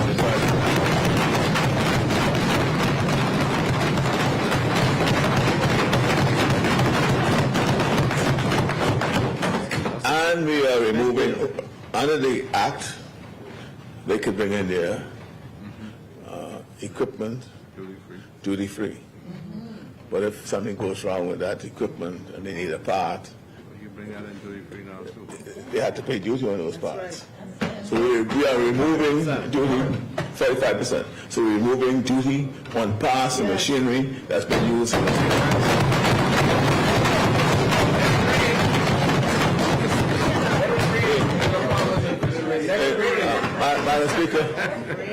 Madam Speaker, you see, removing the bond in particular, which we find to be a hard, quite an obstacle. If they put up a bond, banks are requiring for the issuance of this bond cash, which could be put back in the business to grow it. So they have to put up a bond and fine $35,000 cash. If they have to pay cash, they also have to pay fees to the bank for holding on top of that. So that's no longer exists. Right? You don't have to do that anymore. That's a big deal. Right? And so that cash that has been put up for the bond could be used for their operation expenses and also to grow their business. And that's what we're about, finding the obstacles that's in the way for growth and knocking them down.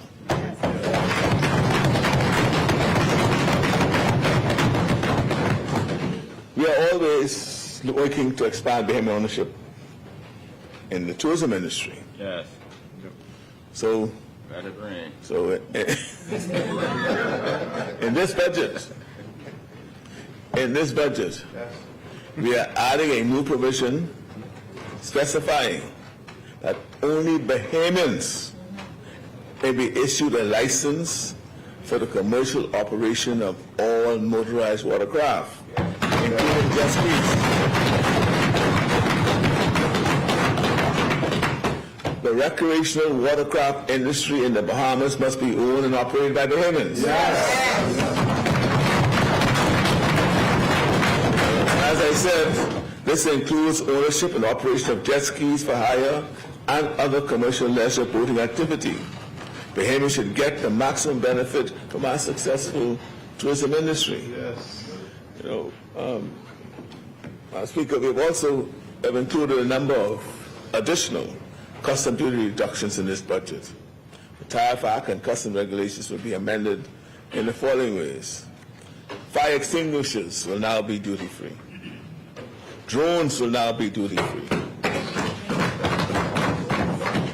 Now, laundry detergents in the form of paper sheets will now be duty-free. CMOS for health benefits will now be duty-free. Digital camera parts will now be duty-free. Duty on cotton sheets, bed linen, and cotton bed linen will be reduced. Duty on composite rebar of plastic will be reduced. Duty on compostable bags will be reduced. And duty on paper bags will be reduced to encourage the use of eco-friendly packaging items. The environmental levy on kayaks will be reduced. Canoes. That's big part of canoe. Right. Now, the first schedule of the Customs Management Act will be amended to add that these ATM skimmer machines, they'll now be prohibited. They'll be on our prohibited list of imported items. What we have found that these ATM skimmers was only used for one purpose. Right? And we don't need them in the Bahamas. And we found in the Bahamas, what we discovered was most of them are being brought in by visitors, particularly from the Eastern European bloc. And when we find them, then we send them back with it. But now we'll be able to confiscate them and just have them destroyed. But they are now on our prohibited list of import items. We found there's no useful purpose for them other than for illegal purposes. So let me share some good news.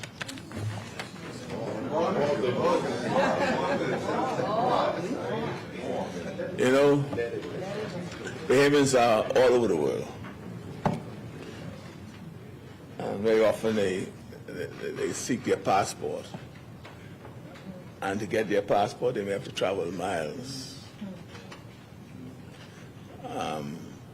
to get it. So we're making provisions for a consular fee schedule. So the passport office will now be able to courier Bahamian passports with their visas to your door, wherever you are. A number of Bahamians live in Western Canada. For them sometimes to get their passport, they have to come into Toronto or to Ottawa, right? Why they have to do that when they could apply online, get it? All they do is pay for the services. So we introduced that new.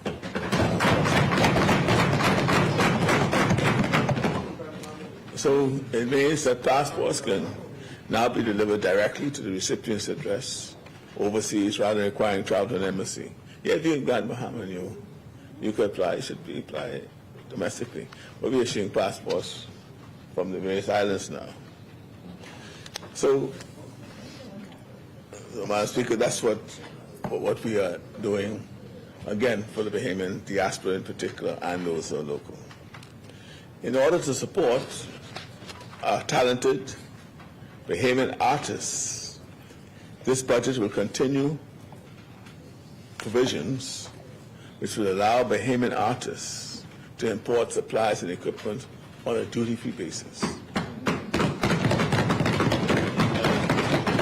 The Ministry of Finance will also create a web interface to make the process easier for the Bahamian artists. And in the coming weeks, we will bring forward new intellectual property legislation that will benefit Bahamian creatives enormously, incentivizing them to create here, where they will have new intellectual property protections and empowering them to negotiate from a stronger position with content platforms abroad. Foreign investment, foreign direct investment, has long been one of the primary drivers of our economy. And it's a driver, it's a key driver in most economies, even the United States. Another key focus of this budget is to enhance the income generated from foreign direct investments and to streamline the processes for better collection efficiency. Therefore, Madam Speaker, the Department of Immigration's expedited fee will now be 10% of the actual cost of the work permit, with no change in the minimum fee of $400. The Immigration Department will also implement a visitor's stay extension application fee of $200. This will cover the cost of issuing a visitor's card. In addition, the Trusted Traveler Program will begin this new fiscal year. The Trusted Traveler Program is designed for frequent visitors to the Bahamas and will speed up immigration processing at the border. A fee of $200 will be set for this program. We are also imposing a $500 reinstatement fee for permanent residence applications, which have been successfully concluded but not finalized after 90 days. The requirements for application for economic permanent residency have been updated. The minimum investment requirements to qualify for economic permanent residency status will be increased and diversified. Before the requirement only called for an investment of $750,000 in real estate. This will now be increased to $1 million in real estate investments, and we're adding, or you can purchase a zero coupon bond from the Central Bank of the Bahamas. In both cases, the assets must be held for a minimum of 10 years. This measure will come into effect January 1st, 2025. Now, the legislation in respect to this aspect makes it clear that the proceeds from the investments in the bonds can only be used for investment in education, health, culture, and family and infrastructure, and not to fund ordinarily expenses of the government. We are also amending the Immigration Act to clarify that a deed of gift cannot be used by foreigners to make application to qualify for permanent residency. Additionally, we propose to enforce the following rules when submitting applications for economic permanent residency based on the purchase of real estate. That is, you need to provide 3 items. Firstly, you need to provide the real property tax assessment number of the property that's being purchased. This will allow real property tax numbers to be carried through the process for greater transparency and tax efficiency. Secondly, an appraisal report that is no more than 12 months old, and to determine the value of the property. This is to ensure, as I said, that the real estate meets the minimum threshold for consideration for economic permanent residency. Finally, applicants will need to provide a stamped conveyance to the department. You know, it is not right. It's another matter, Madam Speaker. It is not right to sign away acres of seabed to commercial ventures for minimal amounts. Something I'm sorry to say has occurred too often in the past. Well, no more. The government is currently undergoing a comprehensive evaluation of all seabed leases in order to guarantee that we are receiving a fair compensation for the use of our resources.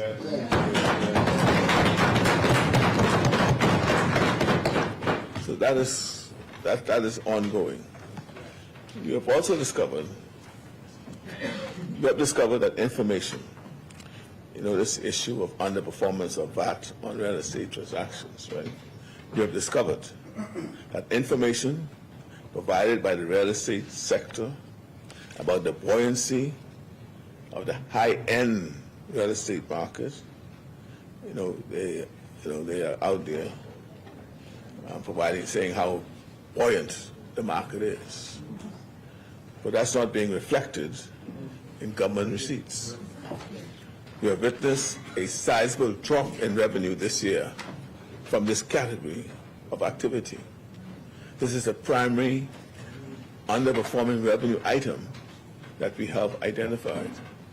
And we have included a number of administrative measures to address the underreporting of real estate transactions.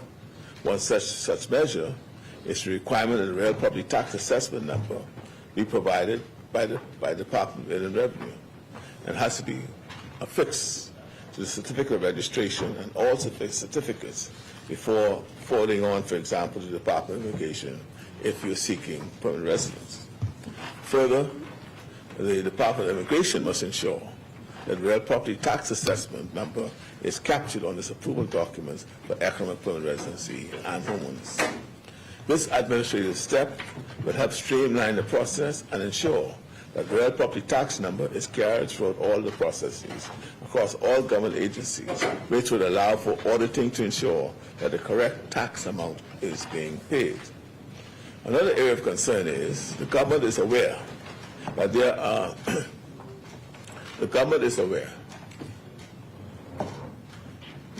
are a number of unstamped documents held by law firms, lawyers, and persons, which results in these persons not being able to prove land ownership to the Department of Inland Revenue and otherwise. This is an impediment for development and commerce in this country. So the government has made the decision to grant amnesty to allow documents to be stamped at the value at the time in which the transaction took place, rather than at the current market value when it's being presented. This regime is temporary and effective immediately, with an expiration date of December 1st, 2024. Now, this is a significant concession. At present, all documents are stamped at their current market value, regardless of when they were purchased. So, for example, suppose an individual purchased a property 30 years ago for $25,000 and sold that same property for $50,000, but never stamped the documents. Later on, a new prospective buyer wants to acquire the property through a mortgage. The property now has a small house on it and is now worth $150,000. In order to have the property financed, all of the transactions for the past 30 years need to be recorded. That is, to have the VAT paid at the current market value of $150,000, plus the penalty. So, unfortunately, this is all too often a deal breaker, preventing the transaction from moving forward, hurting both the buyer and the seller, and acting as a drag on the real estate market. So we are allowing now for persons who are holding their unstamped documents between now and December to go and have, there's a penalty to pay, but you'll pay the stamp duty on the value at the time of your purchase of it instead of today's market value. And you have 6 months to take advantage of that.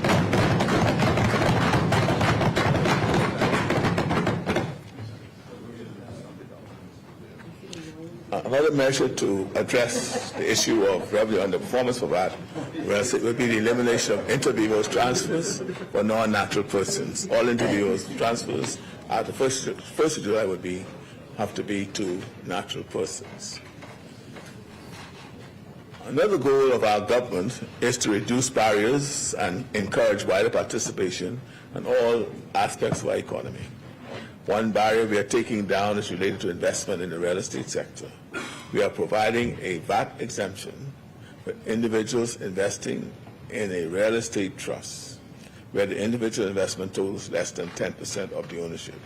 Thus, the real estate trust is responsible for paying VAT when initially acquiring the property. For individuals buying or selling shares in the trust are eligible for VAT exemption. This is a real estate fund. This is a fund that they created. It's called a trust, but it's a trust or fund. It is required that a minimum of 10 individual investors participate in the purchase of the property, and these investors must be separate entities, not related entities, with beneficial ownership.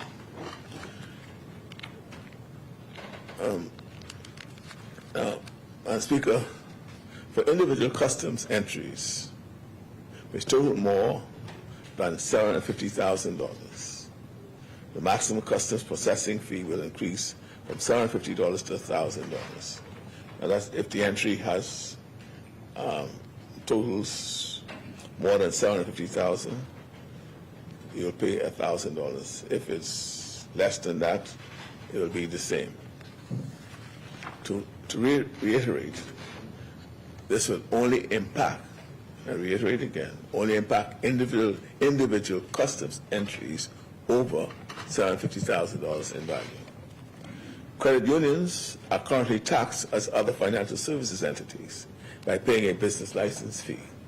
This budget includes an amendment to the VAT Act seeking to exempt credit unions from paying the business license fee if they pay their central bank regulatory fees. We expect that the regulatory fee applied will represent the true cost of regulation of these very important financial institutions, as the government recognizes that credit unions provide invaluable access to financing for ordinary Bahamians, and we are committed to maintaining and enhancing that access.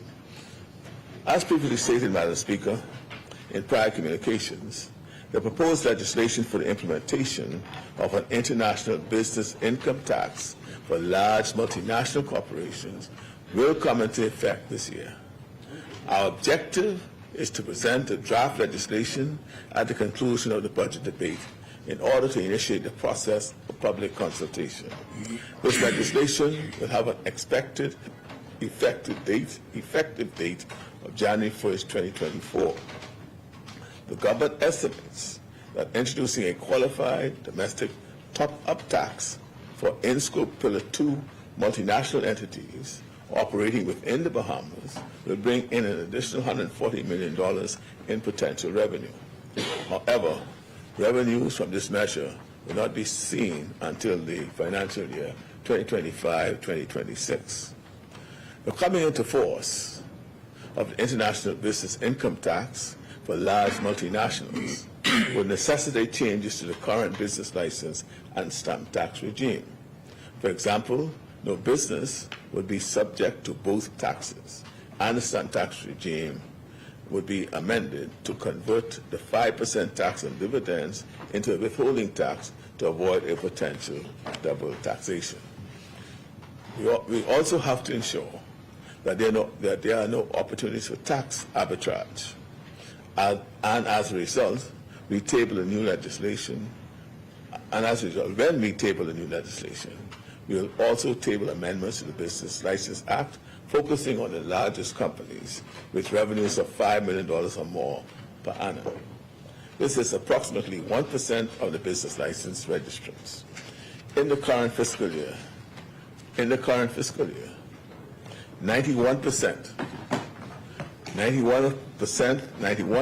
of registrants pay no business license fees, with declared revenue of less than $100,000 per annum. An additional 4% have declared revenues of less than $500,000. and an additional 4% have declared revenues of less than $5 million. The proposed reform will impact only the largest companies. We plan to consult closely with the business community on these measures prior to presenting new legislation to Parliament. The Business License Act is also amended to clarify that the rate for businesses with a turnover of $100,000 and below that are exempted from business license tax does not apply to financial services entities, international business companies, proprietary trading entities, and family offices. So the exemption does not apply to those categories of entities. I turn to the expenditure measures in the budget.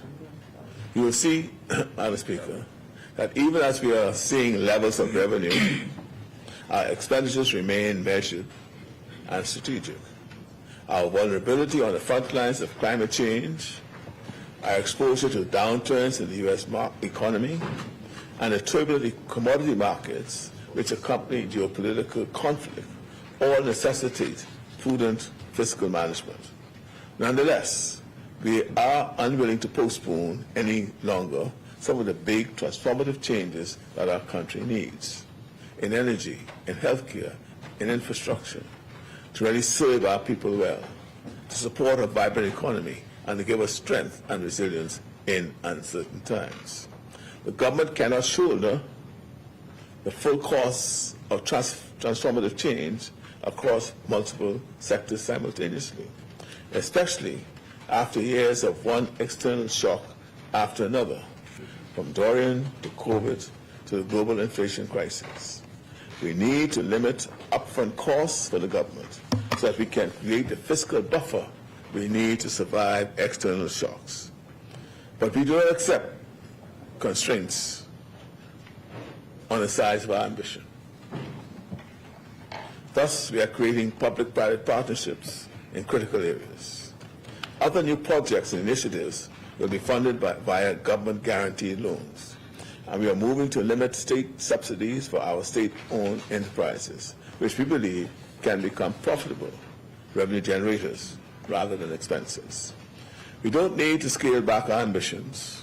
We just need creativity and innovation to achieve them. As I review some key expenditure measures, it will be clear that the investment in this budget are investments in our people, our safety, our prosperity, and our future. A strong public sector, Madam Speaker, is essential for a nation's progress. Beginning in July of last year, the Ministry of Labor and Public Service rolled out the first public service-wide promotional exercise in over 9 years, providing an additional $18 million for public servants. This is separate and apart from our efforts to eliminate the decades-long promotions backlog, which is moving steadily along. As of today, we have negotiated over 27 trade union agreements, as I mentioned earlier, increasing salaries and introducing new benefits for many public servants, including our uniformed branches, teachers, and nurses. Between the promotions and the new trade union agreements, thousands of public servants have been positively impacted. Even so, we believe salaries are too low, and that fair compensation is crucial for attracting and retaining the best employees. Therefore, funds have been designated in this budget to conduct and implement a salary review with the aim of increasing the compensation for the entire public service, including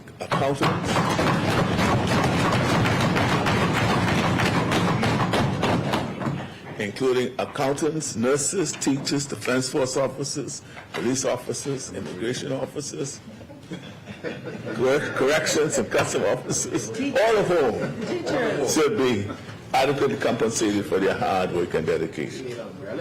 In addition, funding has been allocated for the continuation of training of mid-level and senior public officers through the University of the Bahamas, and for the full implementation of the Public Service Scholars Program. Funding has been allocated for a project aimed at enhancing the skill set of individuals within the public service workforce. Madam Speaker, during the current year, we invested in digital transformation of the public service to streamline efficiency and productivity. Nearly 1 million files have been scanned and digitized, and soon all human resources and payroll processes will be automated and digitized with the rollout of the Cloud Bahamas system. Key features include a redesigned and fully electronic salary notifications form, online job applications for most posts, and biweekly salary payments for all employees. At the macro level, Cloud Bahamas will lower the cost of operating the public sector, moving the public sector from a reactive mode to a proactive mode. In simple terms, it means that individuals will not have to wait 20 years to be paid the right salary, or the government does not have to wait 5 years to be notified that an employee has abandoned his or her job. Other innovations are on the way. During the upcoming budget cycle, we will launch a pilot to provide free training and paid apprenticeships through the National Apprenticeship Program. We will also fully launch the Notice of Vacancy Policy Enforcement Unit to ensure that Bahamian understudies are trained for roles currently occupied by non-Bahamians. Yes. Funds have been allocated to implement the government's reform pension plan. This reform is very important to managing the government's existing pension liability. On February 21st, 2024, the government commenced a public feedback process on the draft pensions bills, which aim to reshape the public service retirement system to enhance preservation, reduce pension liabilities, and ensure equitable employee benefits.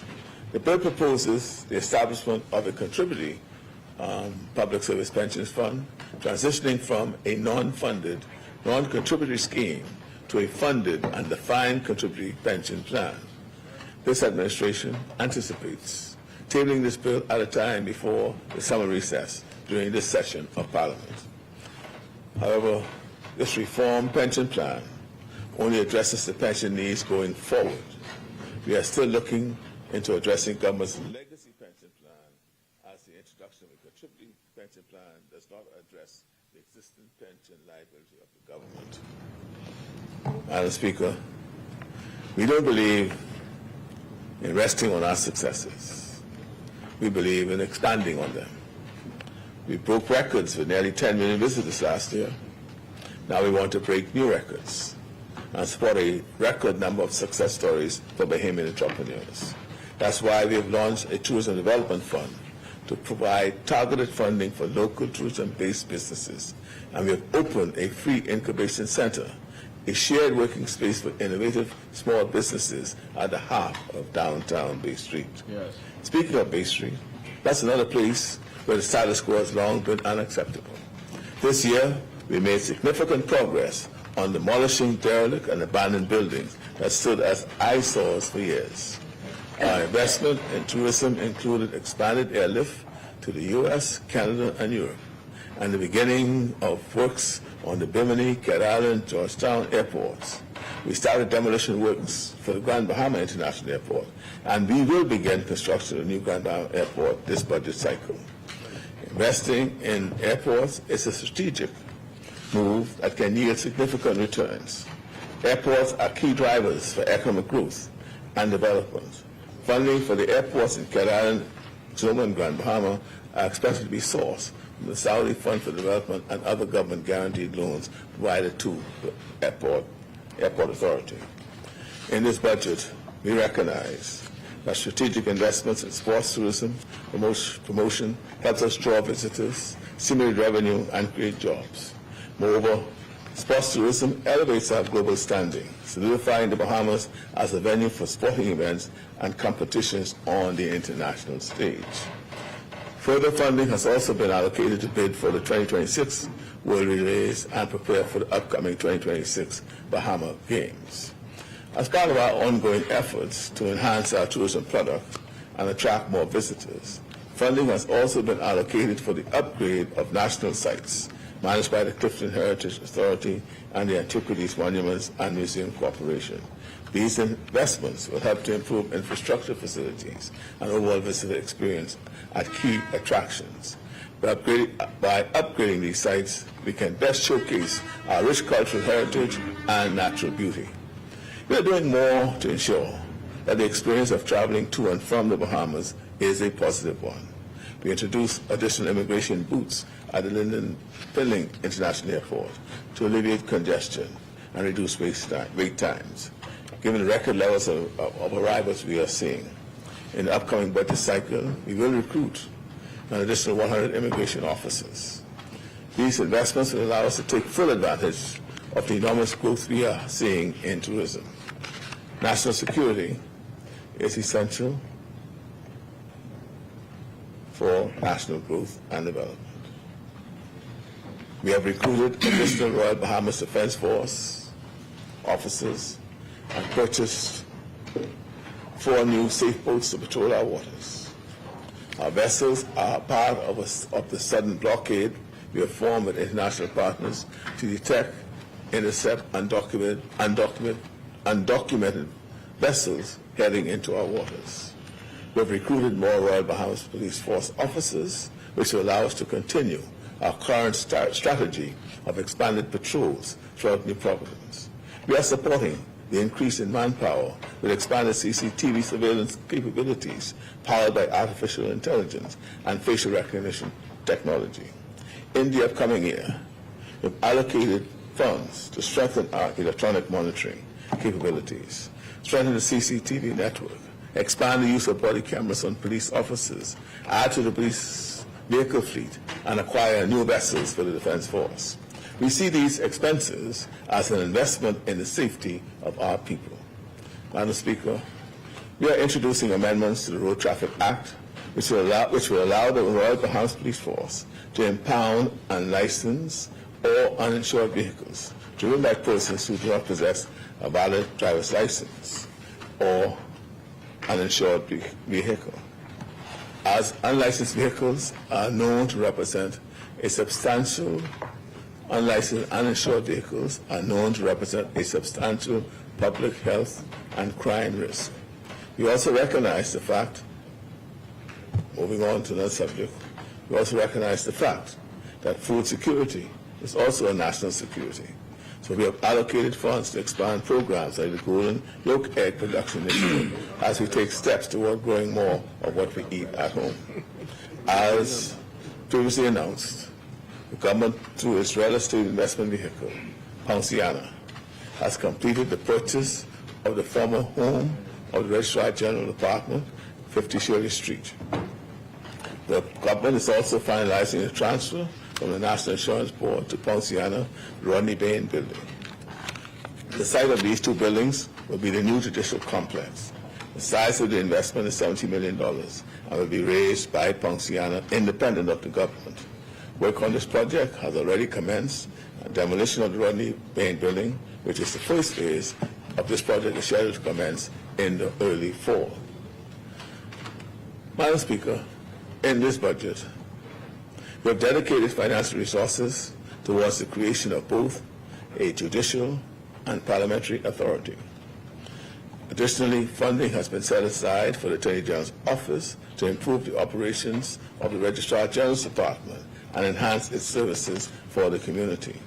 Moreover, this budget includes allocation of funds for settlement of outstanding legal judgments, inclusive of land acquisition matters. In the upcoming budget cycle, funding has been set aside to improve the operations of the Registrar General's Department and enhance its services for the community. This budget also allocates funds for the modernization of the parliamentary registration system. Our younger citizens are our pride and joy. Over the past year, we began the process of a comprehensive research-based curriculum reform to modernize the curriculum and improve educational outcomes. We will see the results of this work soon. Meanwhile, our primary school students have been served more than 100,000 breakfasts, as I mentioned earlier, That's 100,000 times a child was able to focus on his or her teacher and the lesson properly without feeling the pangs of hunger. The program has been an extraordinary success, a hit with children, parents, and teachers, and administrators. And I'm very pleased to say that we are continuing the program in New Providence and expanding to ensure that every school on the Family Islands will now be included.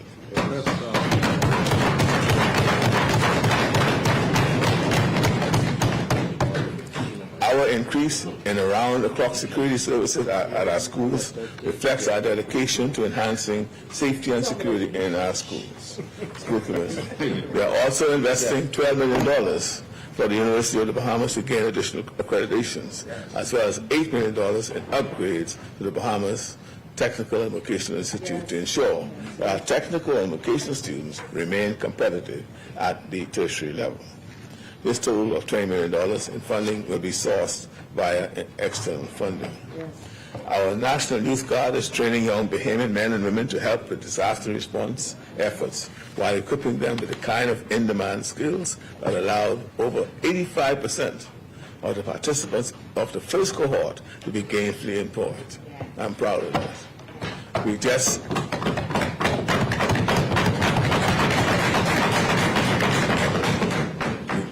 attended a beautiful and emotional graduation for the second cohort, and we are now recruiting the third cohort of this trailblazing program. Just a few weeks ago,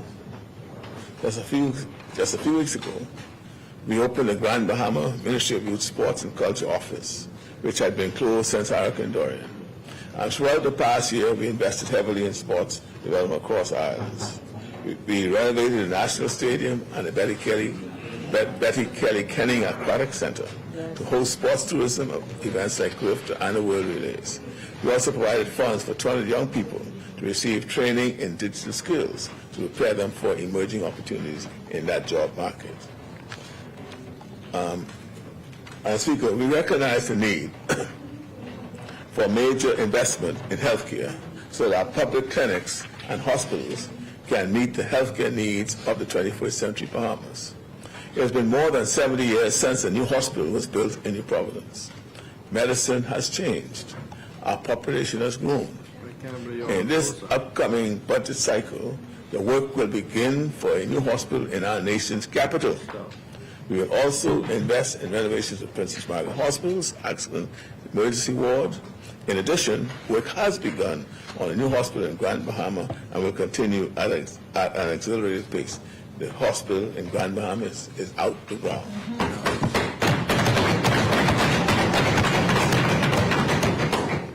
Public clinic renovations that were started this budget cycle will continue.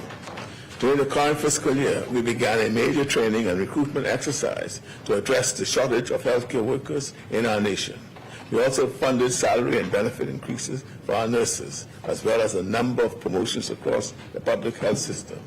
Funding for healthcare will be raised domestically through a commercial bank totaling $75 million.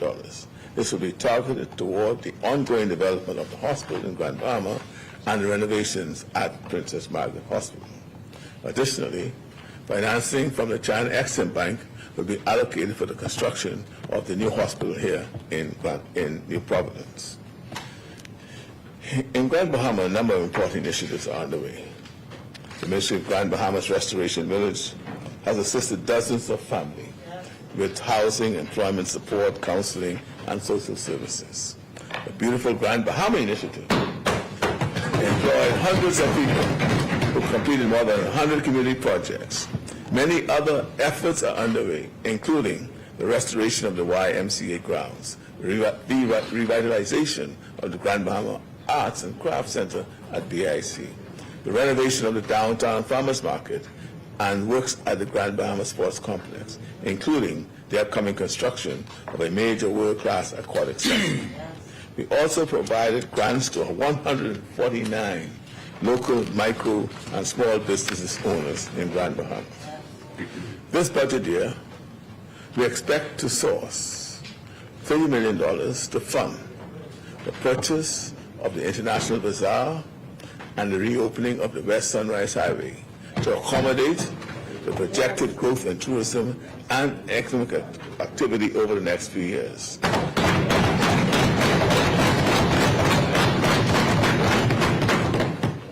Beyond preserving a significant landmark, this endeavor holds economic potential, as the revitalization of the bazaar can stimulate tourism, create jobs, and generate business activity.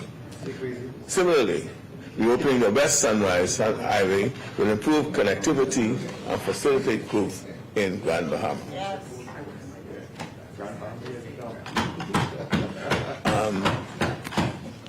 Madam Speaker, yeah, we can do all that. So during the current fiscal year, this topic of hurricanes, man. During the current fiscal year, we expedited recovery and rebuilding efforts in both our hurricane-hit northern islands. The West Grand Bahama Homeowners Assistance and Repair Program and the St. Bernard Partnership Project repaired well over 100 homes across the island of Grand Bahama. We know that it's urgent to pick up the pace when it comes to home repairs, and we are making plans to carry those out more efficiently so that we can reach more families.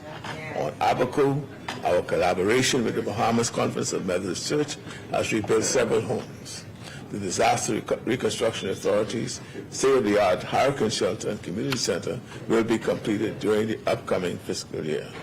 This shelter provides the surrounding Abaco community with programs and support throughout the year, and a place of refuge during hurricanes. Meanwhile, we have recruited record numbers of young Bahamians into the Nicola P. Small Meteorology Cadet Program to expose them to the work of the Department of Meteorology and to pique their interest in pursuing a career. We have also expanded the number of weather stations throughout our islands to better monitor the weather and keep Bahamians safe. Madam Speaker, to support our economic growth, we are making key investments in infrastructure. Our efforts have included major waterworks to bring fresh, potable water to settlements in Harbour Island and mainland Eleuthera, as well as the extension of pipe water to areas of Exuma for the first time. Yeah. Our islands seeing major waterworks include Andros, Kidd Island, Morris Island, Grand Key, and Long Island. In the upcoming year, the Water and Sewage Corporation will access additional funding to implement water supply improvement and climate resilience initiatives throughout the nation. During the past year, roadworks were initiated throughout the archipelago, including 25 miles in New Providence, with additional work scheduled for the upcoming budget cycle.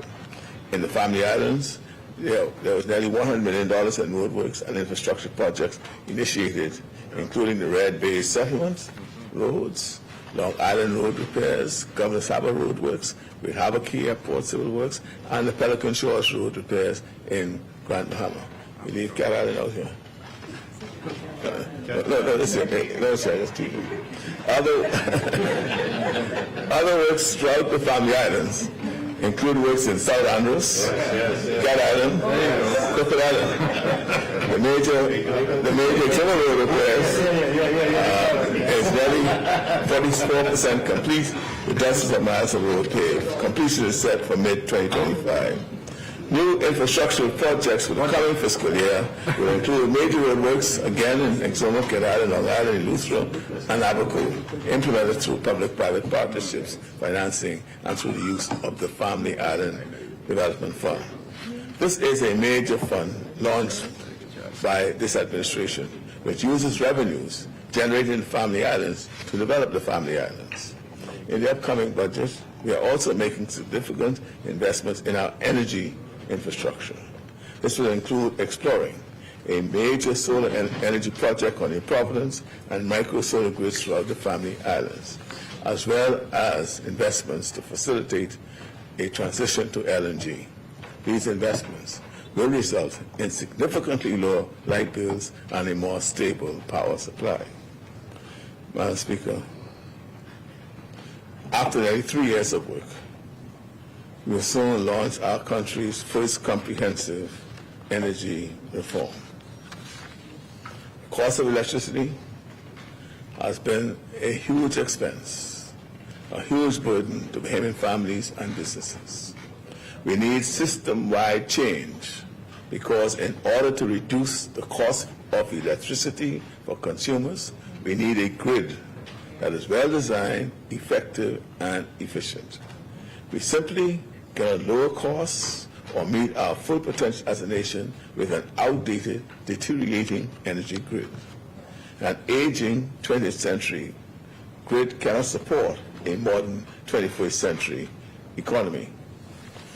And the reality is, demand for energy is going up while our grid is falling apart. We also need to add the capacity to integrate large-scale renewable energy. Solar energy has always been essential to our plans, but solar power is intermittent. That means the amount of solar power generated will fluctuate, will vary, depending on whether it's a sunny day or a cloudy day, daytime or nighttime. Using solar energy across archipelago requires careful planning and design and major new investment in grid flexibility and energy storage. Madam Speaker, BPL, the BPL we inherited from our predecessors, was carrying a $500 million debt, $500 million. And experts have told us we need another $500 million in capital investments to rescue and then modernize our grid. $1 billion just to get BPL on track. I look forward to sharing plans for a new energy future for our country, including extensive use of solar power in New Providence and in the Family Island, LNG as a partner fuel, and a modern power grid shortly. Madam Speaker, this budget will allocate additional funding for mailboat contracts, as well as funds to support the expansion of mailboat routes. Further funding is allocated in the capital budget for the Port Department for the upgrade of navigation aids in the Bahamas, which also enhances safety for our seafarers.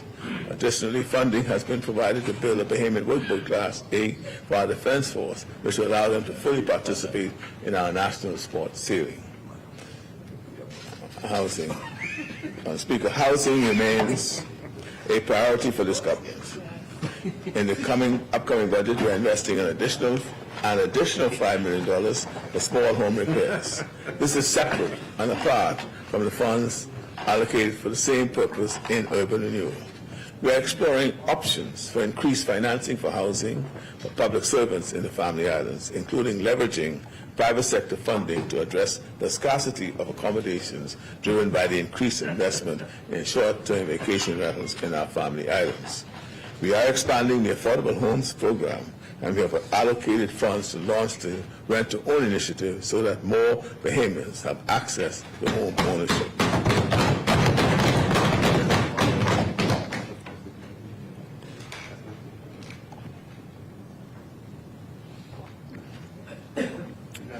Madam Speaker,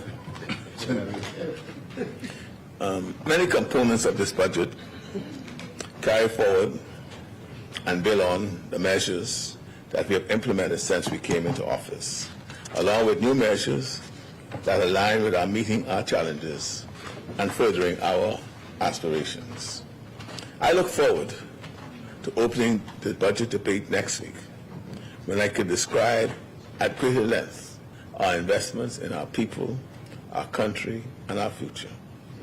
In closing, I want to share my optimism for the country we are building together. Optimism isn't complacency. I know how much work lies ahead, but rain is coming. It's going to be raining. And we know it won't always be smooth sailing.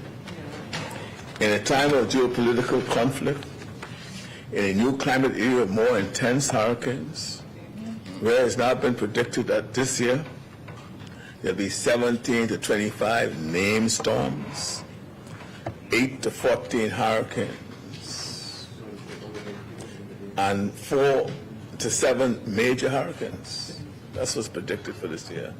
And these change. We can't say that's what we know now. And with the impact of the global inflation crisis continue to play out, We may face some rough waters ahead, but finally,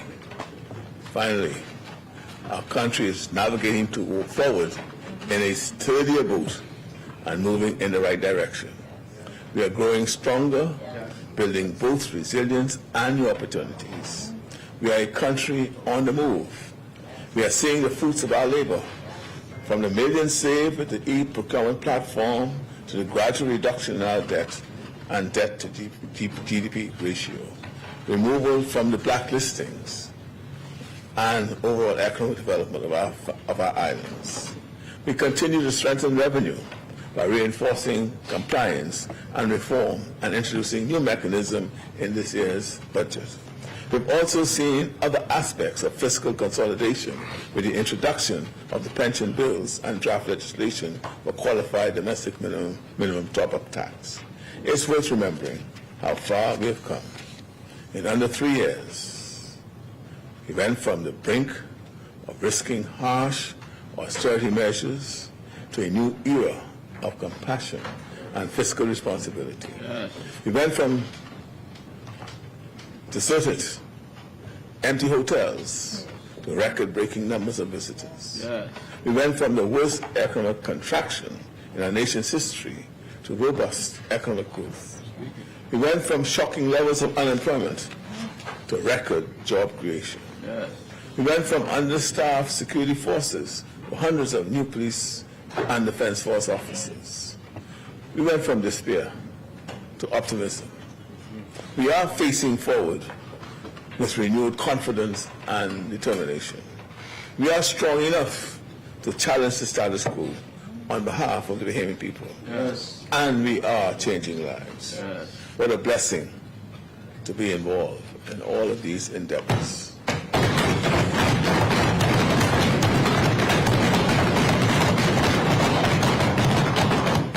May God bless us all. And may God bless the people of the Bahamas. And may the opposition also pray for rain.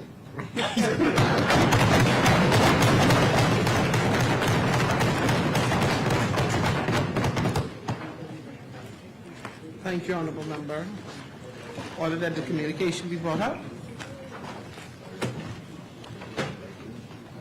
Perfect timing, 1 o'clock on the clock.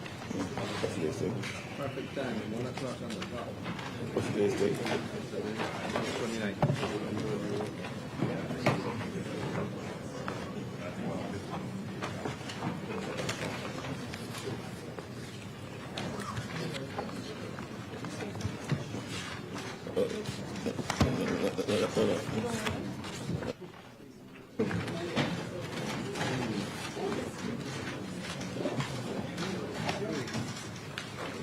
Order the communication do lie on the table. Further communication?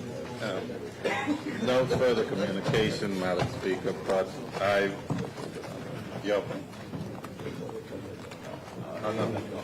would move at this time, Madam Speaker, that we set the House to sit beyond 1 p.m. I think the clock there is wrong. Thank you, Honourable Member. It has been moved and seconded that the business of this House proceed beyond the 1 p.m. hour. As many are in favor. I'm Arabina Apia, and you're watching A Closer Look Presents Budget 2024.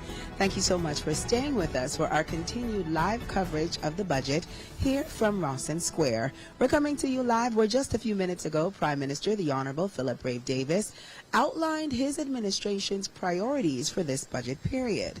Some of those priorities including a focus on renewable energy, major investments in healthcare and education, and substantial infrastructure projects across the country. Prime Minister Davis spoke passionately about the theme, which is changing the status quo rather, and changing lives. And this is applicable to a number of issues that have long been in need of reform. He highlighted the strides that his administration has made toward right-siding the nation's economy. Among those success stories, reducing the national deficit by $1 billion over the past 3 years.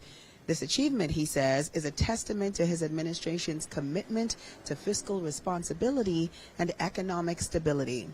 The Prime Minister also emphasizing the importance of reducing the unemployment rate, which has seen a steady decline due to a number of government initiatives aimed at job creation and workforce development. Joining me on the broadcast yet again is Mr. Marcos Ambrista. Marcos, how you doing? I am great, Arabina. I'm so happy to be here with you. So we have heard a lot coming from the Prime Minister today. Major investments in renewable energy as we expected. Yes. Lots of talk about investments in healthcare. He also talked about the expansion of education opportunities, the youth, the National Youth Guard, the expansion of the breakfast program to include the entire country. Yes. So we have a lot of big things happening across the country in terms of this particular budget. How are you feeling post the communication? I'm feeling good. Actually, I jotted down some of the things that stood out most to me. One of those happened to be the debt improvement. The government debt to GDP ratio has been reduced to 79.9% by March 2024 when it was actually 100.4% in 2021. That is major because, as you know, we can't be making the same amount of money that we spend. That means we had absolutely no growth, actually a deficit before that. And then the reserve growth was another thing. Our foreign reserves are up by $547 million in early 2024, and that's now a total of some $2.9 billion. Then there's our fiscal health. We achieved a primary surplus of $194.9 million as of March 2024. Employment gains, it's at its lowest since 2008. That's so good to hear.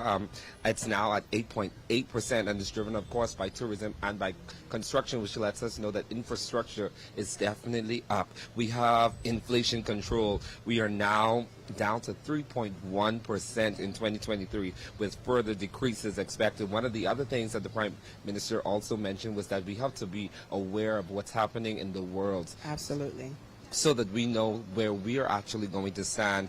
Construction, like I mentioned, is booming. The industry is now at 22. It's now at 22% as of 2023 due to the increased investments, and tourism is surging. We reached $9.7 million in 2023, which means that we're up some 37.9%. And lastly, economic recovery. We achieved the pre-pandemic GDP levels with a 2.6% growth in 2023. So it sounds like we are off to right where we need to be, and I cannot wait to see what else is going to happen. Well, for sure. And notable for me were the announcements out of Grand Bahama, obviously, because we have had residents in Grand Bahama have been agitating and, you know, generally concerned about the economic stability of the island as well.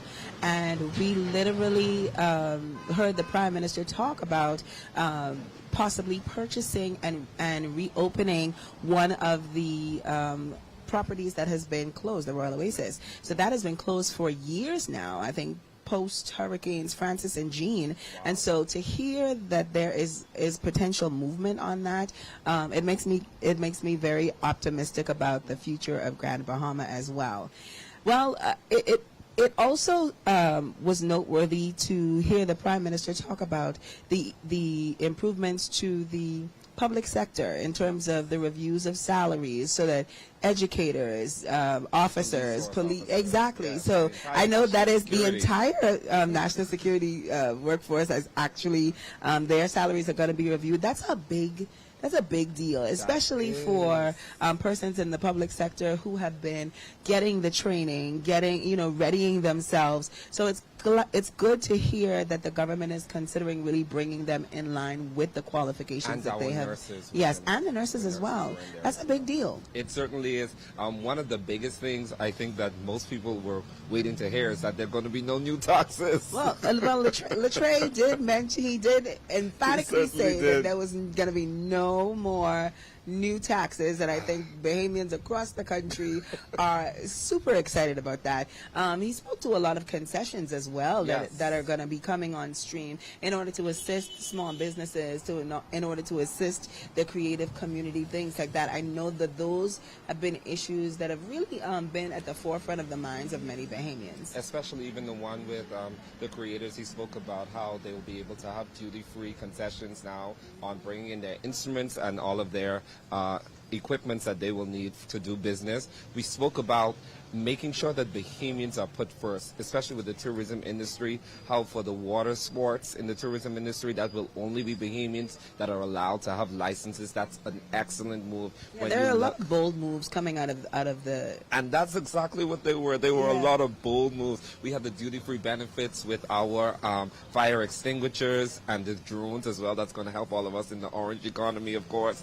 Foreign direct investment, economic permanent residency. So now that's moved from $750,000 to $1 million.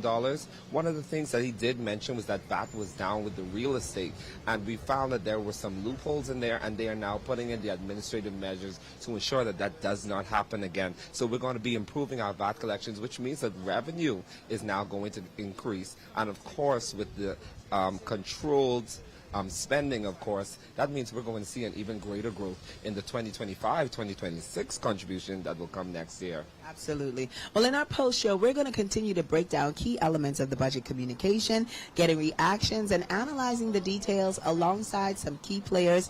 We'll hear from a number of individuals, including Felicia Woods Hanna, who's the Director of Investments, who will hopefully be able to provide some additional insights and into the government's investment strategy and the economy. Stay tuned. We have so much more, including more with Latre Raming, the Director of Communications, to discuss prior government initiatives as well. Stay tuned. We have more after the break.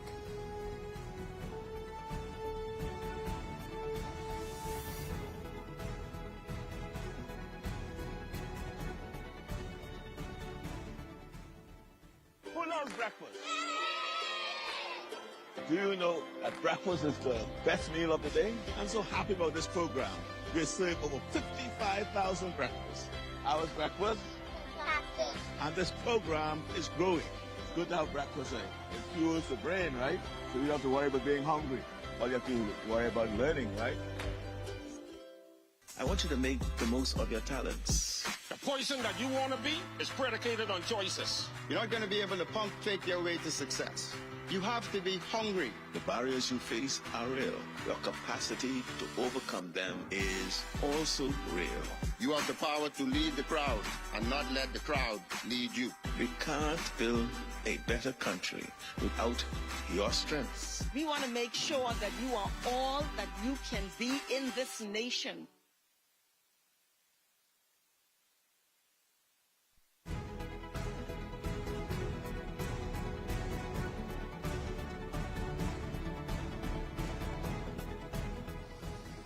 Welcome back, ladies and gentlemen. You're watching live coverage of Budget 2024 live from Rawson Square. This is ACL Presents. I'm Arabina Apia. Thanks so much for joining us.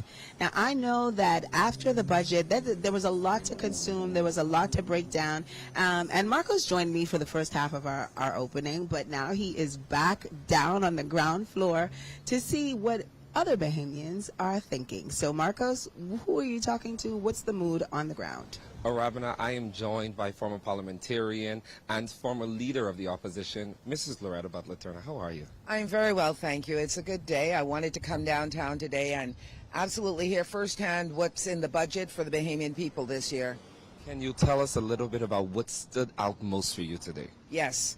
First of all, I'm very happy that the whole concept of the Bahamian ownership, the government is going to be creating a rent-to-own for home owners, persons who probably could not own a home. I think that's very important. It's nothing like owning a piece of the pie in your country.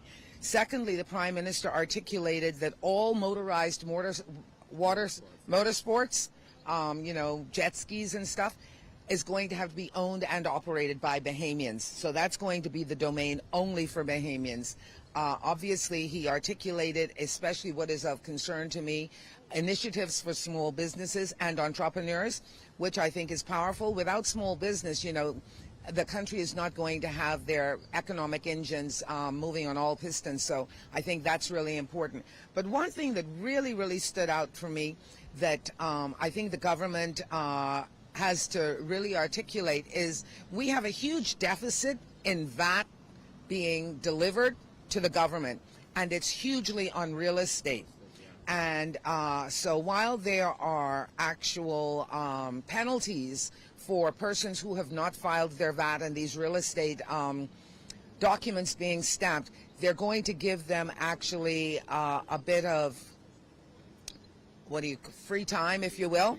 Yes, some leniency until the end of December, so that those persons who are withholding the government's money, who have not filed client documents, that are withholding, actually holding up sales of real estate, that becomes a priority for the government, and that they get those done. A period of amnesty. Yeah. That's what I was looking for. So they're giving them a period of amnesty. I think those are very key things, because when you look at real estate, right now the Bahamas is really ranking really high in real estate. And another thing, I'm also happy to know that the government is raising the threshold for permanent residency. And it's going up to $1 million. And also you can actually buy a central bank bond if you want to apply for this as well. So there are a lot of great things happening, a lot of revenue measures. I know that people are going to be saying, well, what is in it for us, in terms of taxation? I think there are some fees that the Prime Minister articulated extremely well. But overall, I was amazed at how well we have been able to bring down the deficit. And so, for me, it's been rough for the country over the past previous 3 years. And so you're seeing the economy is truly turning around. And I think the Prime Minister should be commended, along with his team, along with the Ministry of Finance and everybody in the government, for actually putting forward not just something that is going to be a burden on Bahamian, but that is going to give people a lot of hope. And of course, the new hospitals, the new airports. I mean, this is really good for our economy. This is what we need. And there was so much that I took away. And when you talk also about the increase in tourism arrivals, almost 10 million visitors. And not just in New Providence. So it's moving away from being a New Providence-centric budget, more inclusive of all of our family islands, which is really the beauty of our country. And I actually want to talk about that. You're a former representative for Long Island. So, of course, you know what it is to be representing those people on the family islands. One of the things that we spoke about today was that now those taxes and those licensing fees will now be sent right back to which local government has been crying out for years and years and years. So the new Family Island Development Fund, which the government has created, is so good, because if you're going to be raising revenue, you cannot be depositing that all right back into the central government depository and not reaping the benefits of that.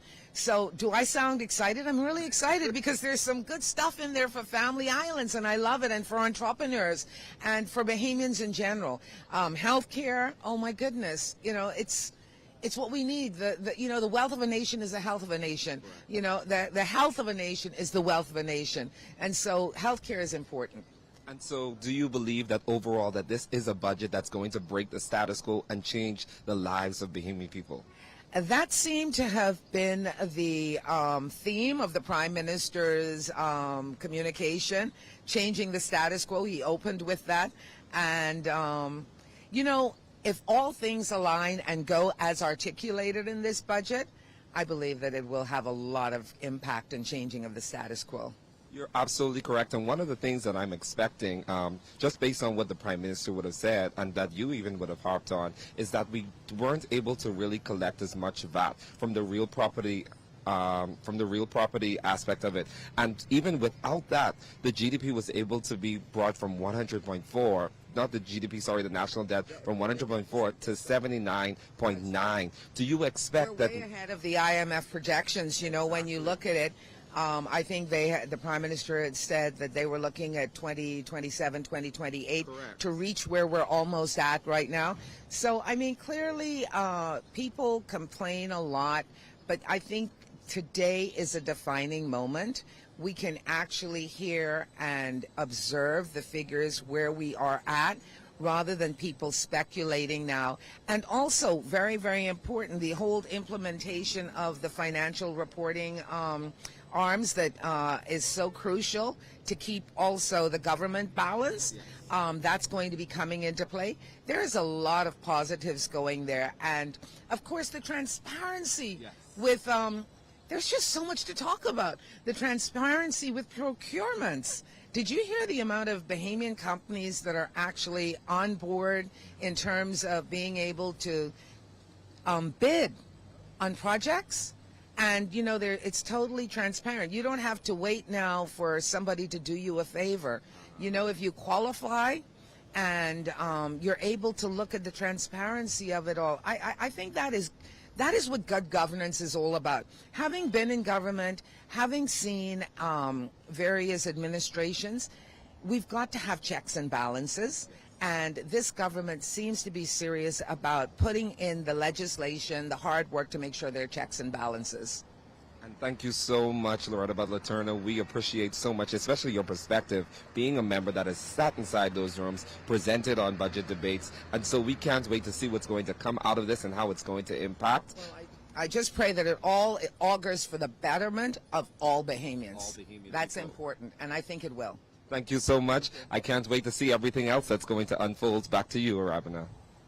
Thank you so much, Marcos. Loretta Butler-Turner, giving some really, really good insights into the current budget analysis conversation that's happening. Ladies and gentlemen, thank you so much for continuing to stay with us as we cover Budget 2024 live from Rawson Square. The Davis administration, Prime Minister the Honorable Philip Davis, recently, or just a few minutes ago rather, giving his budget presentation, outlining his administration's priorities, and making some bold declarations, particularly in the areas of energy reform. We can expect that new laws are on the books now to modernize the grid, to integrate solar energy into our energy plans, to reduce costs and improve reliability. We also heard the Prime Minister speak to a number of health upgrades or health industry upgrades. That includes the upgrades to the clinics that are ongoing, but that also means a brand new hospital here in New Providence, as well as one which is currently underway on Grand Bahama Island. And so we can expect those investments, those infrastructural upgrades to continue. And speaking of Grand Bahama, again, Prime Minister the Honorable Philip Davis making some major announcements regarding the future of the Royal Oasis Resort and the reopening of that West Mall Drive Highway, which was closed once the hotel was purchased and later damaged after Hurricanes Francis and Jean. So it's going to be an interesting few months as we see how that entire process unfolds, including the sale of the property. And also the Prime Minister and other members of government have already spoken to the need to address the relationship between government and the Grand Bahama Port Authority, addressing some of the perceived failures on the part of the Port Authority and driving progress for shared prosperity with the partnership between the Davis administration and the Grand Bahama Port Authority. I was also interested to hear a lot of details, and we can expect that as the actual budget debate unfolds next week, we can expect to hear even more about this administration's plans to empower the family islands as well. And again, going back to things like renewable energy, investing in solar infrastructure, in major infrastructural developments like the upgrade of airports, the construction of new airports across the country, and integrating solar energy, integrating sustainable energy practices in the construction and the eventual opening of those facilities as well. We talked about a bit, Marcos and I, a little bit about the number of labor agreements and the changes coming to the public service as well. I think that is something to be noted. Over the past 3 years, the government has signed as many as 27 labor agreements in the past 30 months, all in an effort to ensure the dignity of Bahamian workers. And you heard Loretta Butler-Turner, ladies and gentlemen, speak to the increased threshold for permanent residencies, and similar action is also being taken regarding work permit enforcement and making sure that various employers are in fact lining up Bahamians to eventually take on some of these roles that are being that are being offered, but you know, we always hear the stories about how there's no Bahamians, no qualified Bahamians available to take on certain roles. And so ensuring that Bahamians are receiving the necessary training and holding employers to that standard, I think, is going to be one of the most important things that we see moving forward in the next several months. I am excited to actually get into the meat and potatoes of the budget debate. We are going to hear so much more from the various ministers and their various portfolios as they break down exactly how the government expenditure is going to be distributed. We've heard we can expect commentary, or we can expect details on how we're improving our energy resources. We're going to expect to hear about the healthcare upgrades and the various infrastructure developments that are coming on stream. So I'm very excited. I know you guys are very excited as well. Thank you so much for continuing to join us and continuing to stay with us as we continue our coverage of Budget 2024. And joining me now on the broadcast is Minister Michael Halkitis. Mr. Halkitis, how are you today? I'm doing fine. Pleasure to be here with you. Thank you so much for joining me. Oh, thank you. You know, we try to do a little something. Oh, yeah, you're doing it right. Okay, so, Ms. Halkitis, the budget presentation is officially over. Yes. And I know that this has been such a long time in the making for members of government. And now, just like that, it's done. What are you... what is the next step in terms of what needs to happen for Bahamians to really get a grasp of what's in the budget presentation? Okay, well, it was a very, as it usually is, a very, very comprehensive and thorough budget communication, which is really a presentation, an update on what has happened last year in terms of public finances and what is anticipated to happen this year. Measures that the government is putting in place to incentivize business, to bring relief to Bahamians, and to basically how the economy is expected to run for the upcoming year. So at this point, this is, I would say, the second point in this process. The first point being the actual compilation of the various budgets from all of the ministries and putting that document together. Prime Minister lays it out, and next week the budget debate will begin. The Prime Minister's Minister of Finance will lead off the debate.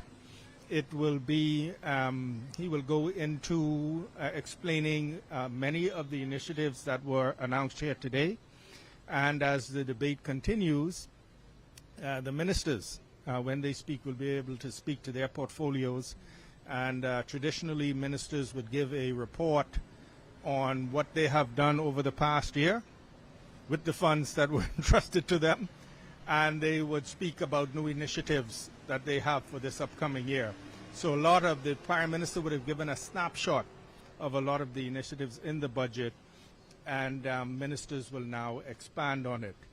And that debate is expected to last approximately 2 weeks in the Parliament, in the House of Assembly. And a very interesting segment of that actual debate is when we get to the committee stage of the debate, which then gives the opposition an opportunity to question the government on its spending proposals line by line. So where there are increases or decreases, or wherever there's a question about the government spending, the minister responsible for that particular head, as they call it, of that particular expenditure, will then be required to answer those questions. And that gives the public a very, very good insight into government expenditure, where the money is actually being allocated. And so that's a very, very, I always found that to be a very interesting part of the budget debate process. Well, I know one of the things that the Prime Minister mentioned was this administration's ability to slash the deficit by $1 billion. That is a huge deal. Yeah, it's huge, and a lot of times, we in the ministries, we recognize that a lot of times people might not appreciate the significance of that. But this whole process and the whole process of managing the country's finances, being able to reduce deficits or have low deficits and actually aspire to a balanced budget, it then enables the Ministry of Finance to provide all of the resources, the money, for the other ministries to be able to do their work. So while it might seem mundane to be talking about things like revenue and expenditure and deficit and borrowing and debt to GDP, those things are very, very important because money is required to run the government, and you do not want to be in a position where you have to borrow year over year large sums of money to be able to give to the Ministry of Education, give to the Ministry of Health, to the police and those other departments. So it's important to be able to, that's important. It might seem like a fancy financial term, but all it means is you're trying to spend along the lines of what you make so you can have more resources to run the government. So for last point, for example, your debt is too high, you're paying a lot of money in interest. And if you're paying more money in interest, that's less money to go around for the necessities. The Prime Minister really leaned into the theme, focusing on how this budget is going to change lives. We're talking about the expansion of the breakfast program across the country for schools and students, all of these significant investments in health care because, we want to work on our health as a nation, the construction of new airports, how... In the work that you do, how important is it that Bahamians realize, how these specific things are all connected to the way we live our daily lives? It's very, very important. And I think I would invite all Bahamians to really, as much as you can, tune into the debate to get an expansion on the themes that were presented here. It's going to be, luckily now, we also have YouTube, and so you can go and watch it at night if you're working. You can't, of course, many people can't watch it during the day, but you are correct. And another big theme was moving away from this New Providence-centric attitude. Absolutely. And really focusing on the necessity to invest in infrastructure in the Family Islands, including airport infrastructure, health infrastructure, education infrastructure, so that we can encourage the development of the economies in those islands. I'm investing in the healthcare infrastructure here because, as you know, we have unfortunately a very high incidence of chronic non-communicable diseases, and when they present themselves, you need to have adequate facilities so that Bahamians can receive the service. We're all horrified at some of the images during COVID. COVID really put a stress on our health infrastructure, so it's important for us to invest in it. So it's all interrelated. What the Prime Minister did here today is sort of gave a report on our stewardship of the nation's finances. A good stewardship of that enables us to then be able to provide for all the other needs. Well, thank you very much, Minister Halkitis, for stopping by. Thank you. It's a pleasure to be here. Thank you for having me. Absolutely. Ladies and gentlemen, our coverage of Budget 2024 continues right after this. Stay tuned.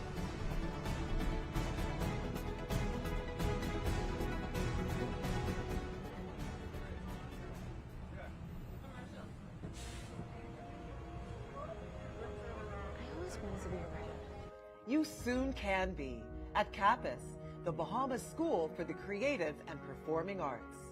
I want to be famous. I want to be technical and creative. You still can be at the Bahamas School for the Creative and Performing Arts. I always wanted to be in a band. I want to be a movie director. Acting, writing, singing, dancing.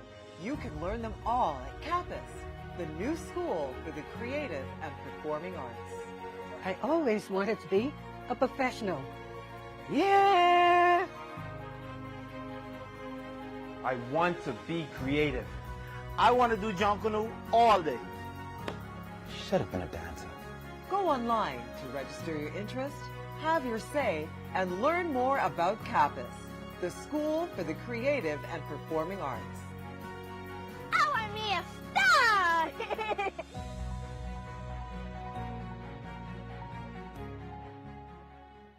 Who loves breakfast?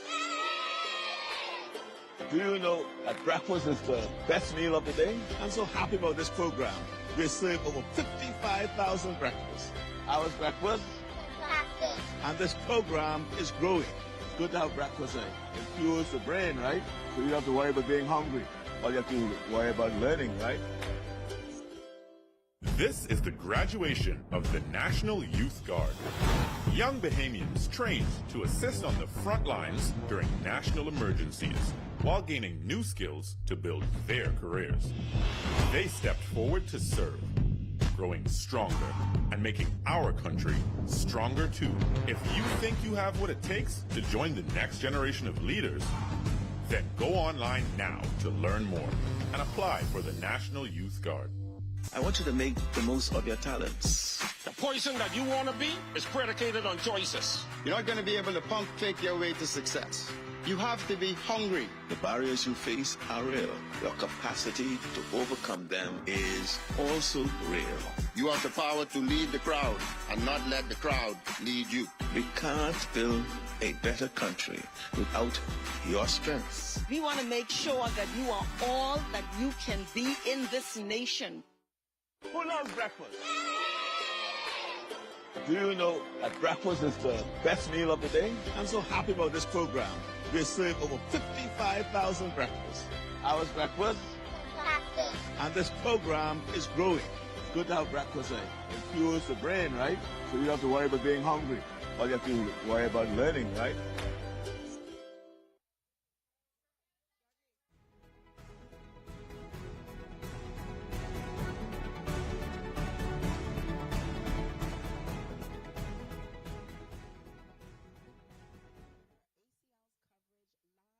Rawson Square. Just moments ago, Prime Minister, the Honorable Philip Davis, gave his official budget presentation, and we're breaking down the details, the significant announcements coming out of today's budget communication, and talking to members of the public to get their reactions. In just a moment, I will send it to Marcos Ambrister, who I believe is with Marcos. Tell me who you have, because I'm not sure. Today with Chief Superintendent Crystalline Skippings. How are you today? I am extremely awesome. How are you doing? I am excellent. A bit hot, but doing good nonetheless. It is a bit warm downtown, but we're all doing well and we're hanging in here. Thank God for the sunshine. I know, right? And he will bless us in a little bit with some more rain. He certainly will. That was one of the Prime Minister's themes today, that there's going to be rain. It's going to be rain, yes. Today he spoke a lot, especially as it relates to national security and the Royal Bahamas Police Force. One of the things the Prime Minister said was that we're supporting the increase in manpower with expanded CCTV surveillance capabilities powered by artificial intelligence and facial recognition technology. In the upcoming year, we have allocated funds to strengthen our electronic monitoring capabilities, strengthening the CCTV network, and expanding the use of body cameras on police officers, and also to add to the police vehicle fleet. How do you guys feel as police officers hearing information like this? As an organization, we are extremely elated, because all of those points that the Prime Minister indicated in his discourse this morning are things that are needed for the organization. Once we have the funding, it will definitely assist us in what is most needed in this country to reduce the fear of crime and to be able to address the crime problem itself.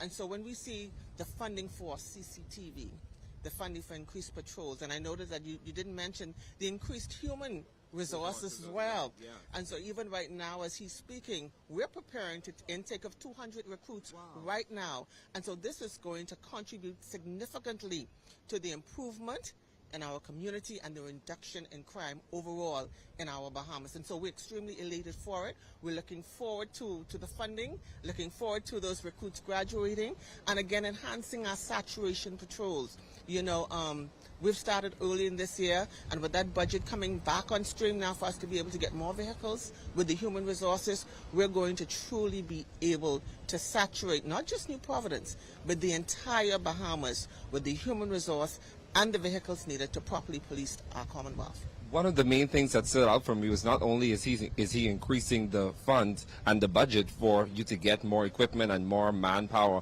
but also there's been monies allocated even for the regular maintenance of these things. Of course, we know a lot of times this happens with government. We make purchases that we're unable to upkeep. Tell me a little bit about that part. And that's extremely important when we talk about the maintenance of equipment, because when we're able to maintain our equipment, we're able to accomplish and achieve our goals through that maintenance. And so we're looking forward to seeing that maintenance of our equipment, that funding for the maintenance specifically, which is going to assist in the proper monitoring, not just CCTV, but the electronic monitoring section as well, and all aspects within the organization. So as a department, we're really, really extremely elated that this budget and the funding is being allocated to us, because we want to ensure that the Bahamian people and those persons who also come and visit our shores, and our young people as well, that this Bahamas is secured for them for futures to come. Thank you so much, Chief Superintendent Skippings. One of the things that I'm most elated to hear about from Prime Minister was also that we're going to have safer communities. He plans to ensure that that happens, and that residents that are not contributing to crime should not be the results and the benefactors of crime as well. And that's important yet again. There's so much that he said, and this short time that you've given me to talk about, I just can't put everything, but I must talk about the Clear Hold and Build initiative through the urban renewal.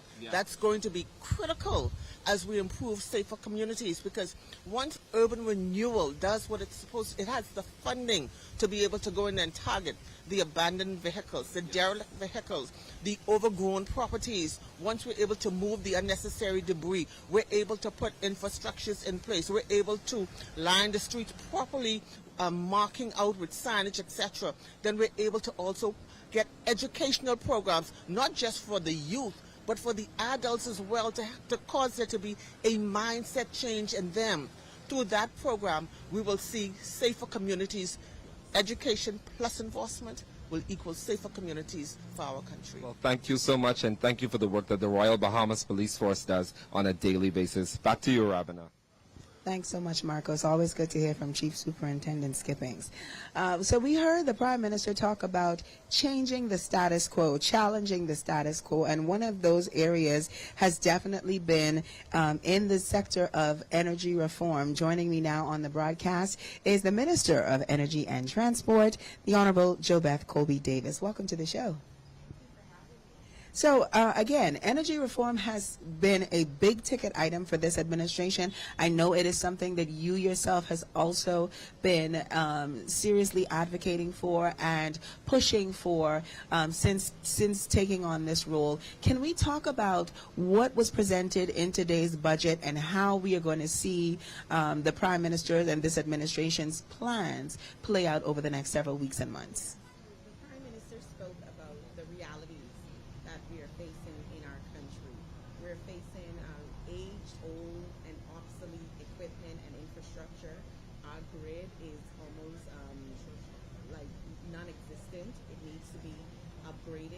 Our stability in supply, reliability, and our systems is basically aged, and so now we are working towards an energy reform plan that would bring it up to date, up to standard, modernize it, and make sure that it is sufficient enough to supply the demand that is on the system based on our residential customers, our commercial customers, and what we're seeing in development of our country and new investments coming in. So the demand is increasing daily, and it's increasing on a system that was not built for that level of demand, because these systems were built 50, 60 years ago. And so right now, what you've seen over the past 6-7 months since I took over the portfolio of energy and coupled with BPL was us working towards a plan that is sufficient to meet the demand that we have today, but also to put us in a position to be able to support the demand that may come in the future. That plan required a 4-pillar approach. So it wasn't one that you can look at in a vacuum. That's what you would have heard the Prime Minister speak about in his budget. Couldn't look at it in a vacuum because it had so many other layers that you would have to address in order to make sure you're building a system that is actually efficient and going to be effective enough to meet the challenges that we're experiencing.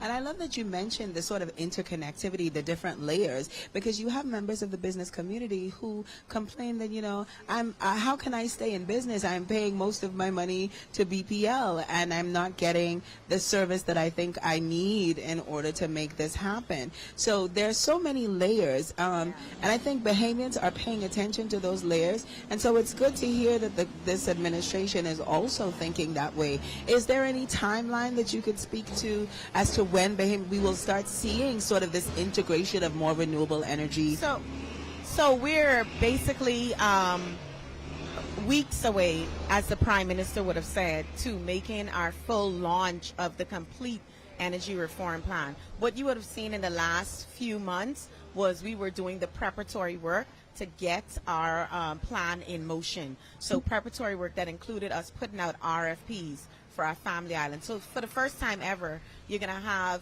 hybrid microgrids that are run by independent power producers. So what that means is you have independent companies, all of whom are Bahamian, who put in a bid and who were successful, that will be producing the power to support the demand that BPL have on their system. So they'll produce that power for BPL, and they'll come under power purchase agreements. That's what it's called. So we were working on those plans to put in place hybrid microgrid systems in the family islands. Those systems not only include generation with LNG fuel, but also the solar component that would support the reduction and the mix of renewable into our energy fuel mix and into our energy system. We're also bringing on solar battery storage systems in New Providence, and so that will support lowering the cost of electricity, but also meeting our requirement 30% of renewables into our energy system by 2030. So that's a part of the energy reform that we're hoping to see. And then you have other components coming in, so increasing cleaner fuel in our fuel mix that brings a lower cost, and also upgrades to our transmission and distribution Minister, system. I'm getting word that your colleagues are preparing to leave the House of Assembly in just a few minutes, so we're going to kick it to our roving correspondent, Marcos Ambrista. Marcos, can you give us an idea of what's happening down on the ground floor? Ladies and gentlemen, Parliament has just ended, as you can see, well, being adjourned until 1 p.m. for right now. Ladies and gentlemen, we have our Minister of Education that just left, Education and Technical and Vocational. We also have the Honorable Leslie Miller Bryce has just left, and we have a cadre of cabinet ministers that are now making their departure. And of course, we're actually bringing some of them over to you, Rabina, so that we can continue our conversation. We cannot wait to see everything that's getting ready to unfold. Of course, I'm already excited to hear what the Honorable Minister for Energy and Transport has been saying with you about what we're going to see. Of course, the developments that we're going to have with the new grid, with BPL, and all of our transformational aspects that's getting ready to happen with the Ministry of Energy at this time. Back to you, Ravina. Thanks, Marcos. Now, Minister, before I let you go, I want to give you the opportunity to speak directly to the Bahamian people, to business owners, to residents in the Family Islands, residents here in the capital. Maybe discuss your commitment to really seeing these plans as laid out by the Prime Minister in this budget come to fruition. So I want the Bahamian people to be assured that since I took on this portfolio, it has been what I eat, sleep, breathe.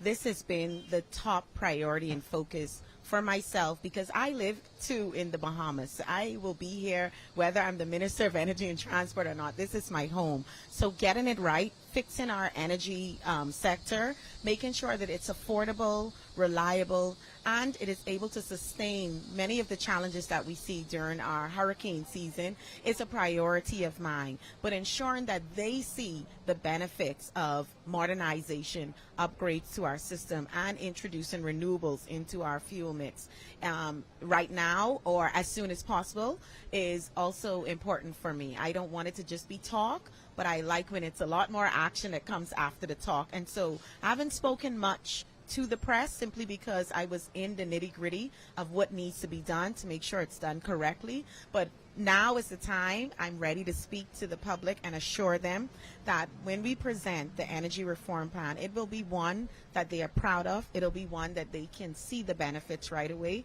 And it'll be one that will be able to sustain the demand growth that we're seeing in our country. And so I'm happy that the day is fastly approaching to present that. Well, I thank you very much for your time. Thank you so much for joining us on the broadcast. Ladies and gentlemen, our coverage of Budget 2024 continues. We have so much more show left for you, so don't go anywhere. We'll be back after this.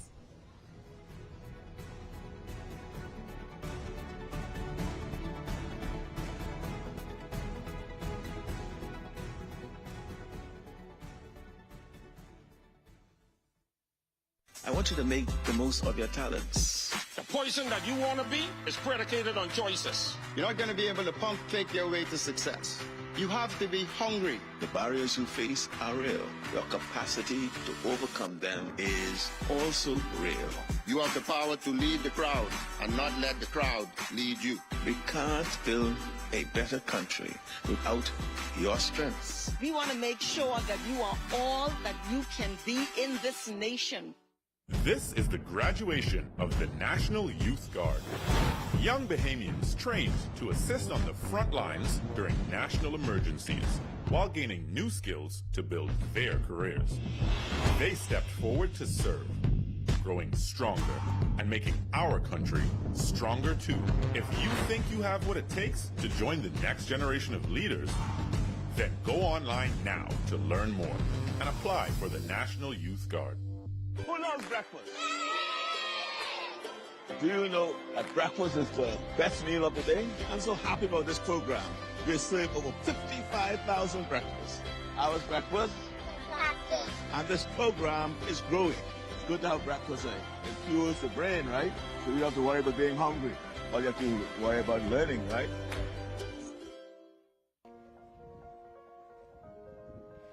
I always wanted to be a writer. You soon can be at CAPUS, the Bahamas School for the Creative and Performing Arts. I want to be I want to be technical and creative. You still can be at the Bahamas School for the Creative and Performing Arts. I always wanted to be in a band. I want to be a movie director. Acting, writing, singing, dancing. You can learn them all at CAPUS, the new school for the creative and performing arts. I always wanted to be a professional. Yeah! I want to be creative. I want to do Jonkunu all day. Should have been a dancer. Go online to register your interest, have your say, and learn more about CAPUS, the school for the creative and performing arts. I want to be a star!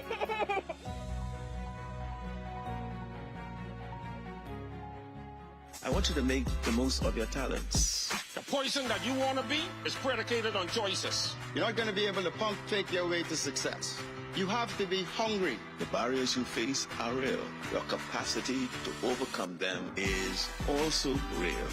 You have the power to lead the crowd and not let the crowd lead you. We can't build a better country without your strengths. We want to make sure that you are all that you can be in this nation. This is the graduation of the National Youth Guard.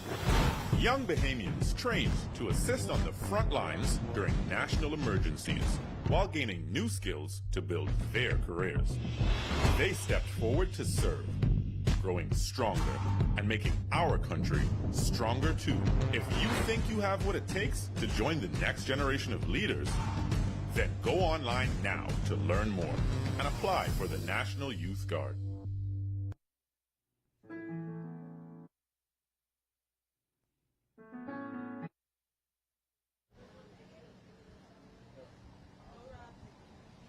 Welcome back. You're watching A Closer Look Presents Budget 2024 live from Rawson Square. Just moments ago, we heard the Prime Minister outline his administration's fiscal strategy for the next fiscal year. And we have been talking about the major investments coming to various sectors, from healthcare to energy and also to education.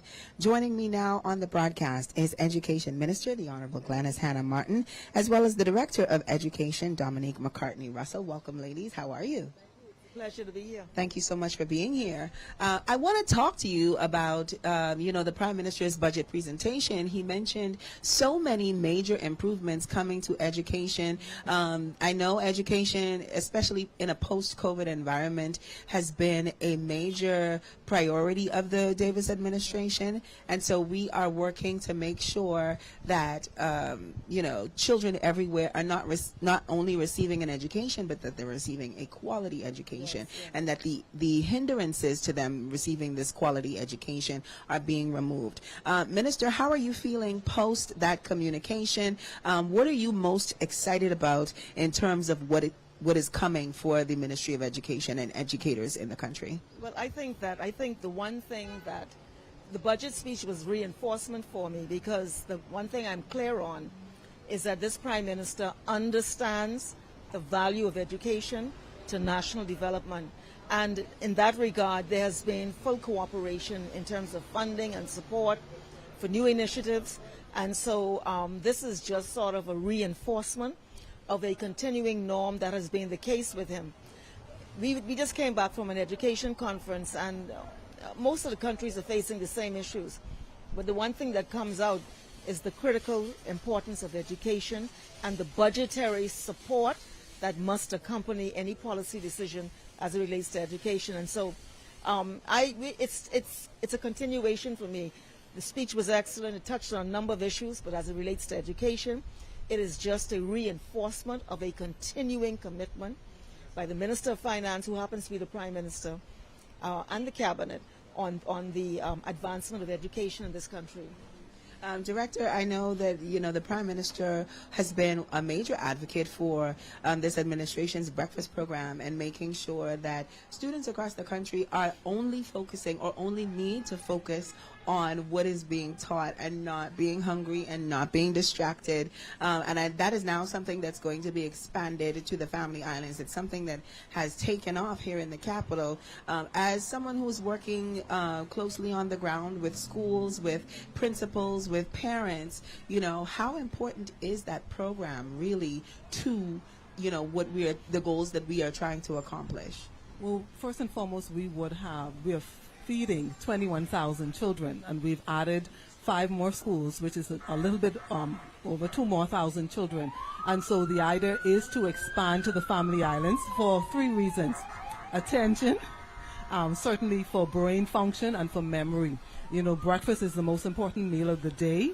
Principals have indicated that students are now attending school regularly, those ones who are chronically absent, and then of course they are not tardy. And breakfast also ensures that students do well on their exams. They're more focused, they have more energy, and so they're ready for the day. And so all of our principals, our teachers, they're really excited about the program. The students love the breakfast. You should see some of the pictures and some of the commentary. Parents are really appreciative because it means that they don't have to provide that service and they can get their children to school on time. And we are now at 92% up to March 2024 in terms of our attendance. Of course, we're looking for 100%. Well, yes, obviously. But 92% is a great number. And I think, especially, we hear so much about, how significantly there was a drop in attendance following COVID. So to hear that has gone up to 92%. Now, is that mostly primary school? Are we talking high school, middle school? What age range are we talking about here? What we've been doing is we've been focusing on schools where the attendance was really low. In fact, at one point, I think October 2022, not 2021, we were at 54% during the pandemic, 54% in some districts. And so to see that number rise to 92% is very significant. But most of it is primary school, but we're seeking to expand to our junior and senior high schools as well. I just want to add on that point, though, there's still 8% unaccounted for. And so we are continuing our efforts, because if a school-age child is not in school, what's happening with that child? And so we established a hotline. We're engaging the community to help us get children back into school. It's a human right, but it's also a safety and security issue. And in the school environment, children are in a structured environment, and they get the breakfast, they get tuition, they have the support of guidance counselors, they have their peers. We want all of our children in. And so we are still working on even though we've made tremendous progress, we still have some ways to go.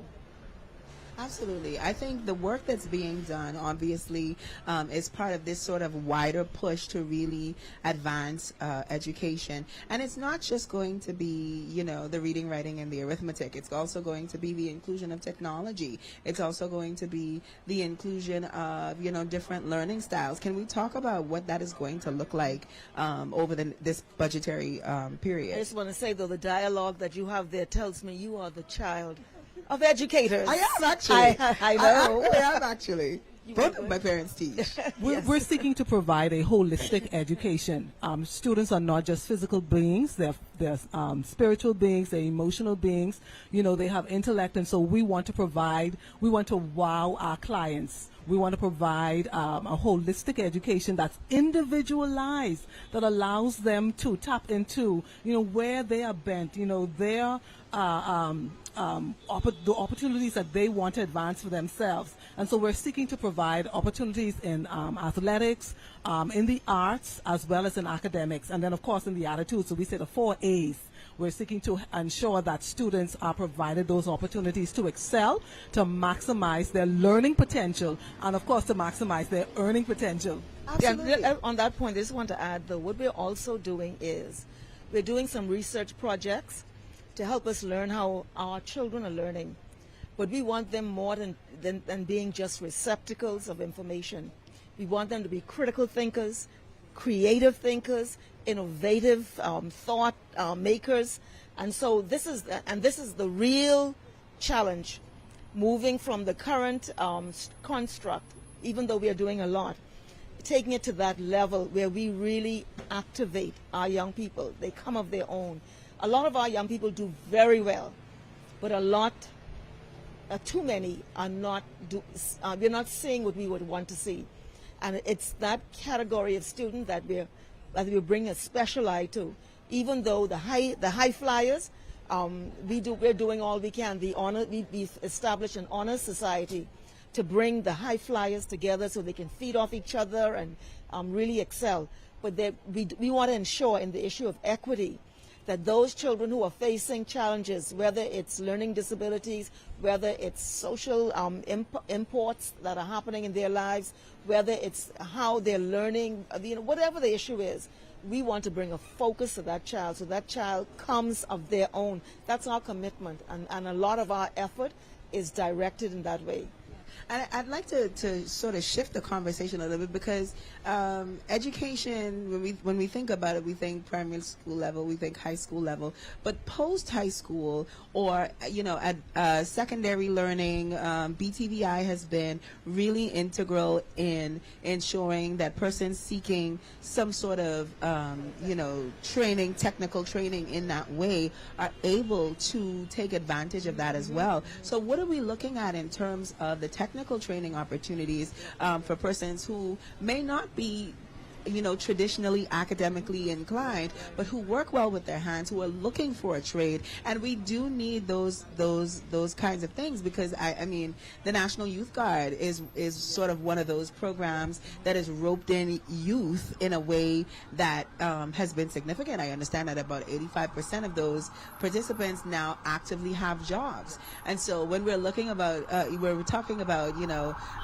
improving their earning potential as well as their learning potential, where do you guys see BTVI fitting into that? Well, first and foremost, we want to ensure that students have access to micro-credentials.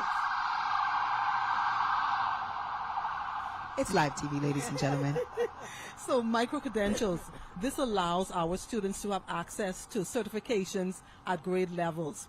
And so a child at grade 9 can have a City and Guilds first-class pass certificate for a particular course, and they could actually use that to gain employment. And so that's one of the things that we're focused on. Secondly, we're focused on ensuring that students who do want to use their hands have access to that. We've hired more than 22 teachers last year in the technical area, and we have expanded what we call our cluster program, and it allows students to have access to those opportunities to get their hands dirty, those apprenticeship programs, those authentic real-world application programs.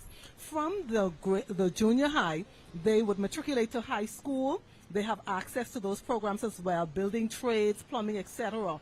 And they're academic and technical, by the way. And once they are finished with that, they then matriculate to BTVI if they want to, and they get access to even greater opportunities. And so we are really excited about that. We've also engaged in the construction of a polytechnic.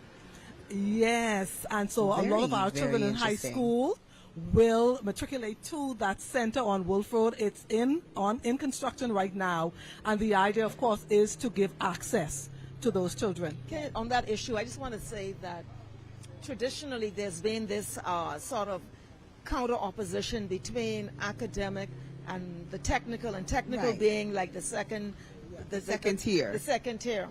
We're not approaching it that way. The way we're looking at it is, first of all, you have to be literate and numerate, no matter what you're doing. You got to be able to read and write, and you want to think critically.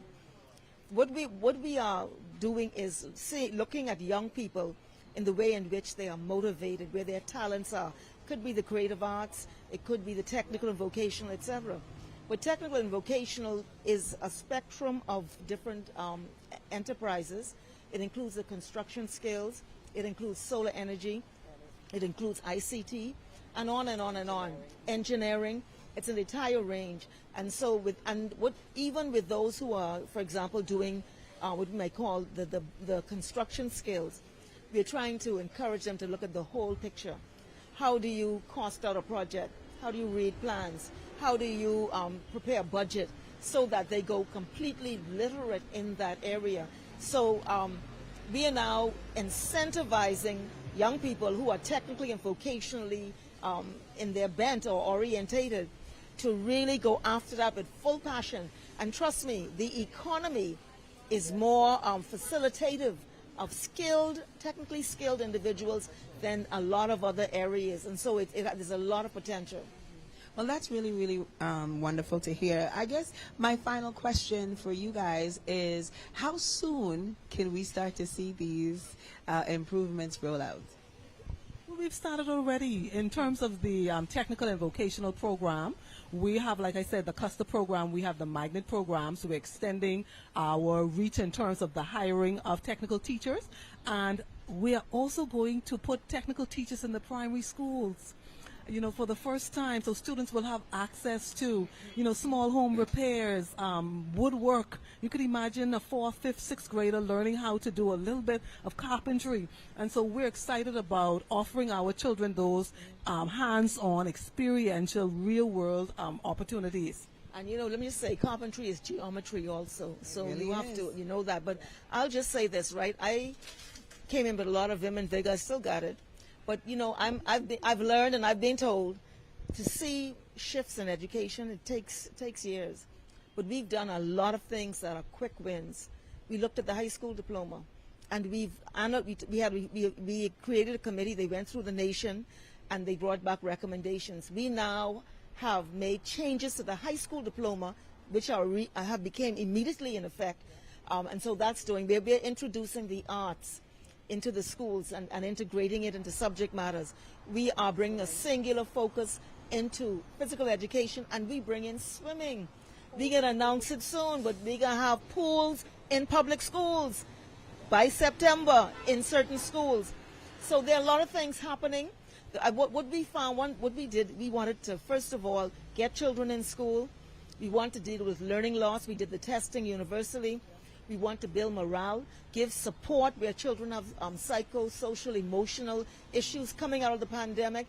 There are a lot of things that are really not hardcore curriculum that we had to address. But we are committed to curriculum reform, to causing for young people to come of their own, and we are not upholding a status quo. Where we see unsatisfactory outcomes, we get disturbed. We're not just saying, oh, okay, no, we're not. We're not accepting statistical mediocrity, and we will continue to work and fight for the young people, the children, particularly in the public school system. And the commitment is there with the entire team. Yes. So, you know, we're hopeful and we're working. Awesome. Well, I want to thank you, ladies, so much for being here. You guys were amazing guests. I always love talking education because, you know. Yes, we know. Yes, we do. I love talking education. So I want to thank you both for being here. We're looking forward to all of those amazing changes and improvements. I know they've already started, and so we're looking to see even more of it happen. Yes. Thank you so much. Thank Ladies you. and gentlemen, we have so much more show. This has been such an insightful conversation from a number of directions. We have heard real budgetary analysis. We have heard people break down some of the Prime Minister's commentary. And we're going to continue those conversations, obviously, as we continue our live coverage of the Budget 2024 here live from Rawson Square. I want to thank you guys so much for sticking with us, for tuning in, for being a part of the conversation, and for being prepared to really engage with this year's budget in a substantive way. It's something that I know we've heard several ministers in government speak to already, the need for Bahamians to really tap in, to listen closely, to engage, and to be prepared to, be active participants in the governance of our country. I want to take a moment to go back to one of the things that we were talking about earlier with our roving correspondent, Marcos Ambrister, who spoke to Superintendent Chrislyn Skippings about some of the major changes coming to the police force. And so to continue that conversation, I am very pleased to welcome to the broadcast Wayne Monroe, who is the Minister of National Security. Welcome, sir. Thank you. Thank you very much. Thank you so much for being here. Minister, we have gotten through the Prime Minister's initial budget communication. We're expecting to hear so much more as the budget gets underway next week. Can you speak to some of the major changes that the Prime Minister foreshadowed in your specific ministry? Well, he just set out what we have been accomplishing. Before I reach there, can I say this, that, in my role as now leader of government business in the House, it's to marshal the actual debate so that we make sure that we get our message across. The Prime Minister spoke about things to come in the Ministry of National Security and its agency, and about things we have been doing. Before we move to what we are going to do, I think it's important that the public understands what we have done. Absolutely. So let's talk about some of the things that, this administration has accomplished. Some of the markers that I continue to say, the previous administration always raises up COVID and Dorian as reason for underperforming. Well, the public should know that we've been in power just as long as they were before COVID. And so you can judge what we have done. And so the Prime Minister pointed it out. We've recruited in 20 months more police officers, more Defense Force Marines, more correctional officers in 20 months than they did in 4.5 years. And so that was necessary to answer problems. We have moved to give the police vehicles because you had the travesty of people having to pick up the police to take them to scenes. And so you have to address those things. And so when we're looking to the future, we really have to look for the Bahamian people to appreciate how far we have come. The Prime Minister has talked about the reduction of the national debt, $1 billion. He's talked about our debt to GDP ratio. All of that is positive work in the same amount of time as the previous administration had before COVID. And so the public ought to be focused, laser focused, on where we have come from to where we are now as the Prime Minister sets the table now for greater progress into the future. Sure. He did allude to the introduction of even greater technological advancements as we work to expand the way we are able to respond to crime, the way we are able to respond to challenges in that area. We're talking about the recruitment of new officers. We're talking about the introduction of facial recognition, those kinds of things that are going to really be able to take our crime fighting, power to another level. What does that mean for you? A step back. There's a 5-pillar crime approach: prevention, policing, prosecution, punishment, and rehabilitation. The Prime Minister touched on all of them in some length, with lesser focus on rehabilitation. But in prevention, he talked about the youth guard, because the key is to stop these young people joining the wrong gang. Because that's when you talk about gang and gang violence, it's young people joining the wrong gang.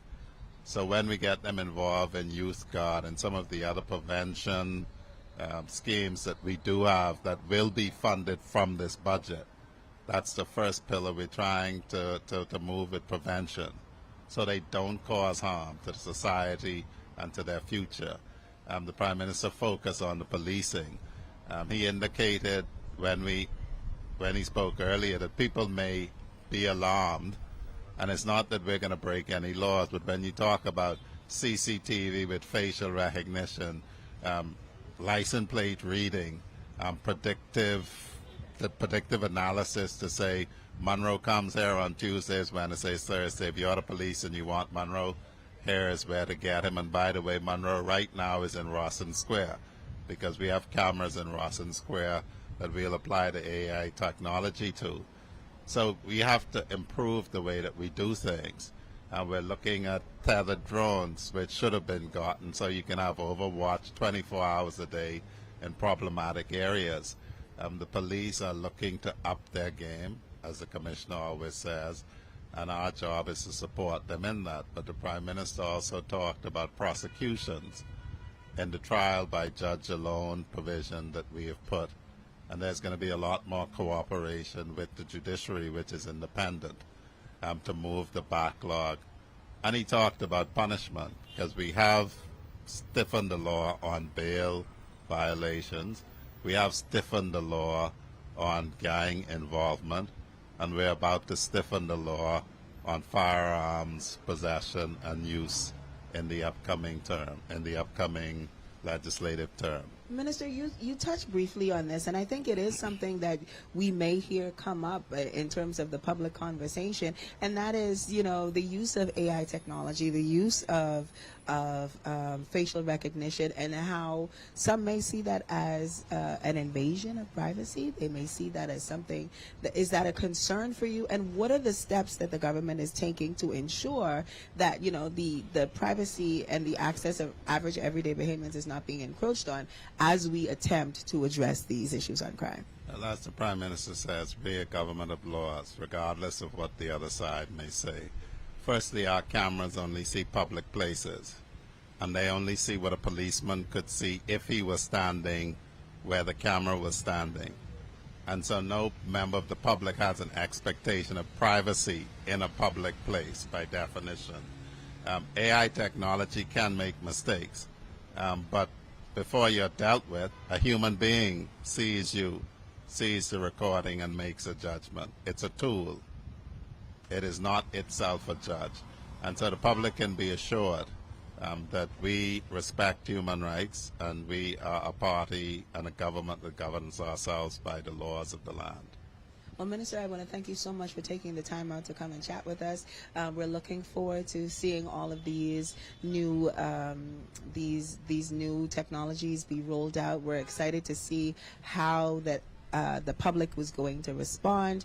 And I think it's also important, for us to, as a general public, to understand how we also play a role in keeping ourselves safe, how we keep each other safe, and we work with local authorities to ensure that that continues to be the case. But I want to thank you again so much for being here. My pleasure. Ladies and gentlemen, you are watching our live broadcast from Rawson Square as we continue to break down this year's budget 2024, under the theme Changing the Status Quo, Changing Lives. It has been a long day, but we have learned so much, and we have talked to so many people who have provided such wonderful insights into what we can expect from the Davis administration this fiscal year. We have heard where their priorities lie. We're talking healthcare, we're talking education, we're talking about energy reforms, and I think that is something that many Bahamians, if not all Bahamians, are particularly interested in. Joining me back on the broadcast is Marcos Ambrista. Marcos, it's been a day, and we have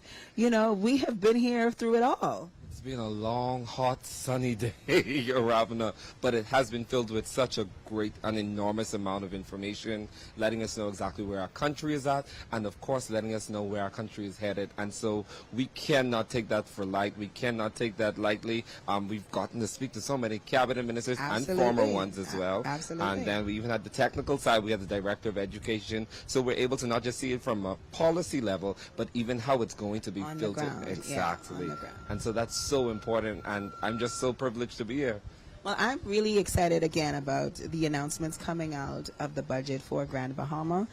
Y'all know I am a Grand Bahama girl, and every chance I get, I am going to be here to plug the nation's advocating on behalf of my Grand Bahamian people. Get an amen. Amen. Hi. All right. So we are going to continue our conversation some more, but I think that is, for me, one of the major things coming out of the budget. I'm interested to see how the relationship between the government and the Grand Bahama Port Authority is going to unfold. Yes. I am particularly interested to see what the timelines are going to look like for the proposed purchase of the Royal Oasis property. What is going to become of that? Once that West Atlantic Highway is reopened, what that's going to be, and what that is going to mean for business opportunities in Freeport. I'm very excited about things like that. I can't wait, actually, because I've never been to Grand Bahama, and so it's going to be... This is news to me. What? I know. I've never been to Grand Bahama, so I'm actually... What does that mean? Are you even a Bahamian? A Ravana, not everybody. Are you even? Yes, I've done other islands. No, I don't. The ones where my heritage is. Cat Islands and Eleuthera. I am revoking your Bahamian passport. Exuma. Anyone who has never set foot on Grand Bahama Island cannot be considered full Bahamian. They are. We're just not Grand Bahama centric, Well, but that's going to be changing, Marcos, because we have heard from multiple ministers today that we are moving away from being Nassau-centric and embracing all of the family islands. I am looking in every way possible. I'm looking forward to, shameless plug here, the development of the Cat Island International Airport. Well, listen, I can tell you. I grew up in Old Bight. I can tell you. That's where my people are from. I grew up in Old Bight. Okay. Old Bight, New Bight. All right, I know that. I know that. Brista's Lillian, her house was right there. She's basically my Grammy. That's exactly what it is. We're going to see the development of the Exuma International Airport. There's Bimini that's also being done. And so we're going to see tourism numbers now already soaring. And so imagine what's going to happen. But what I do love about today is we got to break down the budget to the simplest terms where everybody's able to understand. So, of course, we know that after today, we have the cabinet approval that has to happen from within the cabinet ministers. You have your parliamentary approval. That's when it's presented to the House of Assembly. That's what happened today, when everybody now gets to take a time to debate, including the opposition. And then we have Senate approval. Everything that happens in the House of Assembly, we know that it's sent over. And then lastly, we'll have the royal asset, and that's where the Governor General will actually, it's sent to the Governor General, and then the Governor General will grant asset, and the budget becomes law and is now enacted. So we have a full rundown of what happens after today's bidding, and so I can't wait to see what happens and how it changes the status quo, and it impacts every individual Bahamian. Yeah, I think that has really been the theme. The Prime Minister really leaned into that theme. His cabinet seems to be leaning into that theme, and we're seeing that being laid out in the budget communication, and I expect that it is even going to be even more apparent. This theme about changing lives and really bucking the status quo as the budget debate gets underway. And I'm interested interested to hear, you know, the opposition's critiques. It's going to be an interesting debate. It's something that I think all Bahamians should really be tuned into. We heard the Minister of Investments, Michael Alcides, say, you know, this is something you want to tap into. This is where you have the opportunity to really be engaged and make the commentary that needs to be made as we move forward. And one of your guests said it best. This is our money at the end of the day. Absolutely. And this is not just about how much money we're going to get, but also how we're spending our money. Yeah. This is our taxes. This is the government of the Bahamas. Its purse is the Bahamian people's purses. Absolutely. Exactly. Well, I want to thank you so much for joining me today, Marcos. Always You've been an amazing co-host as per usual. Ladies and gentlemen, this has been Budget 2024 ACL Presents. We thank you so much for tuning in. We thank you so much for sticking around. We hope you have enjoyed our broadcast. We hope you learned something, and we hope to see you next time at ACL. Thank you so much for joining us. I'm Arabina Apia. Good day, everyone.